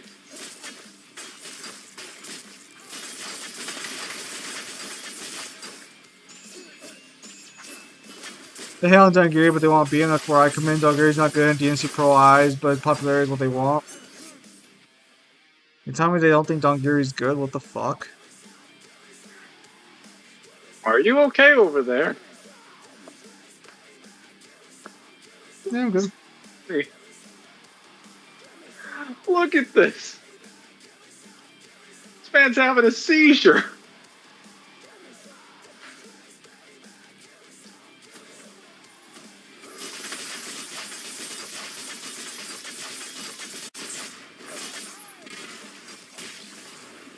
Unlock the secret move.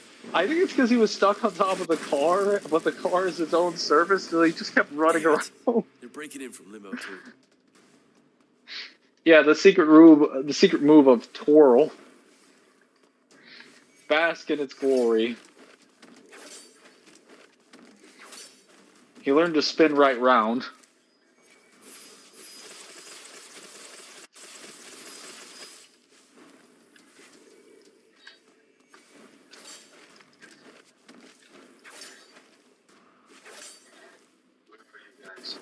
Where are you guys?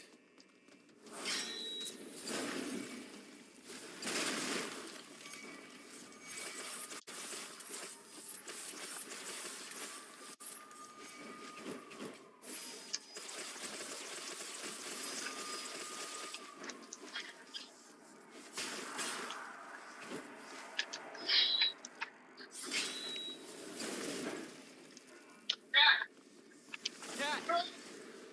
Where are you? I believe there's a Dream Runner fight in here. Hey! Over here, Saw Boy!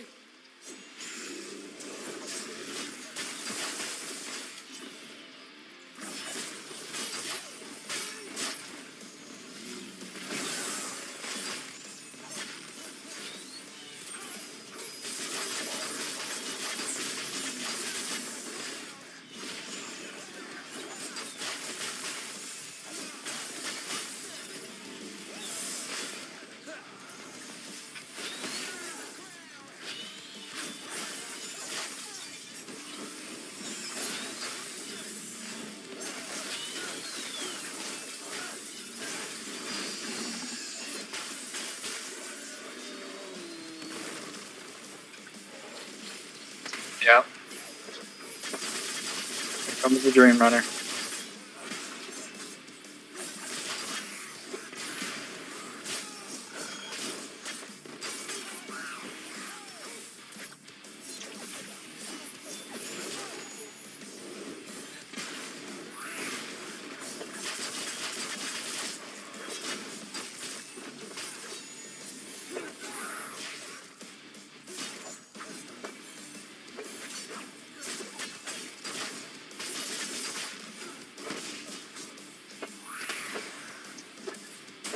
No one in the Empire rivals strong intelligence except for probably Tarkin.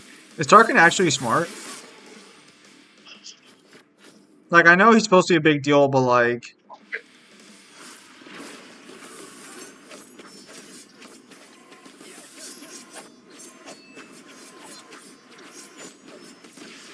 Fucking piece of shit. God damn it. Fuck off. Like a buzzing bee. Fuck. Goddamn Dream Runner.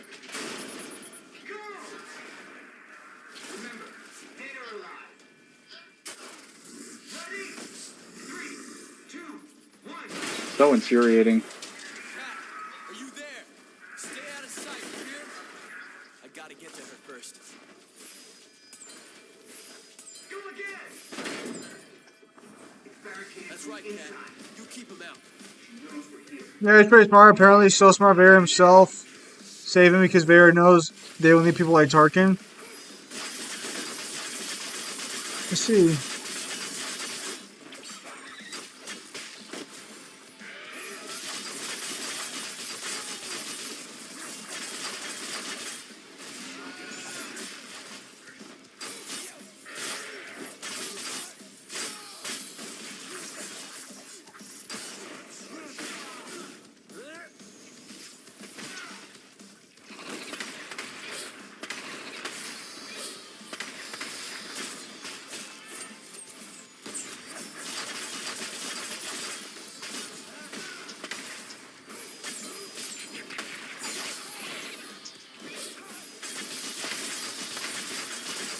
Done. Got him.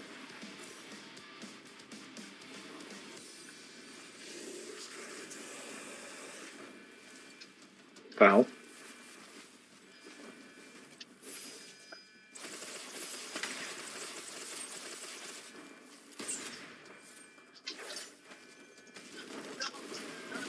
No, not now.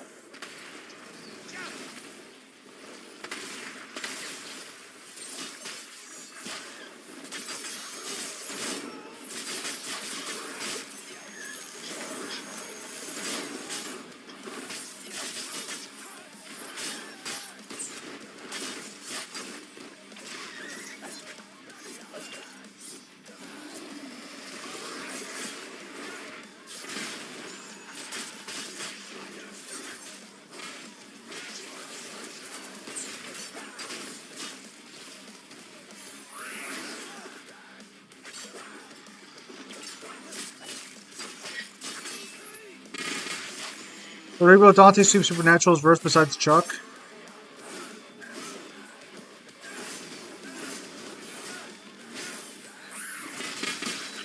Chuck slash Mara. I'm not sure.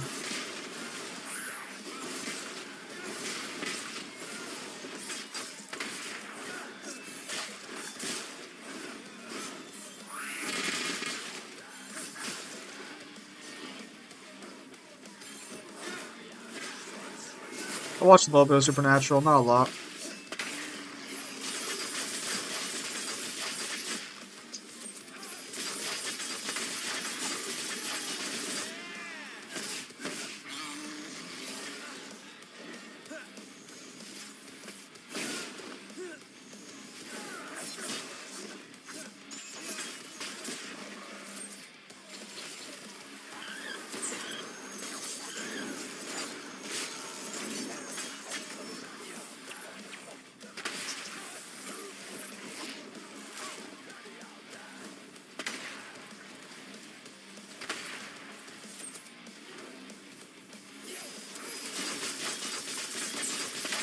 Yeah, like a lot of people, I thought of the first Apocalypse.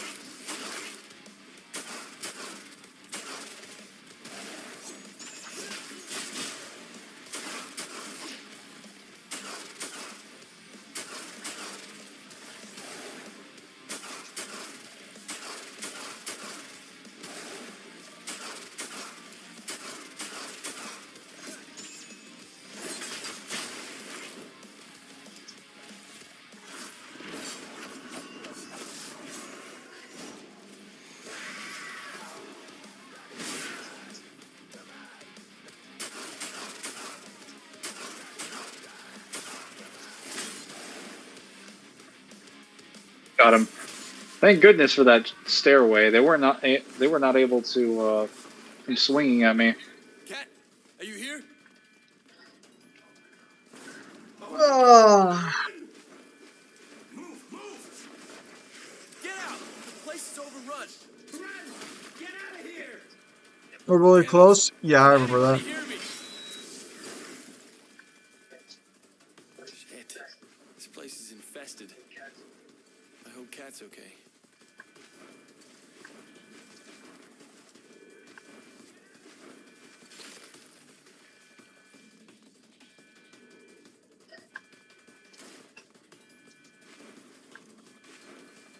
Spoiler warning: Cat was in fact not okay.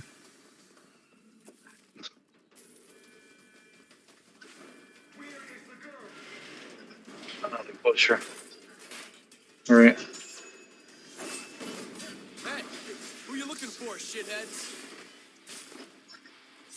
Would Reboot Dante be able to kill Lucifer in his true vessel? I probably killed him if he. Oh wait, are we talking in character or if he could?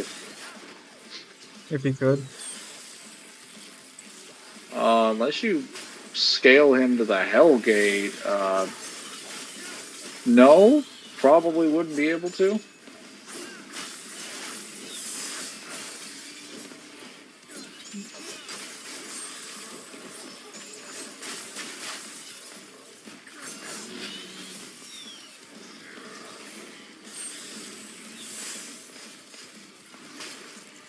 Well, actually, well, no, I think he has lower speed than someone like Lucifer. So angels are a lot faster than light. It's not even some of the basic shit that they can do with like teleporting. Not teleporting with their fucking wings. Oh, not a butcher and a dream runner.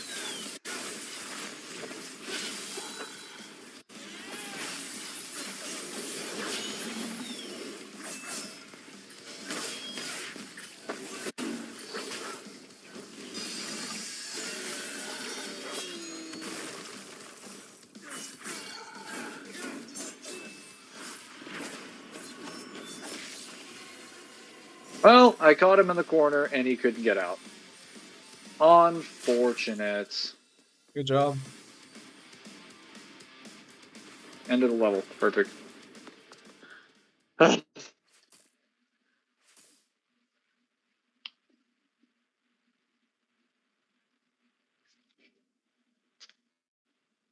Archangels might be out of his league. It's more so the fact that like the Archangels are just flat out uni. And while there are things in the reboot that are uni, it's like the only way that the Nephilim can scale to them is if you argue the Nephilim are capable of tanking the total output of energy that the Hellgate or Limbo itself provides, which that's not really like ever demonstrated because when Virgil shuts it down with the Yamato, like he specifically points out, "I'll seal the portal with hell, or I'll cut off the Hellgate or whatever with the Yamato." Like it's something that only his sword can do. Like Dante is never implied or asserted to be capable of doing the same thing with Rebellion, even though he should be more than Virgil's equal. So it's not like a power thing. It's clearly like a hacks thing.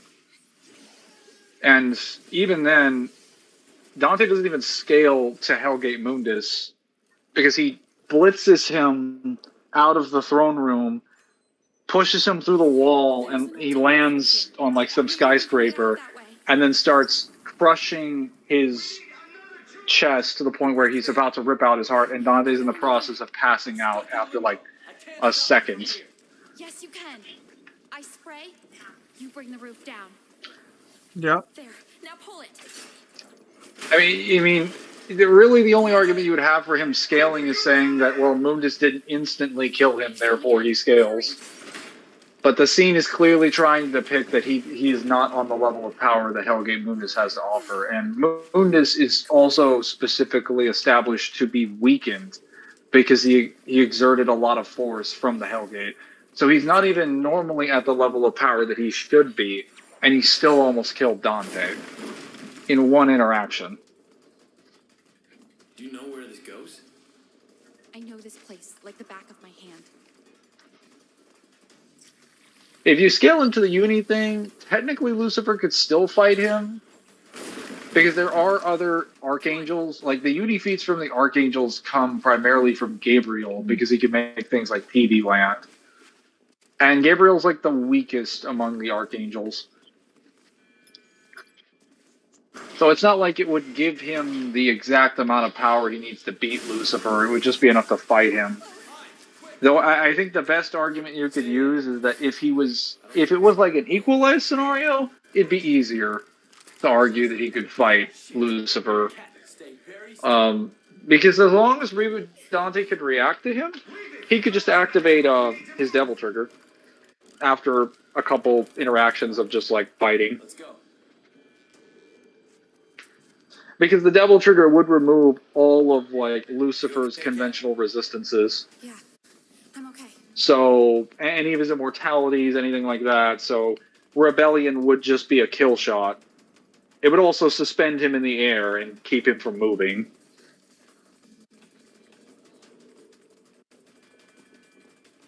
And Gabriel makes TV Land as a joke. He isn't serious when he makes it. Yeah, it was just meant to be like a funny little getaway thing that he could have, so he could LARP as Loki.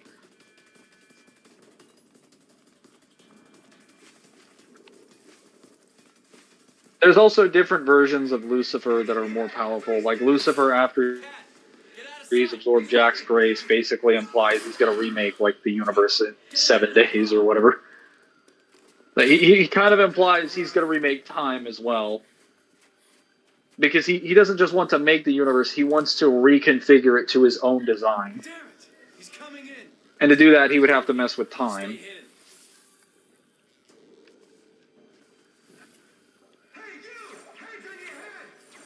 I've got you, motherfucker. He just kills Cat. Good work. Come on. It's this way. Would Reboot Dante kill DC Lucifer? I don't know enough about DC Lucifer. We're terrorists, remember? Those are my friends. Life is sick. They'll pay for this. But right now, we've got to find Virgil. Would you say Dante was stalling time for Virgil? To a point when he was arguing with Mundus, after he got out of the room, he was no longer stalling time. He was begging for Virgil to come get him. He was like, bro, I got you the time, now save me.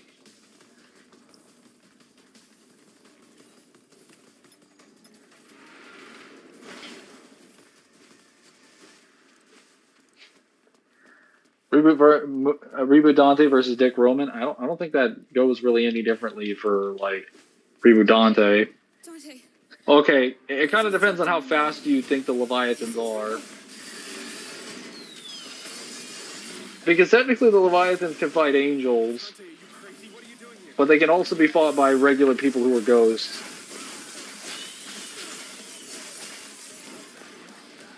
They are superhuman though, so they shouldn't be moving at like normal speeds. Or at least they have statements of being like superhuman. And they were never human to begin with, they're basically the apex predators. But Dean, well, I mean, I technically chalk Dean being able to fight people up to Chuck's plot, because it is literally established in the final season that the only reason why Sam and Dean have survived as long as they did is because Chuck just wants to write an interesting story. the system.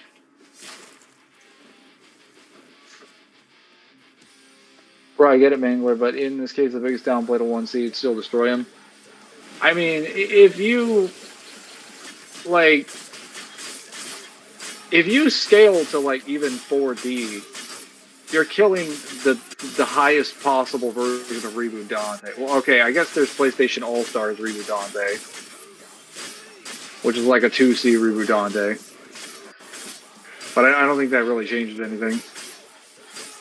Although that one's probably a little bit less skilled than the original, because while he can beat everybody on that roster, he can also canonically lose to everyone on that roster, which includes, you know, Sly Cooper, who is like a cartoon raccoon, not a real fighter, mostly a stealth dude. Nathan Drake from Uncharted, who is basically a normal guy that's supernaturally lucky, and his main fighting style is gun. And then like things like the Big Daddy from BioShock. Like people that don't really use actual fighting styles in martial arts. Like it really, PlayStation All Stars is not good if you want to use a variant or a character from it, because even though it does give them higher speed, higher stats, higher stuff, it also eliminates their entire capacity to have like a skill-based argument, because they have to be put down to the lowest possible denominator of their worst matchup.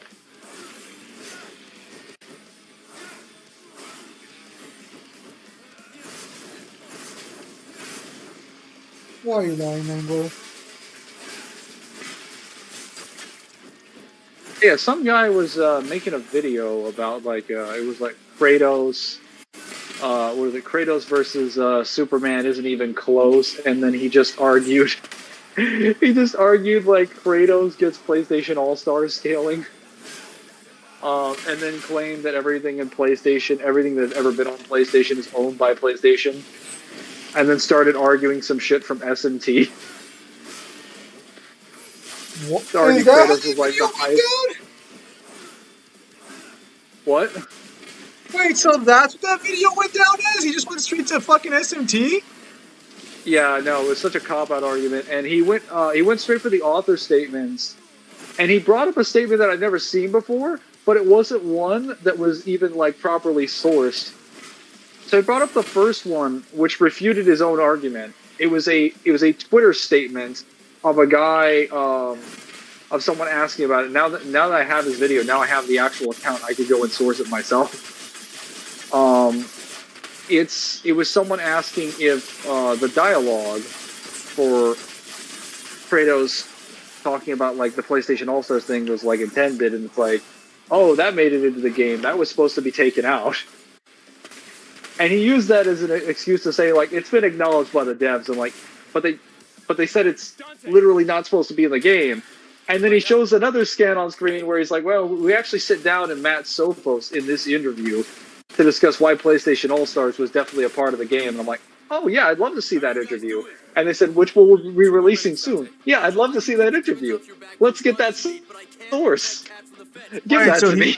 Wait, so the guy's claiming he has an interview with Matt Sophos? No. So he's claiming based on the screenshot that he provides, someone somewhere is claiming they had an interview with Matt Sophos that has this statement of PlayStation All Stars being like a valid canonical crossover, and I'm like, I'd love to see it. Give it to me. When was that supposed to have happened? I don't know. I'll have to go back and look at the video again. I'll check it out today.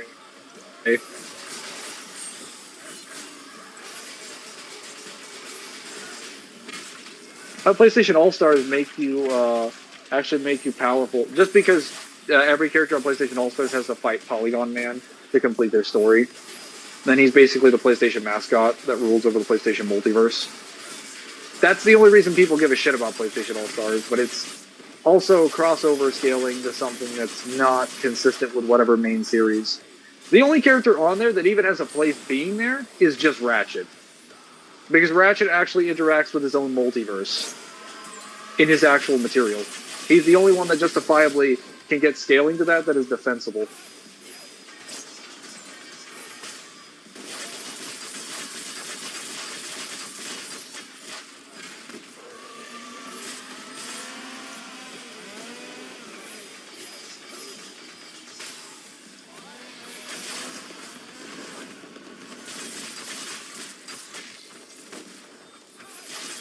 Don't forget he downplays all Superman feats. Does he? He didn't even use like the pre-crisis version of Superman. He used Rebirth Superman. And then he also just ignored all of the context for Kratos and characters not being like uni, as they usually do. I don't know what I was expecting, but...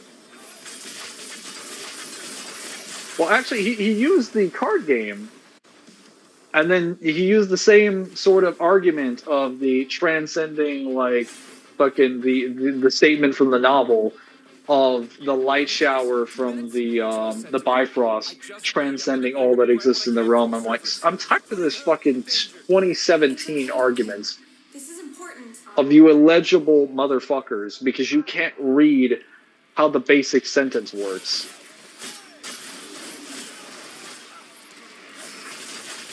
Oh, it's literally just referring to the fact that it's above the Bifrost in the room.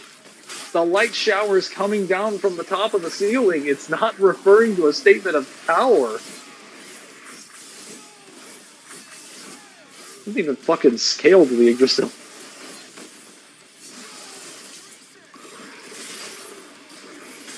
I think the fact that Ragnarok was like, hey, here's a feat of Suitor who is already way above Kratos at his best, getting massively amped to become Ragnarok and blowing up one realm, almost kills Kratos. Would have killed him if he was there.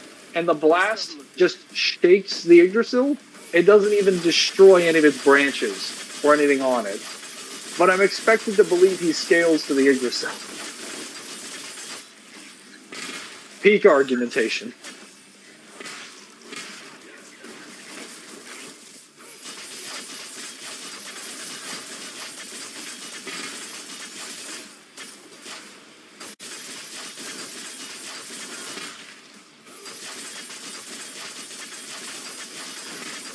That's so that's such a massive fucking cop out that he immediately decides to go fucking SMT.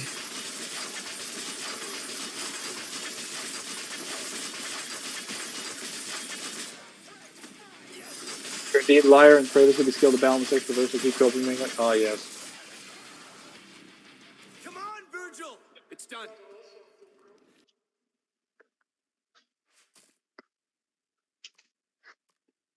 I accept the concessions.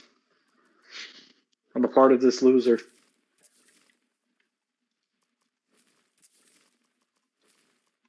All right.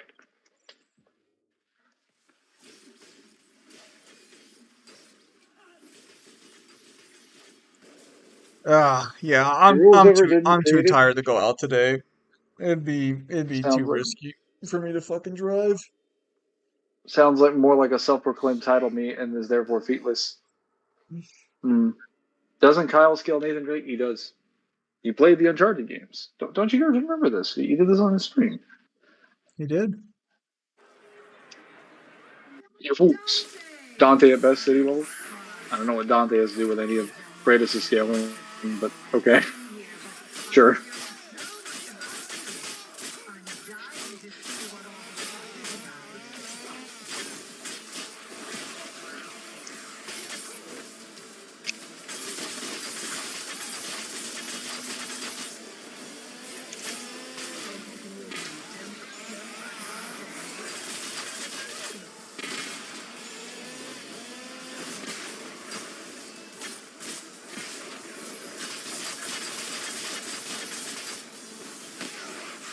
This one's saying God of War fans, low and trolling.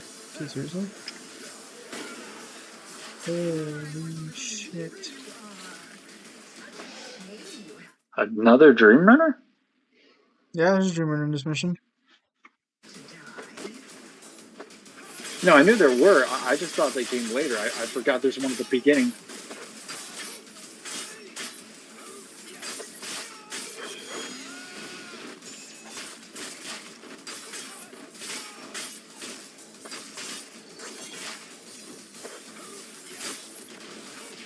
Oh.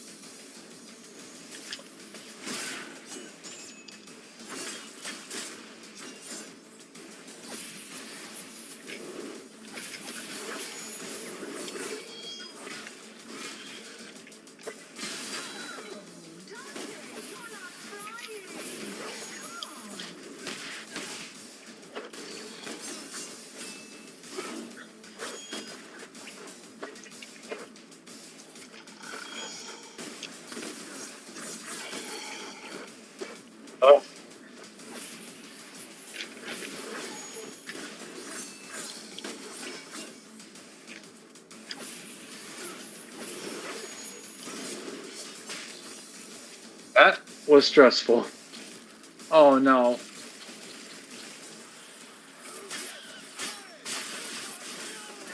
What?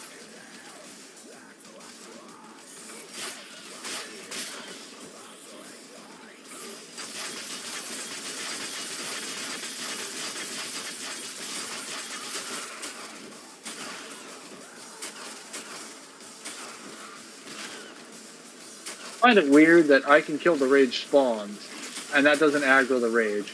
But killing their partner aggroes the rage. Yes. Kill my children? Nah. You're good. Killed my partner? Time to throw hands.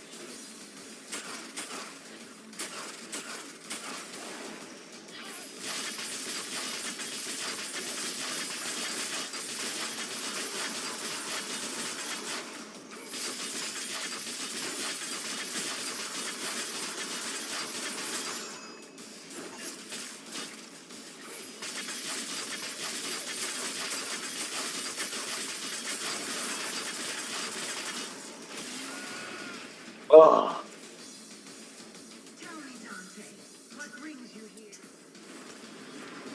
Can we get some heals up in this house? No. Some medical assistance?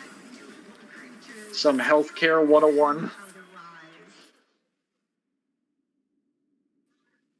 Most of the time, I want to heal Kratos so absurd tears. It's because they want to forget Orwitz against the rules. I mean, I'm just more so interested in why is everyone just like why can't they just accept that Ragnarok retcons the fuck out of the verse? Are you serious?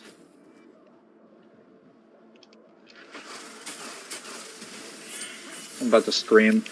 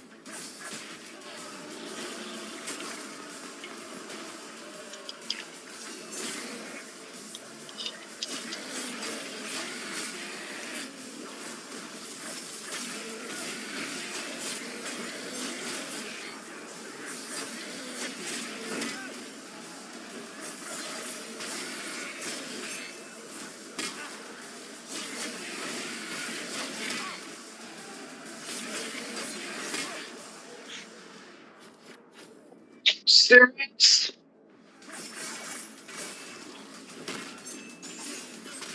I'm so angry. Are you? Yes, seething.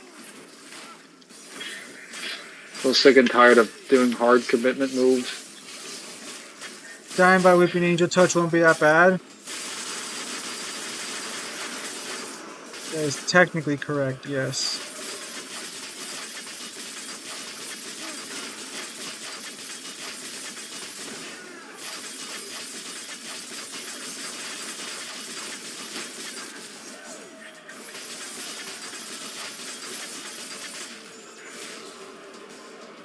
Oh yeah. You have no idea who you're dealing with, do you?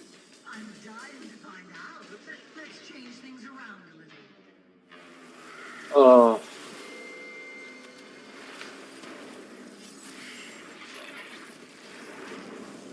I agree. Yeah, What are we at now? am I the only one who kind of question like why they made her look so ugly? I'm not here to play your games. Oh? No. My club. And you play by my rules. Yeah, because I was gonna say like I've never really understood that because she looks a lot more hideous than she needed to, They say you have the power of heaven and hell within you. Let's test them out, shall we? which is just weird. Let's begin.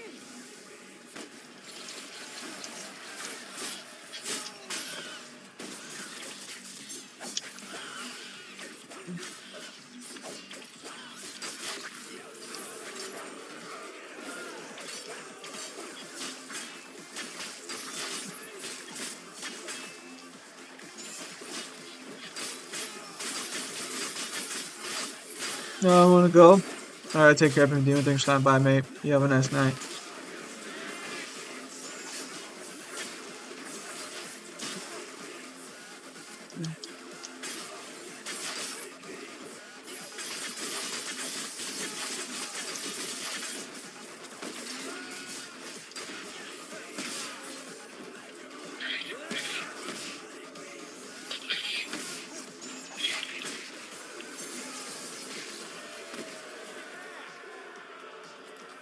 Zim, what are we at now?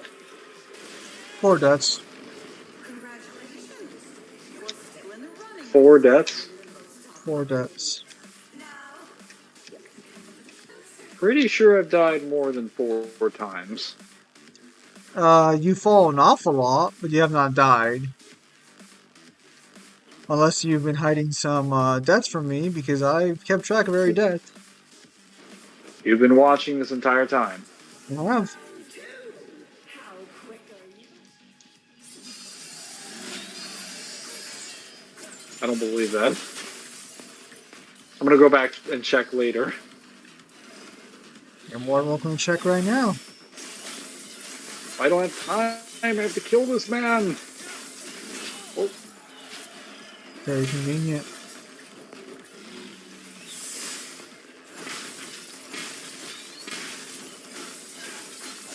But no, like, I'm pretty sure you've only died 4 times, because you've only used 4 gold orbs, right? I've bought other gold orbs after using them. Yes. But you've only used I can 4 only of them. see on.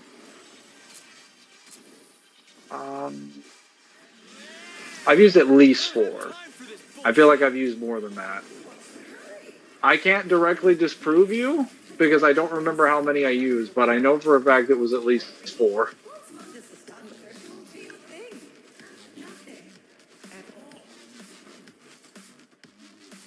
Damn, bro, that just sounds like you ain't got evidence for your claim.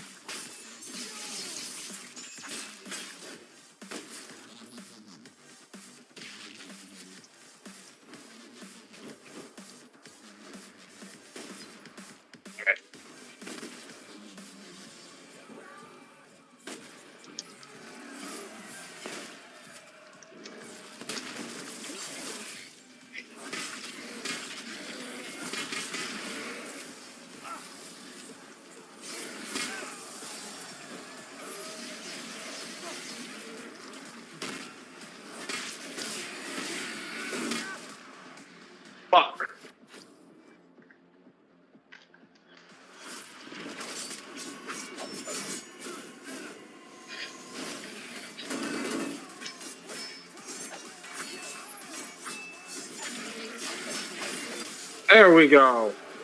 Killed that fucker. Did you? I died though.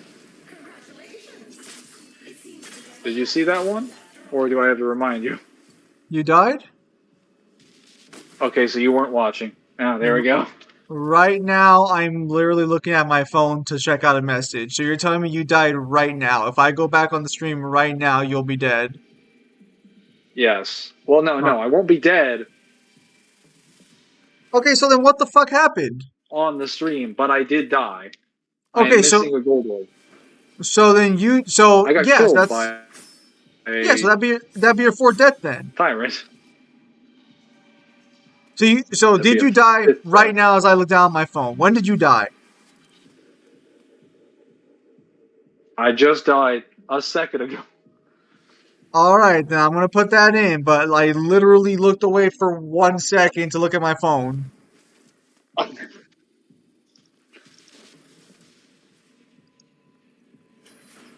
Okay, well, prepare to add another one to the back counter.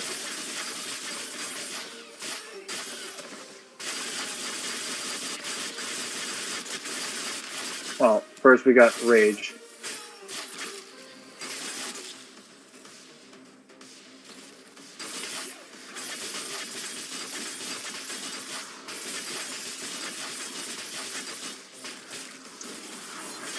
As long as it isn't a colored rage, I think we're fine because, well, actually the ghost rages are fine because they're blue weapon. I'd rather have angel weapons on the rage, but demon weapons on the rage is a little bit more problematic.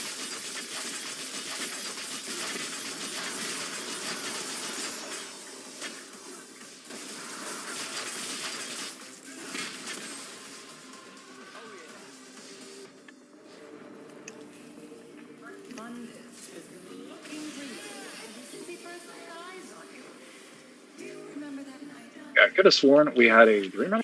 Oh, I think there's another building.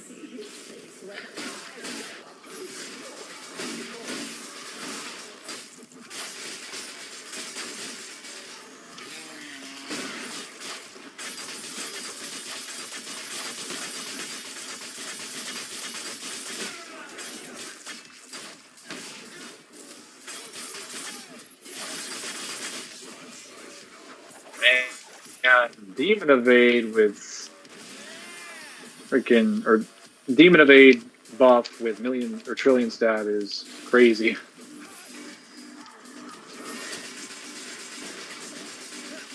Is it Mangler? It actually does a lot of damage.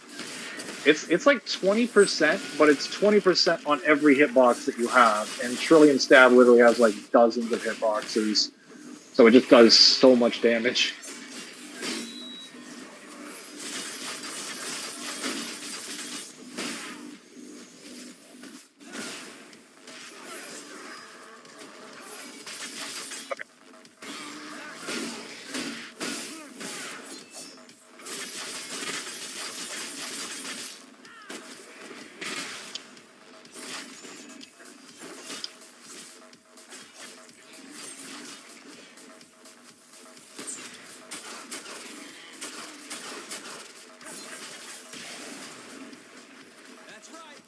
Do you think Clint I Eastwood can grenade pro jump. tag Swap in Dead Rising 1?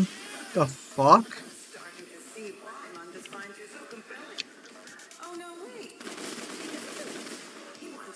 I also, so I don't think I'd be able to. I have not seen what the in a while. Are you serious? That's strange. Uh-oh.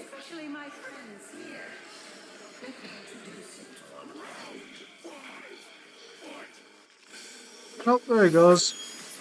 That's a dream. Those technically aren't both Dream Runners, right? Isn't one of them like a different like type?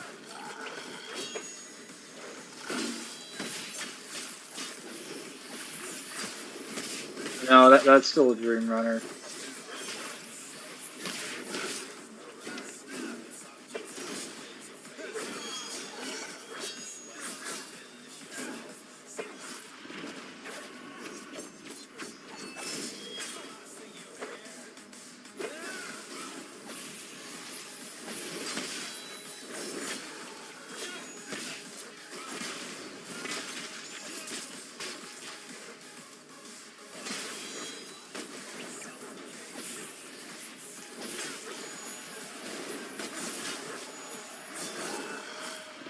What was Nazi zombie cast scale? I don't know. I never did Nazi zombies Easter eggs, and Mangler didn't want to do them. Fuck. That's another death for Mangler.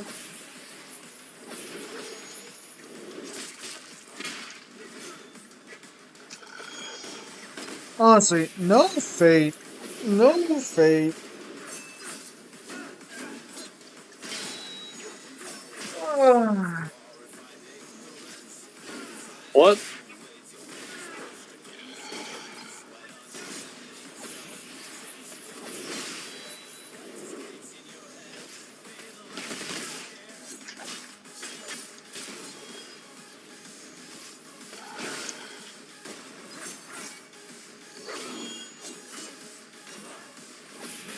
Yeah, there's like the summoning key and stuff. I don't know what that would do for scaling.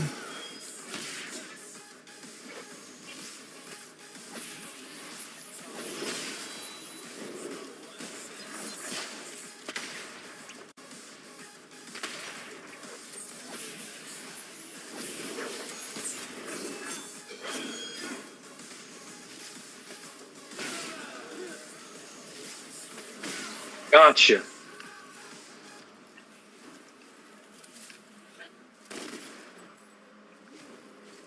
I think that was the end of it.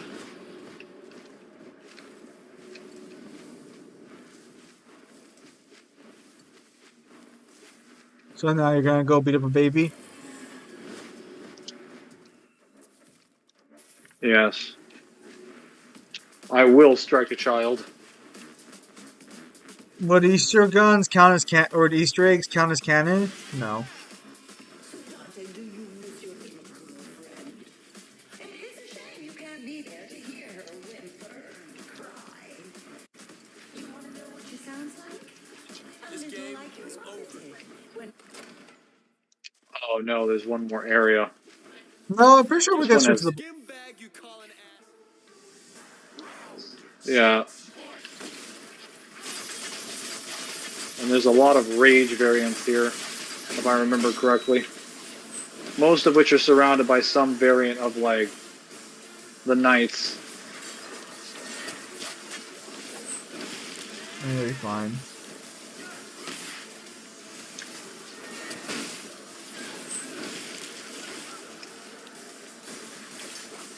Yeah, no, you wouldn't take those Easter eggs as valid.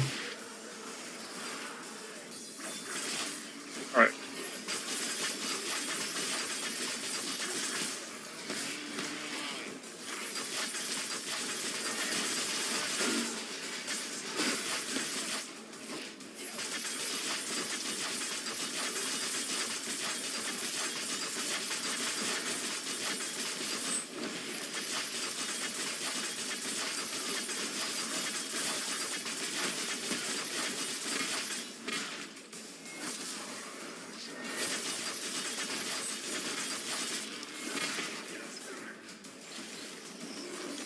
That was almost enough DT. Oh, actually, no, it is.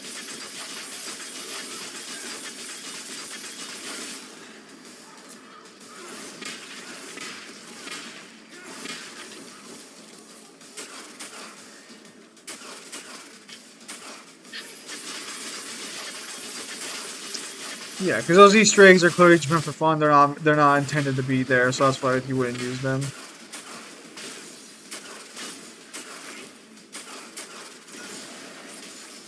Got him.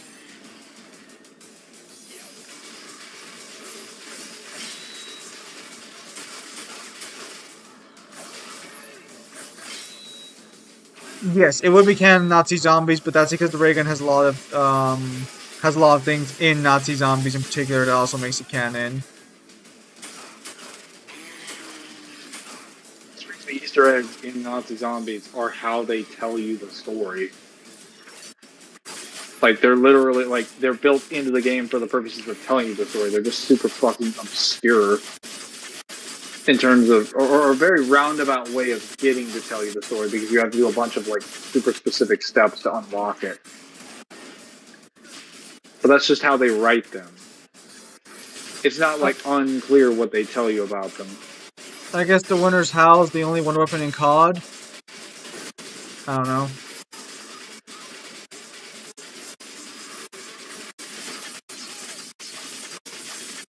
Wasn't there a Pentagon bit in Black Ops 1? I'm not too sure what the Pentagon, what you're referring to.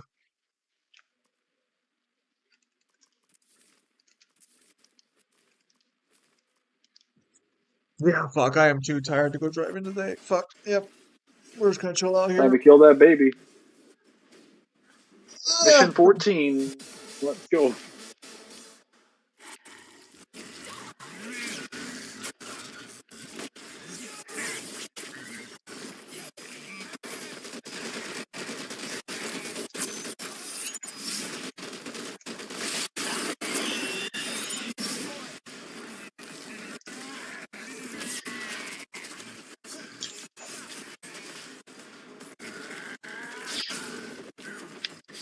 It was probably just a 5 intro, probably.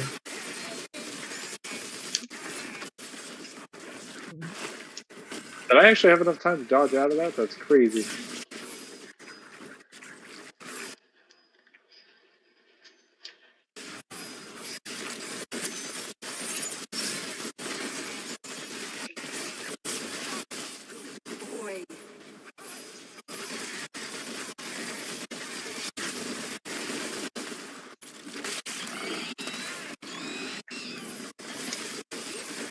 Yeah, no, I only got like 2 hours of sleep last night, so like, oh, I'm actually feeling a bit tired. Me versus Zimmertorn. Zimmertorn probably take that. Sorry, bro. No conflict of interest here.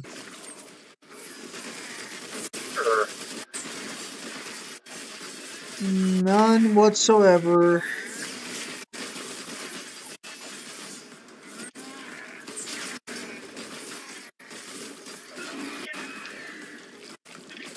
Get out here!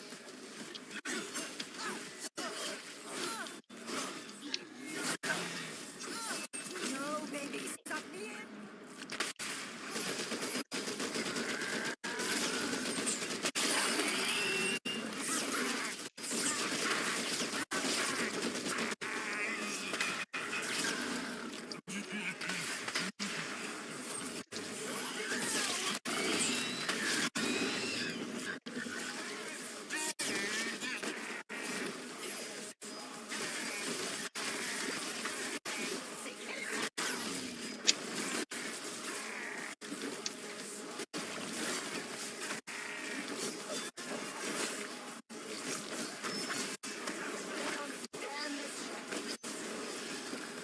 Takes a lot longer on DMD.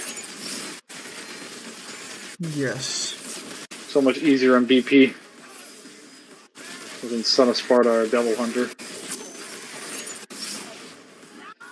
He's a lot more fucking aggressive. You'll be fine. It's just a baby. One big baby. True. Oh. Oh, he's glitched. Damn it, he teleported out of it.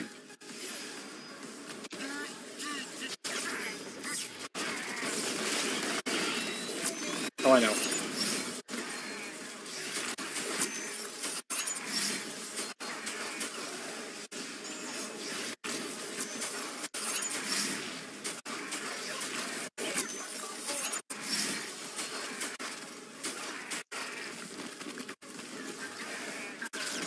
That's my boy.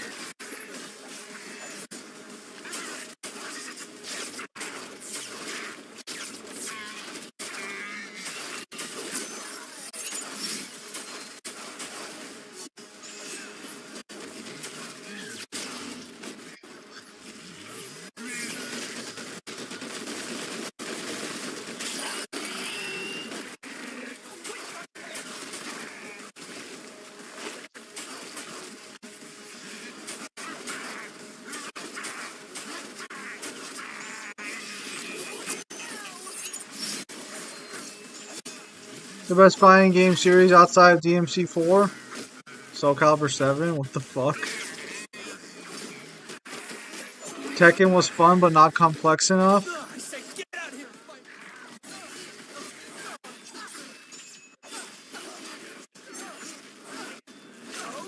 How is Tekken not complex enough compared to something like fucking Soul Calibur? When most of the way that you fight people in Soul Calibur is just by raining them out. Or using a sword.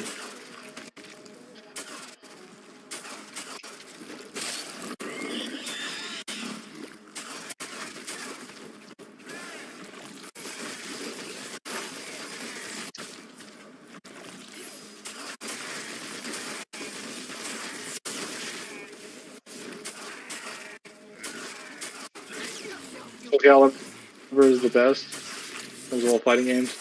I think it's a little bit different than saying that Soul Calibur is like more complex.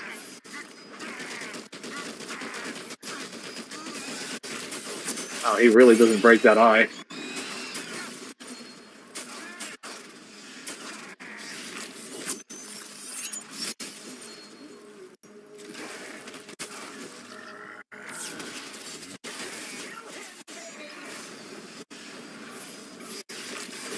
I'm not dying to this baby.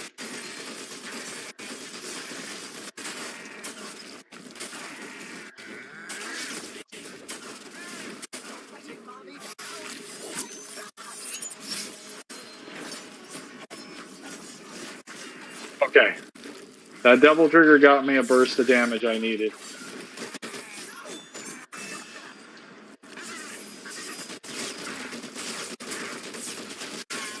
Whoa.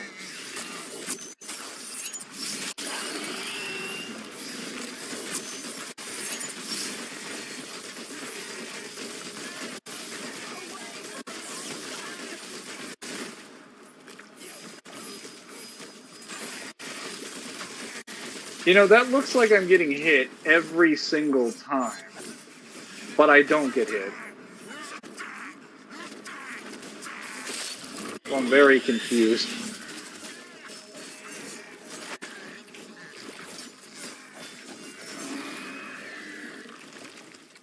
You make me sick.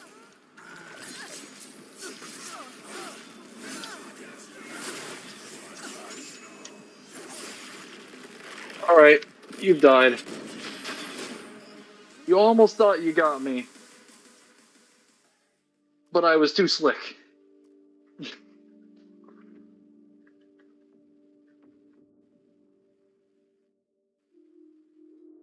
Damn, bro, you were too slick. You actually fucking killed the It sucks. baby. Arthritis, carpal tunnel exists. Trying. Baby thought he was fast enough. Baby was wrong.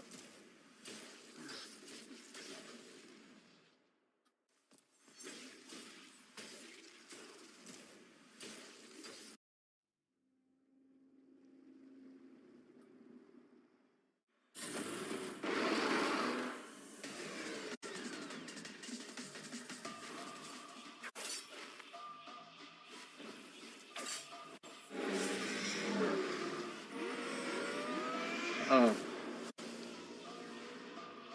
Missions. I think it's just mission. Alright, mission 15. 2 boss fight missions. 16 You're lagging. You're lagging pretty basically. bad. Puzzle mission, this interim mission, and then like I guess 20 on more. What else going on? Yeah, that one's on Mangler. Lodging down to IRL.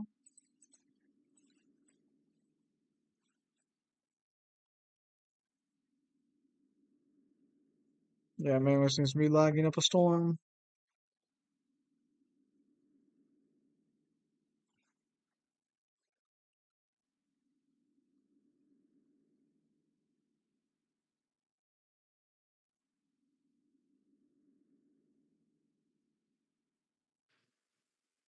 How about now? That's better.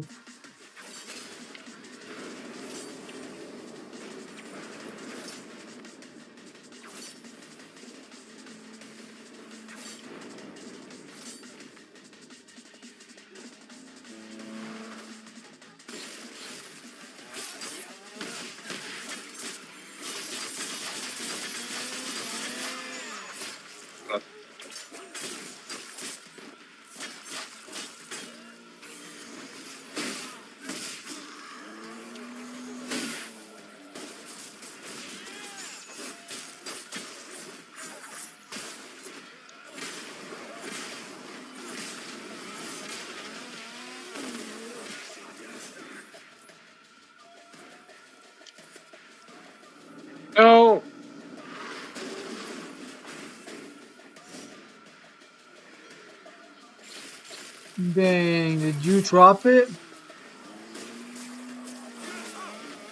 Hang on a sec. See if I can.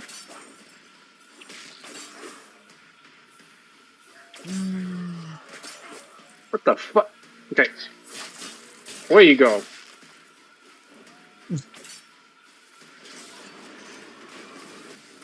That was stupid.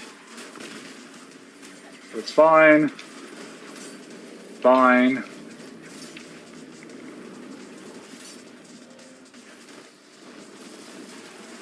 How deep is that water, bruh? Deep enough to drown me. On contact. It's GTA deep.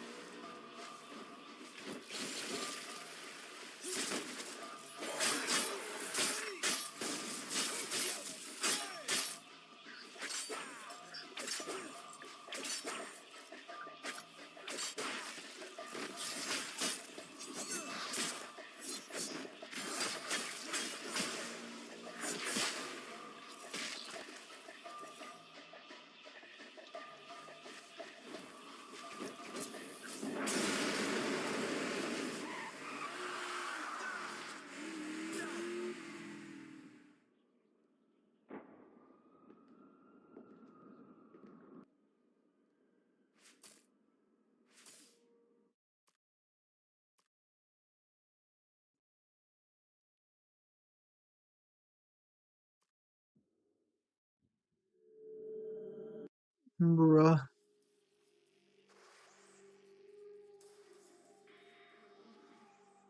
How is this bullshit so bad? How?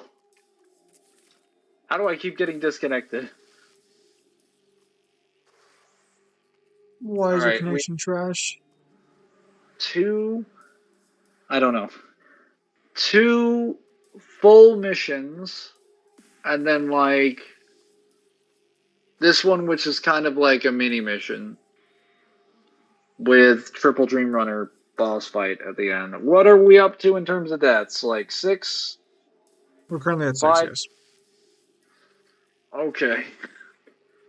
So I've got 3 lives to get through mission 18. Let's be clear. I am not going to be wasting any lives on 16 or 17 because I don't have the luxury of that. Even though there are so many Dream Runner boss fights, or so many Dream Runner fights in mission 16 and 17. I think 16 alone has like 4 Dream Runners. Stay close to the tower entrance.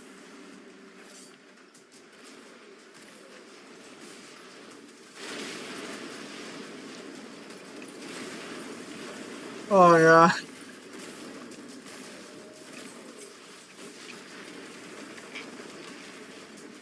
What? There was a really funny fucking so it's not a funny situation, but it is a funny change in the Ukraine war. I Yes, don't know Ukraine if, is now beating Russia yeah, how because they're Ukraine invaded encouraged. Russia. Well, now Russia can be proud. They finally got the second strongest army in all of Russia.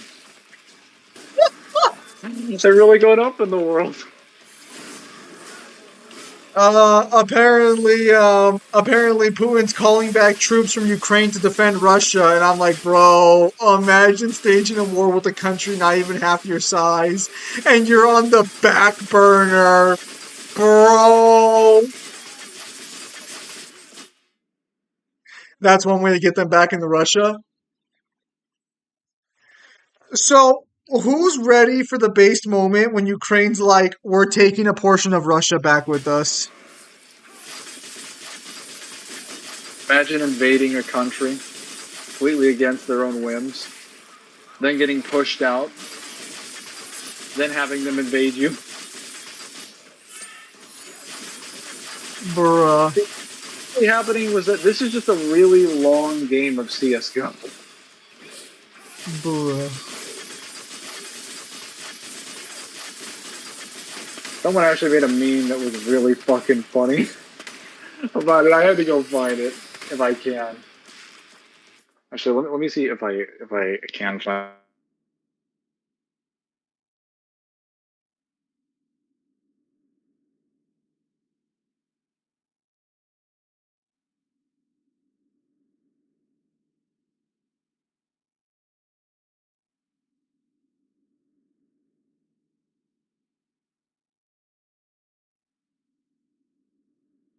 Yep. Putin is now calling upon the fucking the oh my god, stop lagging out! Holy fuck!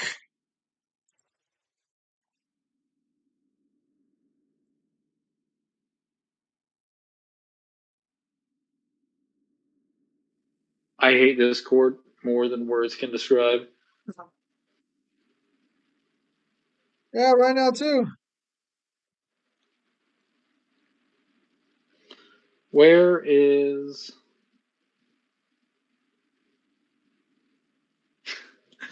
dude?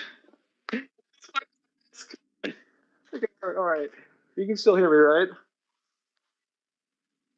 Yeah. Okay. So someone posted this was like apparently a Russian resident in one of the northern towns of Kursk took to the Russian social media to share his harrowing experience of an unfortunate encounter during the invasion. A group of armed men in military uniforms broke into my house, stole my valuables, raped my wife, raped me, shot my dog, ripped out and made off with my toilet and washing machine, and set fire to my tool shed. Before they left, I heard one of them say, "Hurry, the Ukrainian army is almost here. We must leave now." And so they fled.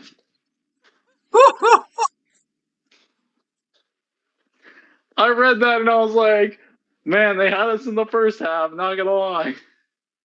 The Ukrainian army is on its way. Oh. You wouldn't have died if you believed in the power of hope, Mangler. You're right. You're right. Maybe I wouldn't have really died if I just believe in myself.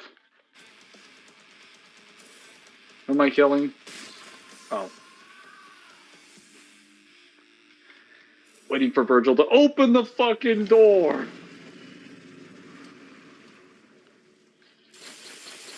Dante, make a break for the main entrance before it seals itself shut. You'll have a few seconds to rest. That's what Kratos did.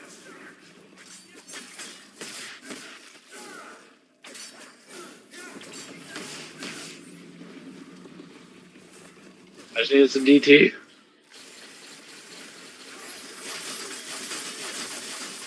Russia's Foreign Intelligence Service accused Ukraine President Zelensky of taking insane steps that threaten to escalate the situation far beyond the borders of Ukraine. Well, yeah, that's the idea, man. DTC again? Oh my goodness, bro, you wanna take a breather? Yeah. All right, hello. All I right, don't know what's happening. okay. Let's just stay in admin BC. I found out the other day when I was talking to Kyle that certain voice call servers are better conditions than others. So for now, we'll just be here and we'll just like move if need be. Are you telling me I'm gonna have to delete the stream channel and make a better one? Well, no, because I was gonna try to talk to Kyle on your server the other day, but I couldn't talk to him in general in the server we were in. So I moved us down a server, and then it worked perfectly fine. And I was just there so confused. So I'm gonna be making a better one then. I'll call it Better Stream Channel.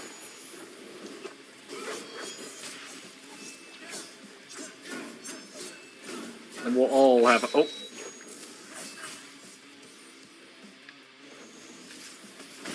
we'll all have a good laugh about it later.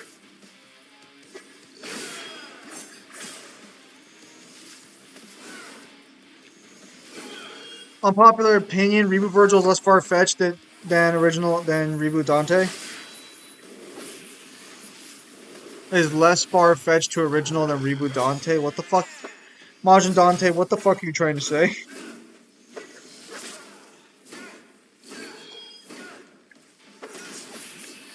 Because what I think you're trying to say is that reboot Virgil is closer to original Virgil than reboot Dante was. The power of hope is the best ability in any fine situation, of course. That's what Kratos did. Samaj, what the fuck are you smoking?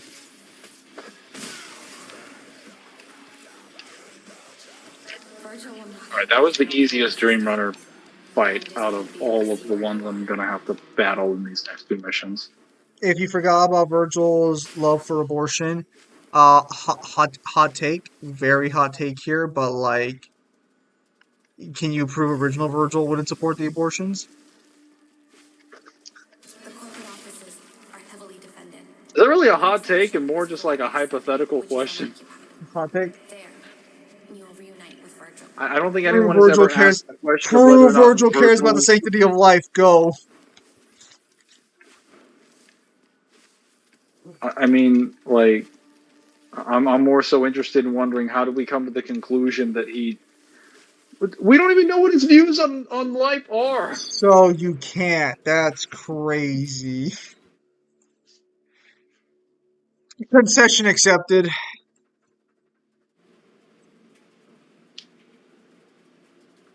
Also, Virgil has like literally died before, so I'm pretty sure his views on life is probably relegated to you need to be existing. Concession Good, brother? accepted. Dante, you have to cross a sky bridge to get into the East Wing. You will find Everything Oh, is I can't business see the here. glow in this black and white. Yeah, everything is business. Yes, I agree. take over the servers in the West Wing. He'll clear the way for you. Wait, is there a green over here? No, there are no green orbs. Ah, Bro, I'm not here trying to talk about the higher morality of fucking the war. I just find it funny that they're on the back burner. Don't mistake my position, please. don't mistake him for having sympathy, for sympathy is for the weak. Not an actual quote from my position, just quoting him. Virgil's views on life are his mother, his twin, him and his twin, and everyone else can go fuck off. I mean the Majin. Oh. Carry on then.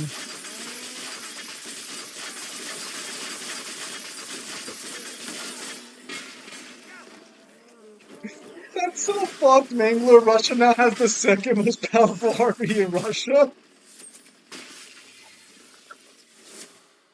Oh, fuck, that's funny. You should become a comedian. Oh no, I'd be awfully boring. Security going into the East Wing is tight. You're giving me too much Find credit. yourself blocked, so don't try to cross it That was just a yet. test. You failed.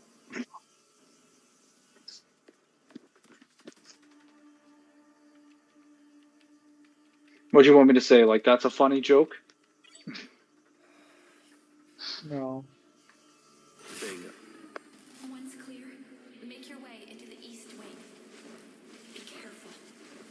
These floors are occupied. Is that you, Floor Miso? 87. Might be Miso. This is the finance. One day, all of Is humanity Majin will Dante be Miko? So this is going down. Dante's a separate guy.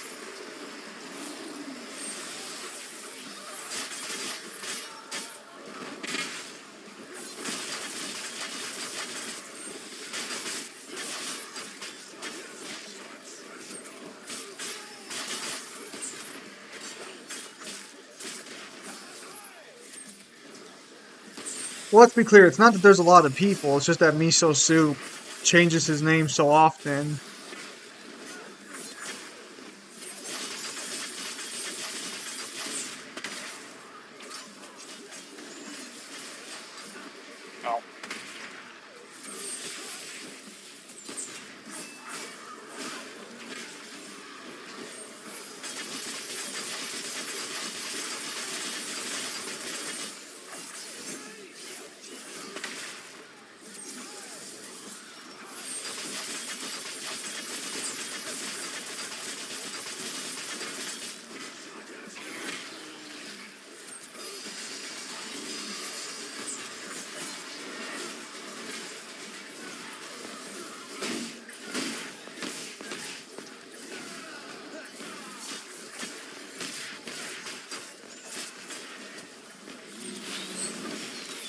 No, Atomic Tube and them don't show up anymore. I know who you're talking about, though.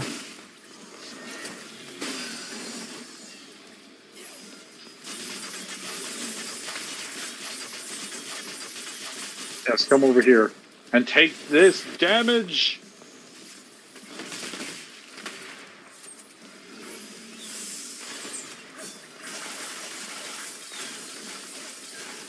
Okay, that was like nothing damage.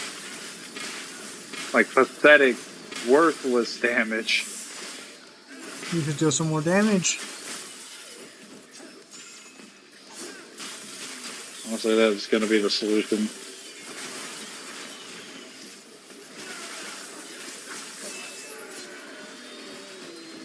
There's a second Dream Runner, well, double Dream Runner boss fight coming up over here. Oh. You'll need to make your way to the next floor. And then we will fight that one pretty hard. I think I've kind of figured out how to deal with the doubles at this point. But, Have you? yeah. But I don't think it's going to end well for me regardless. Oh, no. You see all the new Yu-Gi-Oh cards being added? I know you've been keeping up with that fucking bullshit, right? No. I haven't played Yu-Gi-Oh! In a year. Oh, so you don't check the Yu-Gi-Oh server? How apparently Dark Heroes are getting 12 new support cards, basically? Or, my apologies, not Dark Heroes, Evil Heroes. Oh, I saw that. I'm just not keeping up with it. Context of... Oh. Blink. Yamp.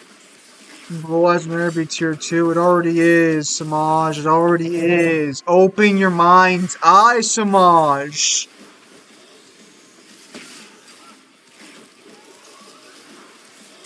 Open your fourth eye, Samaj. And there's another death from Mangler. As an illusion? Nah, bro. Come back to reality. I hate how they trapped me in a fucking room and I just couldn't get out. So fair. Same. To drop all my double triggers. What did she say? Floor 105? Skybridge? Yeah. Floor 105. You want floor 106. Whatever you do, don't get out of floor 105. It's heavily Oh, shit.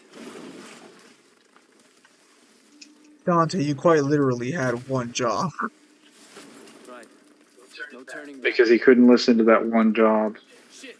I am now going to die. If Blue Eyes is tier 2, tier 0 exists, lol. I mean, tier 0 does exist, but Blue Eyes is still tier 2, bro. Do you not realize that tier 0 decks exist? Where have you been? All of Yu-Gi-Oh! Lifespan. Do you even play Yu-Gi-Oh?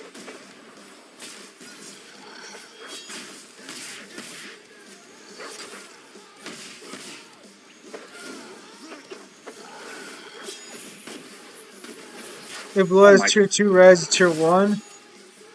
Red Eyes, you aren't even on the fucking list, bro. Who the fuck are you talking to?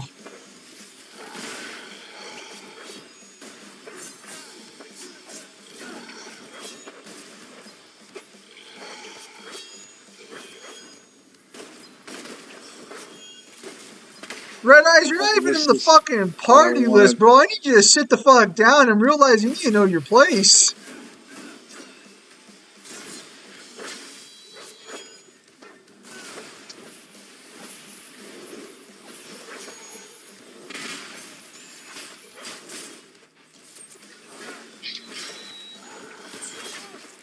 Like, you see a 2-0 deck every 2 matches?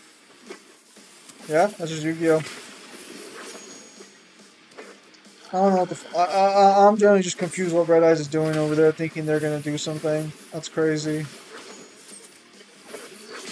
Oh, Red Eyes, you mean that deck that constantly ends up finding itself in every degenerate combo summoning strategy?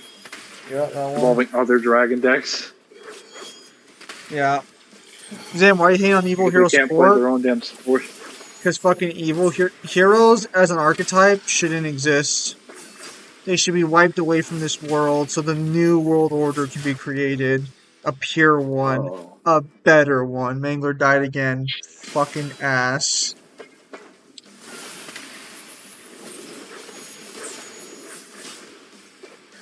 A better world is on the way, boys. One without the... A world with only Blue Eyes mains. A pure world. A better world, really.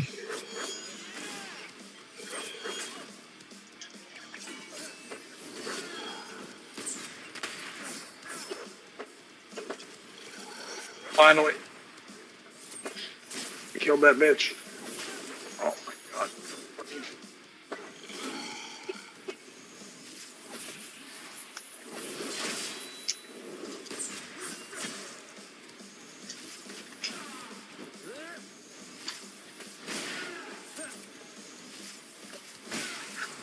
Oh, see, one Dream Runner, I could just stun lock to death and then trap him.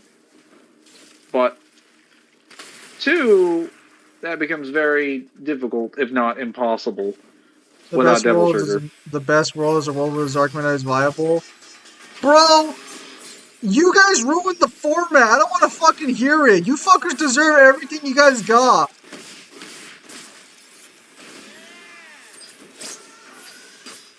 Well, why is which archetype would you say is the strongest or the most active power? I have no idea, because we don't really get lore on the characters in the actual show. Fucking We only get Pendulum players hypothetical ruin the things that they can fucking do. game, still thinking they deserve to have an opinion. Especially Zark, like, man. FTK is ahoy.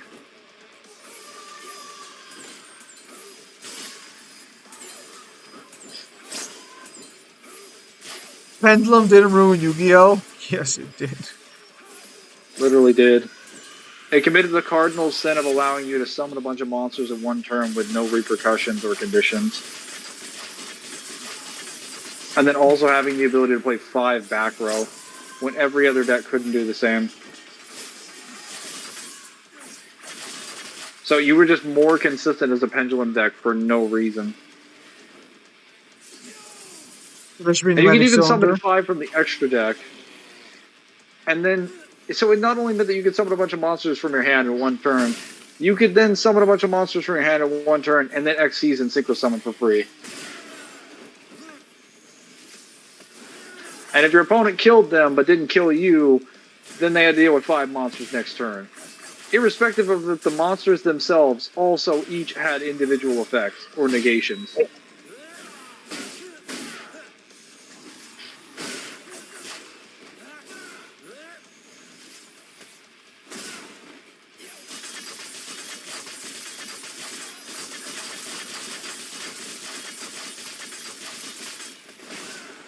Got you. You're still alive. Somehow. Oh, hello, Zara. Maybe let's have a Yu-Gi-Oh deck now? No. So nothing beats Master Rule 3 Pendulums, because Master Rule 3 Pendulums could summon all those things for free. They just set up their pendulum scales and then summon them. That's it. They didn't have to, like, get a specific special summon off or something. Like, if you did not have a Solemn and negated that summon, you lost it all.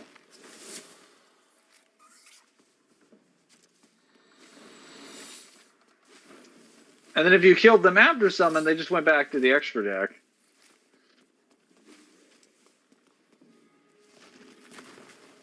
Oh. Oh, no, you don't. Oh, no, you don't.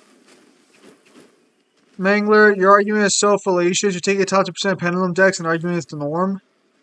No, that is literally how all pendulum decks work. Like, that is not fallacious in the slightest. That's how the pendulum mechanic functions. You summon like 4 to 5 monsters in a turn. And if you're going first, your opponent is fucked if you set up a bunch of XCs, and then if they die, you just summon them all back. It depends on how the mechanic works, yes. Is it though? I run multiple pendulum decks and they aren't the same. You run it in Master Rule 4 and Master Rule 5, though. You don't play Master Rule 3 pendulums. Master Rule 3 pendulums was pendulums from 2014 up to 2017 when they could summon 5 monsters and then have 5 back row and summon 5 from the extra deck. If you could summon 5 monsters from the extra deck every single turn for no penalty, you would see what I'm talking about, but you can't because pendulums nowadays can only summon 1 from the extra deck unless they run a link monster. They have to link up in order to spam from the extra deck. That was also back when there wasn't any sort of like hand traps or things that could be used to negate people, so they just got summons off for free. There were really like no solemns at the time that could stop them because Strike didn't exist for like the first 2 years of Arc V. Actually, it didn't exist until like late 2016. And Solemn Scolding wasn't consistent. Solemn Judgment, I think, was banned, which meant Solemn Warning was the only one you could use, and that one was at like 2. Too true. So you had like no counterplay at all in the form of generic things outside of just Vanity's Emptiness, which was just, no special summons at all. That was the counterplay, was turn off the special summoning mechanic or die. Also, open Vanity's Emptiness, which was at 1. Sounds like Konami fixed whatever. Why pendulums should not get like massive, extensive support again. Because when they did, even in Master Rule 4, even when they were limited under Master Rule 3, that's why people don't want them to get support again. So that doesn't happen again. Pendulum Magicians was meta from 2016 through 2017 to 2018, and that's 2 Master Rules. Through a format where they were supposed to be meta and a format where they weren't supposed to be meta, and they were still meta.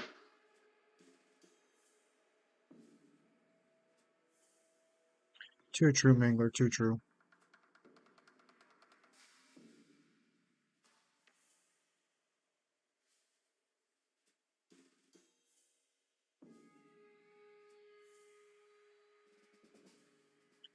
Man, this admin VC is working really well. Now I'm starting to remember why we spend all of our time in here. I don't think I ever disconnected from admin VC in all the years that we actually spent in this thing. But I've disconnected from stream chat literally like hundreds of times. Listen, just don't talk about it because then it'll happen. Mangler, are you there? Yeah, he's still there. Mangler, just don't mention it. Listen, if it becomes a, I'm here. Okay. I'm saying you might not be able to hear me because. No. Hang on. Oh, okay.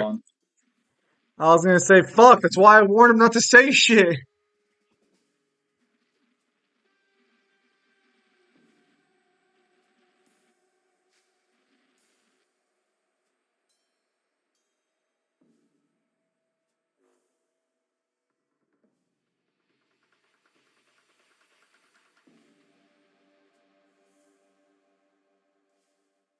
I did not disconnect automatically. I disconnected manually there because I turned my Wi-Fi on and off for my phone.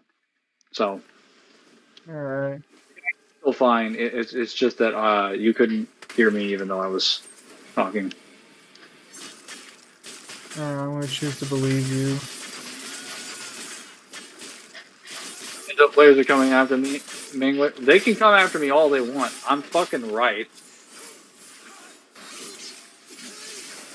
They may have, very milquetoast memory of what happened back in those days, but I don't. And I wasn't even playing competitively back then. I was playing for fun, and it was still suffering.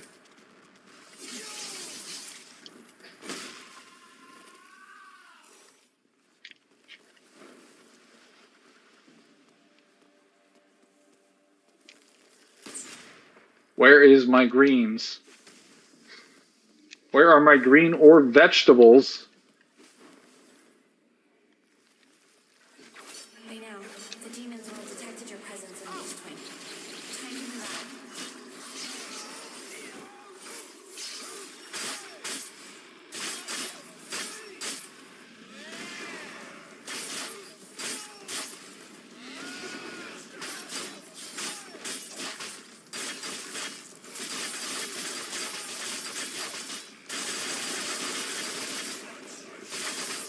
You hear Mangler praise pendulums, you know why? The Mangler, you're praising pendulums, blink twice.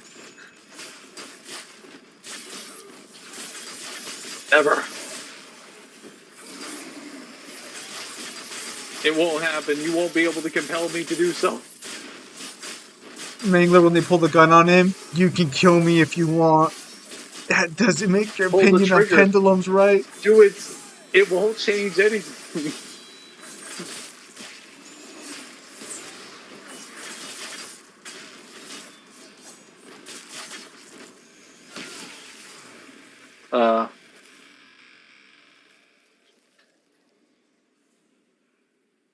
Was it attested 2C scaling? What is this?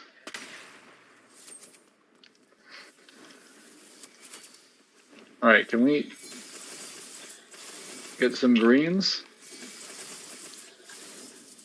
No. No. Wait, what's that? Hold up. Huh? Oh, those were not greens. Those were not greens at all.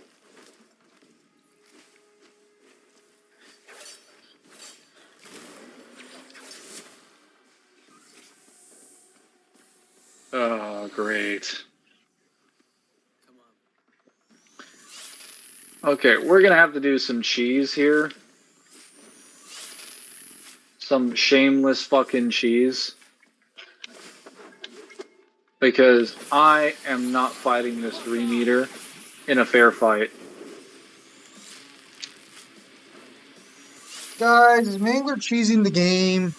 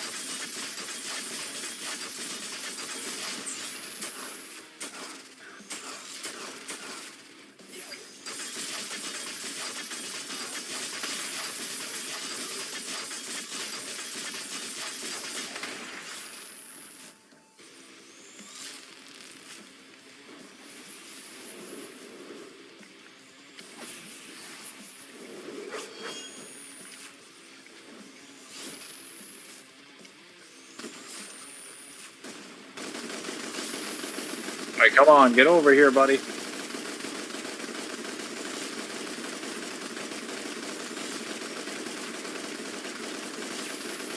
I'm gonna make you literally walk to my position.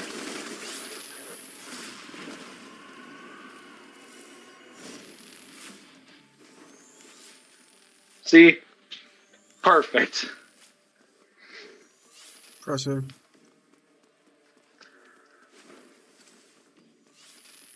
Apparently, those lasers are just calculated as insta-death to any enemy that touches them.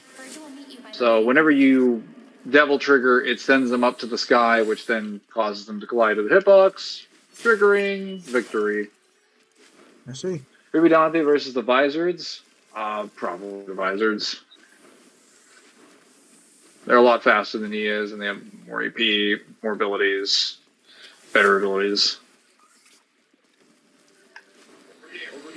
Here, you will rendezvous with Virgil. Seems we underestimated Kat. I bet the Hungry Burger support is added. You really care about her. I thought that was already in the game. Floor 150. Virgil, Unless I'm thinking of another archetype. you will make your way towards Lindis's chamber in the real world. Dante, there's no way through from Limbo, so you will have to go via the West Wing. Find the West Wing sky bridge.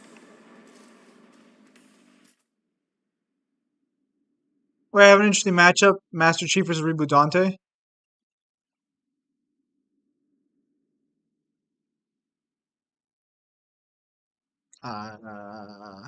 Not sure who would take that one actually. Hang on, what happened?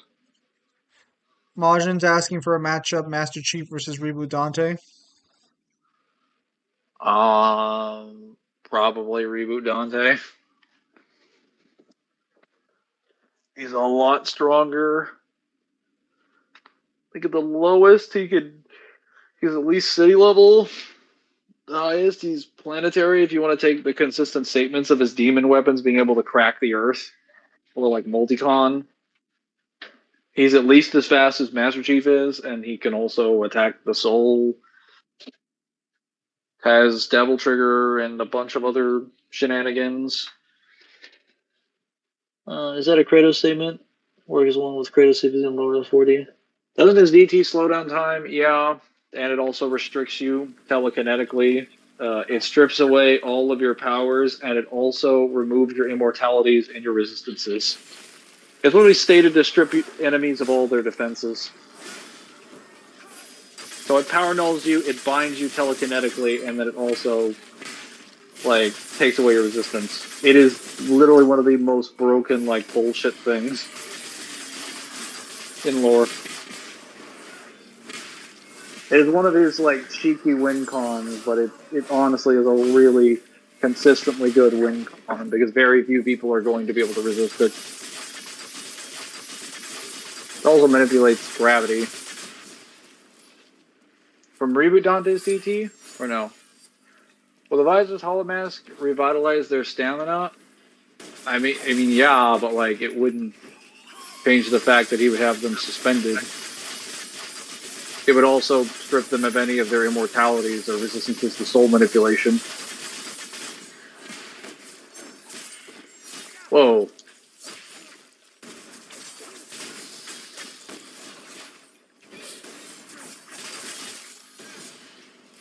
At least the DT would.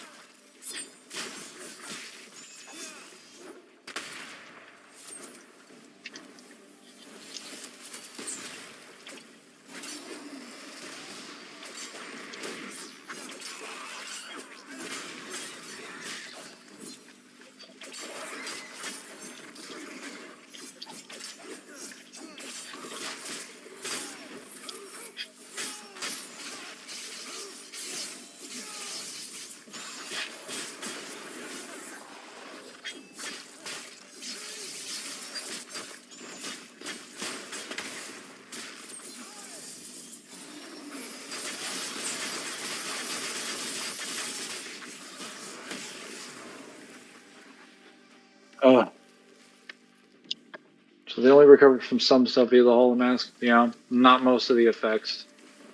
It would still get hit by most of the effects. What good is your stamina recovering if, I have you suspended in midair and you can't physically move, and all your resistances are gone? and parts of like your physiology. Like, what does it matter that you now have energy? Things will be pretty crazy here.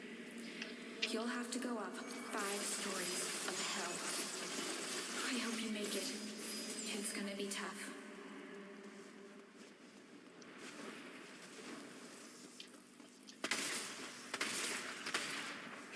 How you doing today, Zim? I'm doing pretty good. You know, really tired, but beyond that, I'm doing fine. Stop time is significantly slow time. Yes, it is very, very, very slow time.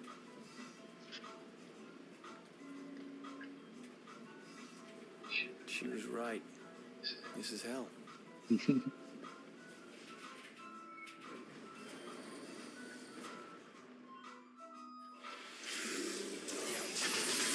I thought she said I had to go up 5 floors of hell, and then it just skipped straight to the top. As you do.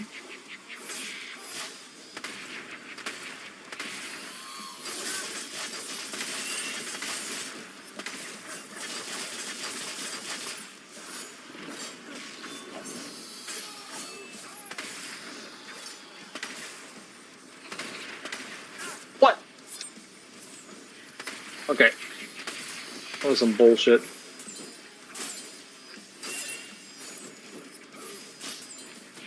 Dude, what the fuck is happening I did here? not play Quantum Break.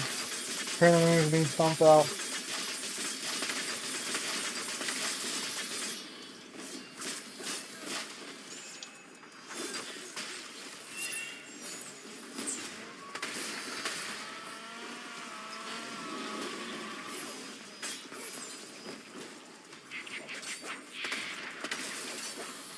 It's good. Mangler recommended Quantum Break. Yeah, Mangler told me about it a while back. Oh, did she grow back her wings while she was off stage? Oh no.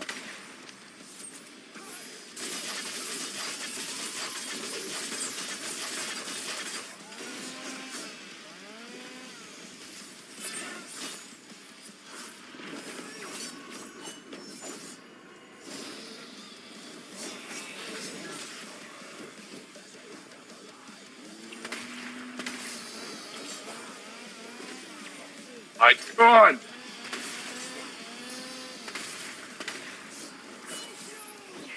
This fucking bullshit. Alright, come here, Harpy.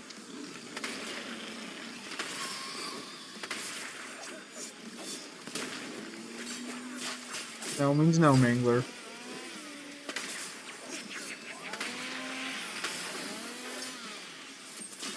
Goodbye, bitch.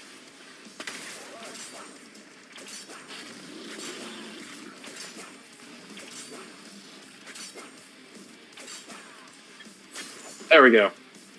It's 2016, but it's not good graphics and all that. I see. You mean it is good graphics? Oh, yeah. For some reason, I heard that as not. Instead of got. No, I misread that. That was on me. I am actually I am actually a lot more tired than I thought I'd be. I should probably drink some water. Do some breathing. No, like today I was planning to go play cards later, like I did last week, but like I'm genuinely so tired where I'm like I don't trust myself driving back at night.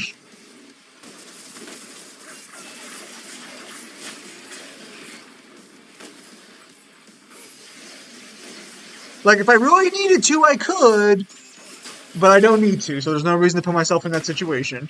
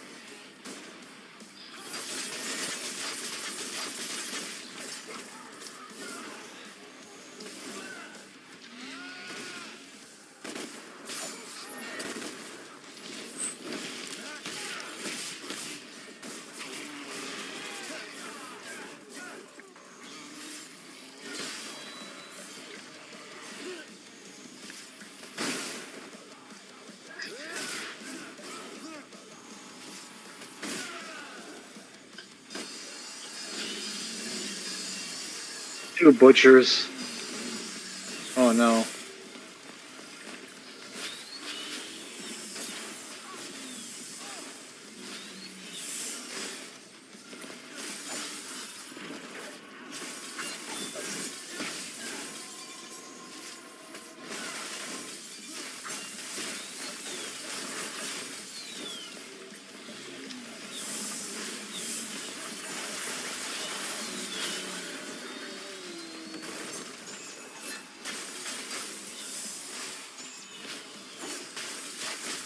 Sure, these are the last ones for this mission.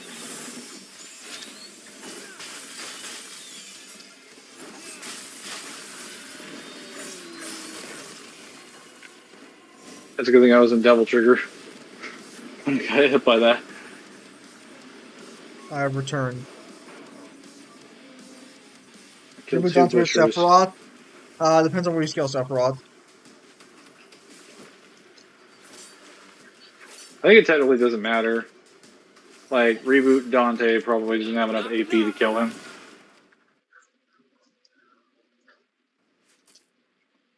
Because, like, even if you scale Sephiroth just to, like, solar system, he downscales reboot Dante pretty significantly. And he doesn't have enough speed to catch him. True.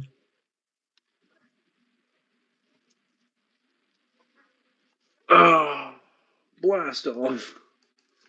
Yeah.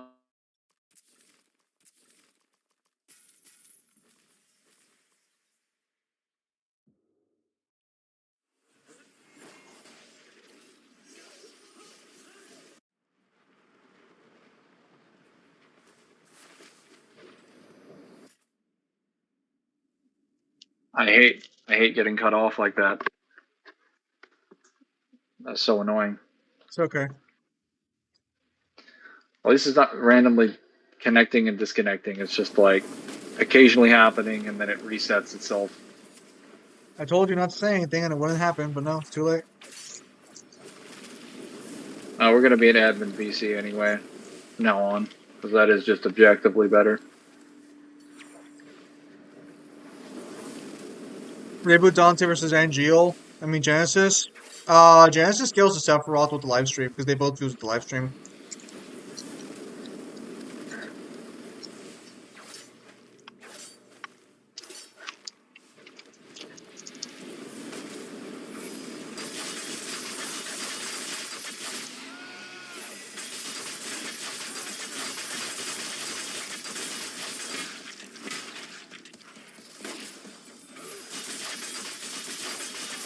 The gift of the gods, just using with the live stream, basically.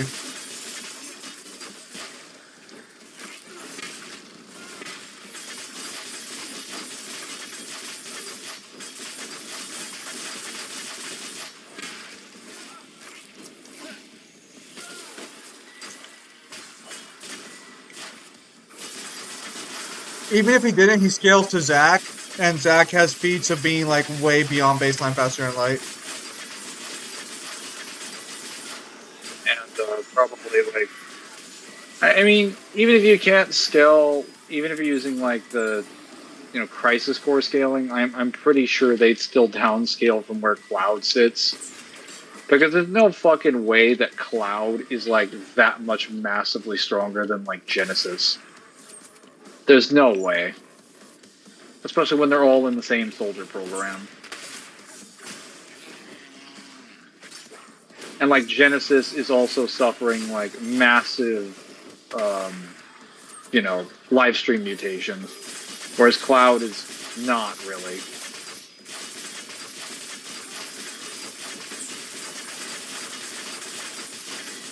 Remember that Genesis and Angeal were comparable to Sephiroth. They were literally turning into fucking angels in the game. Like, they had the wings before Sephiroth did. Yeah.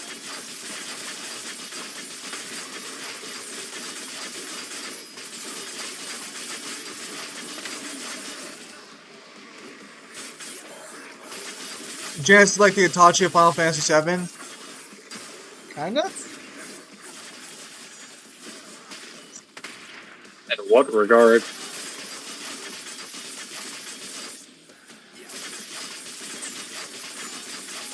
No. What's causing them to die is their cells degradation.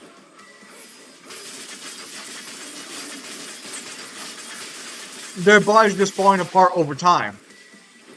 The reason Sephiroth didn't is because Sephiroth was created more naturally, I believe. Yeah, they were exposed to it, I think, after they were a child, whereas, like, Sephiroth was born that way.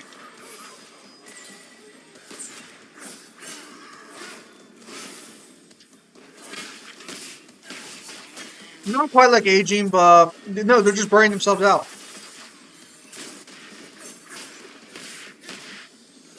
I'm sure if they never actually did fighting, like, on a serious basis, they probably would live to, like, a really old age.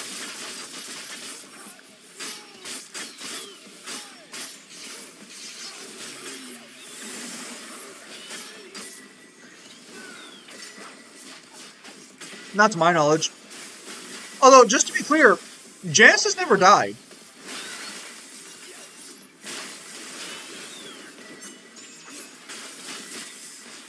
And he fell into some stranger's van for some candy.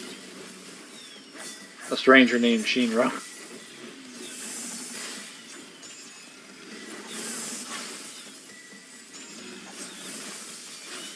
No, Genesis fights Zack.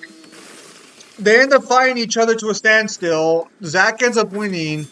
And then Zack leaves Genesis and Angeal to go get to Aerith, and then he dies. Oh. But Genesis never died. Why are you breaking up? You're, like, crackling. Are you sure it's not the chips I'm eating? No. Definitely not that. Because I heard a chip sound just now, and that's not what it sounded like. Check your connection on Discord when you clear this platforming.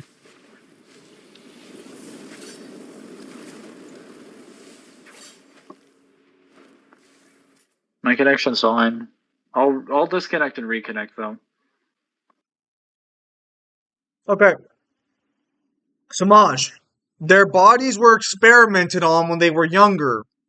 Because of that, their bodies started falling apart later on in their life.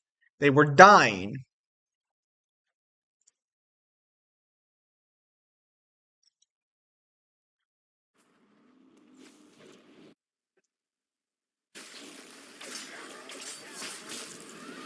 Samaj, I said it like 4 times, bro.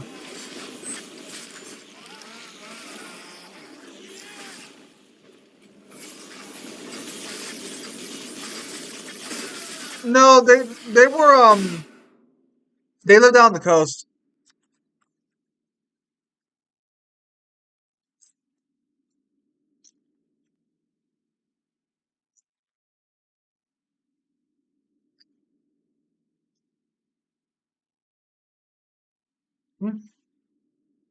Strange. Where's Mangler at?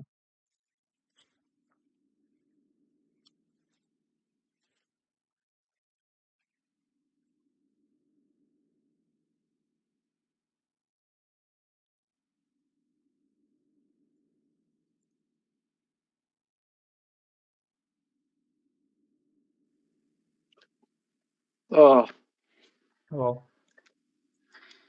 hello. Cloud was experimented on. Tifa and Barrett were not.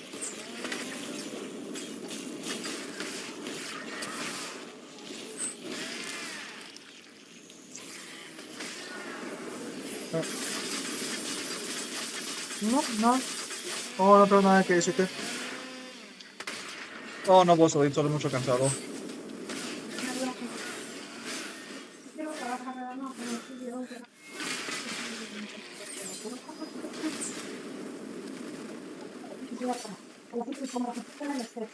Si quieres trabajar anoche, ahora.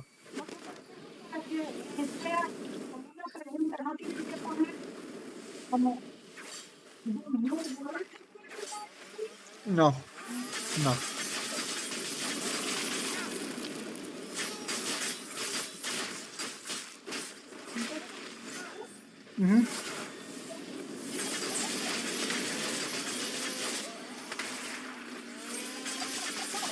Hey, Sama. Oh, hang on, Mangler. I'll be back. Okay.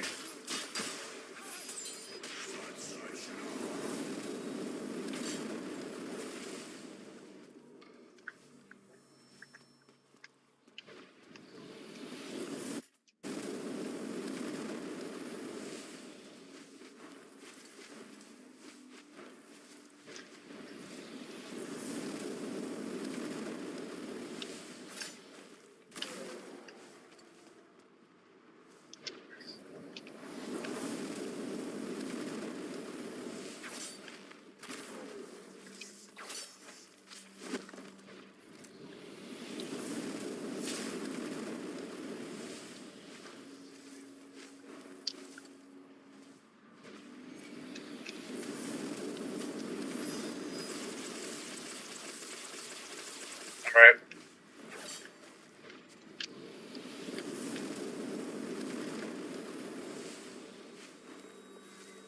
Got some green in there.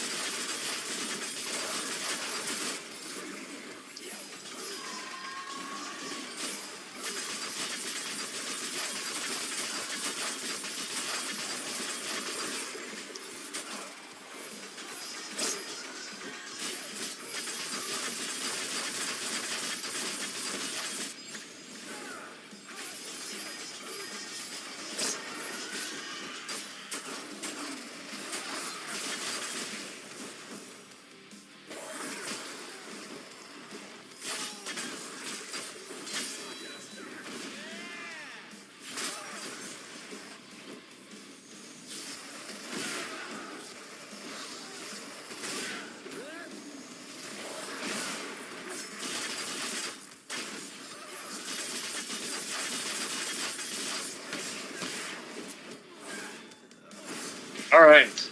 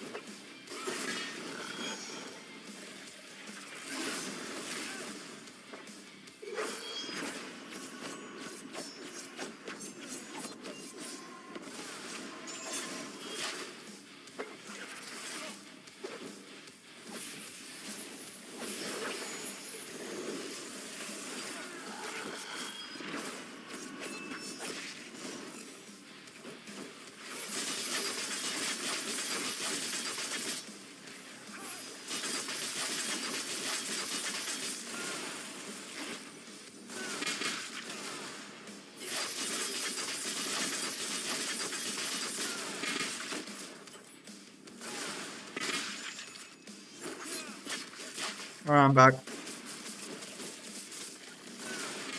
Killed the Dream Runner. Barely. Good job.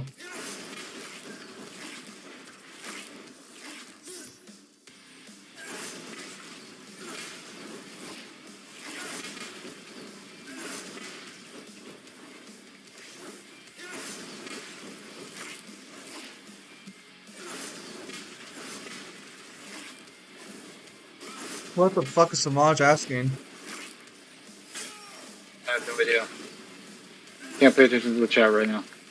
Mayuri versus Doctor Doom. The fuck? Reboot Dante versus Alucard. The fuck? Oh. Maybe Dante takes that. Well, it depends on what He's version of way Alucard. faster. Sorry, what?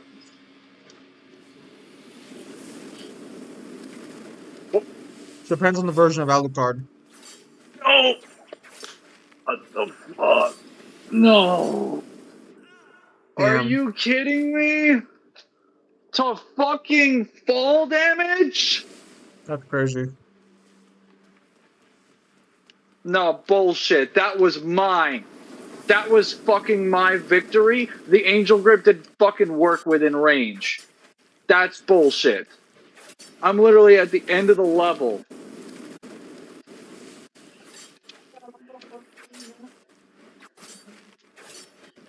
That's right, guys. Then with that Look hound at that. reaction. Fucking right there. What? I'm angry with you. How embarrassing! You're welcome, Mangler. Well, it really put my back into that one.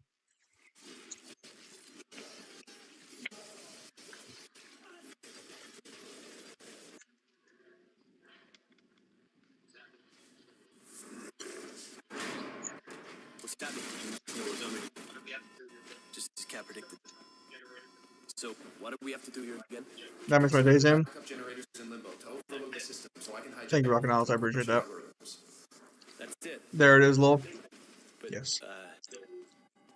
Could you say that first bit again? So, yeah, to kickstart the generators. Damn, Samaj, I see how it is. Right? Yeah, that's right. One in each tunnel.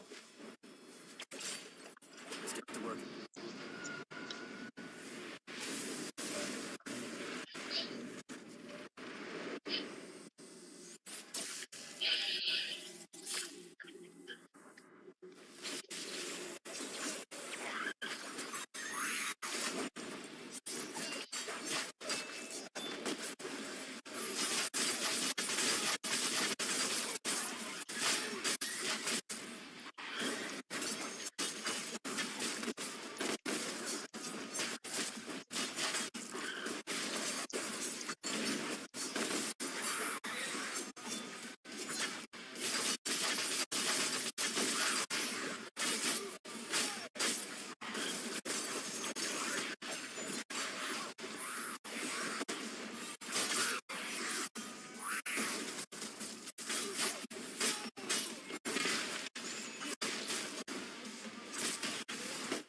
Damn, before it would.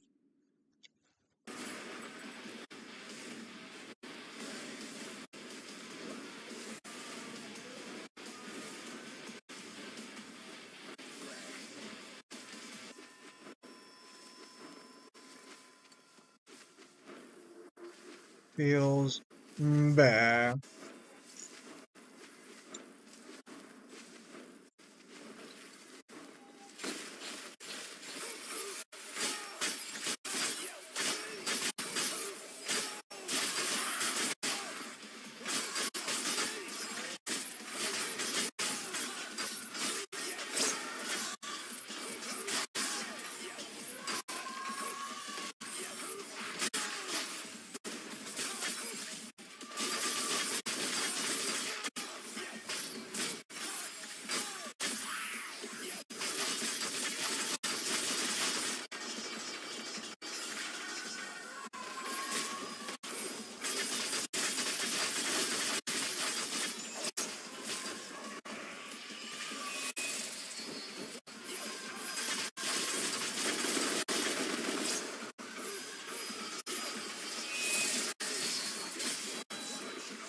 Well, hopefully you guys are having a nice day.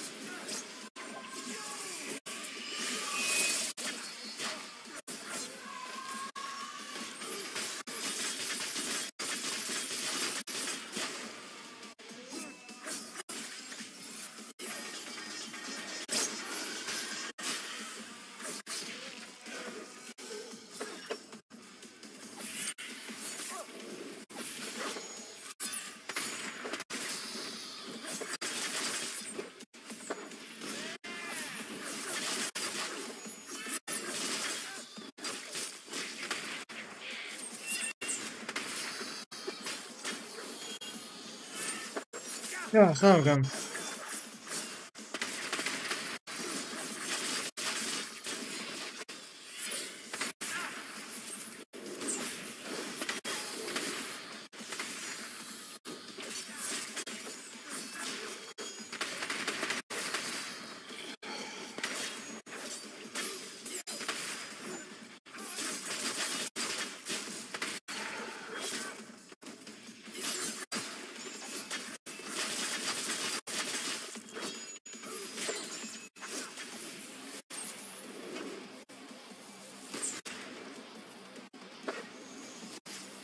So after this, I think there's like what, 2 more missions?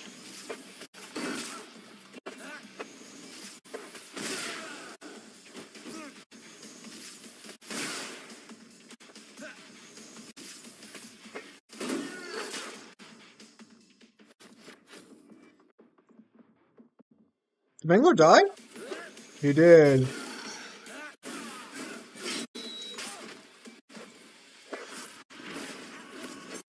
That kills? Apparently it does. That's one generator up and running. Good. I'll reboot this.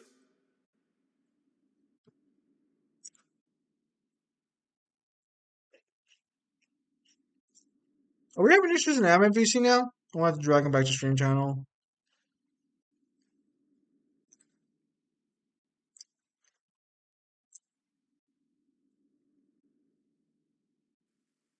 Yo, Okay, can you not hear me the entire time? nope. I thought you were I just. I said thought you that were just. bullshit that hit me mid block. Like, as it was blocking, he still hit me. The game registered that he was blocking while he was taking damage, and he still hit me in the same frame. So he was both attacking, blocking, and taking damage all in the same instant. Bullshit. Fuck. We're done for today. That's fucking retarded. That is genuinely fucking retarded. All right. All right. So you're good then. We're done. Yeah, we're done. Fuck that. Oh, that's great. All right. Well, with that said, I'm gonna everybody. clip that later. I'm clipping that. Well, with that said, everybody. Thank you guys for your time as always. Have a nice day. I'll see you guys on the next streamer video.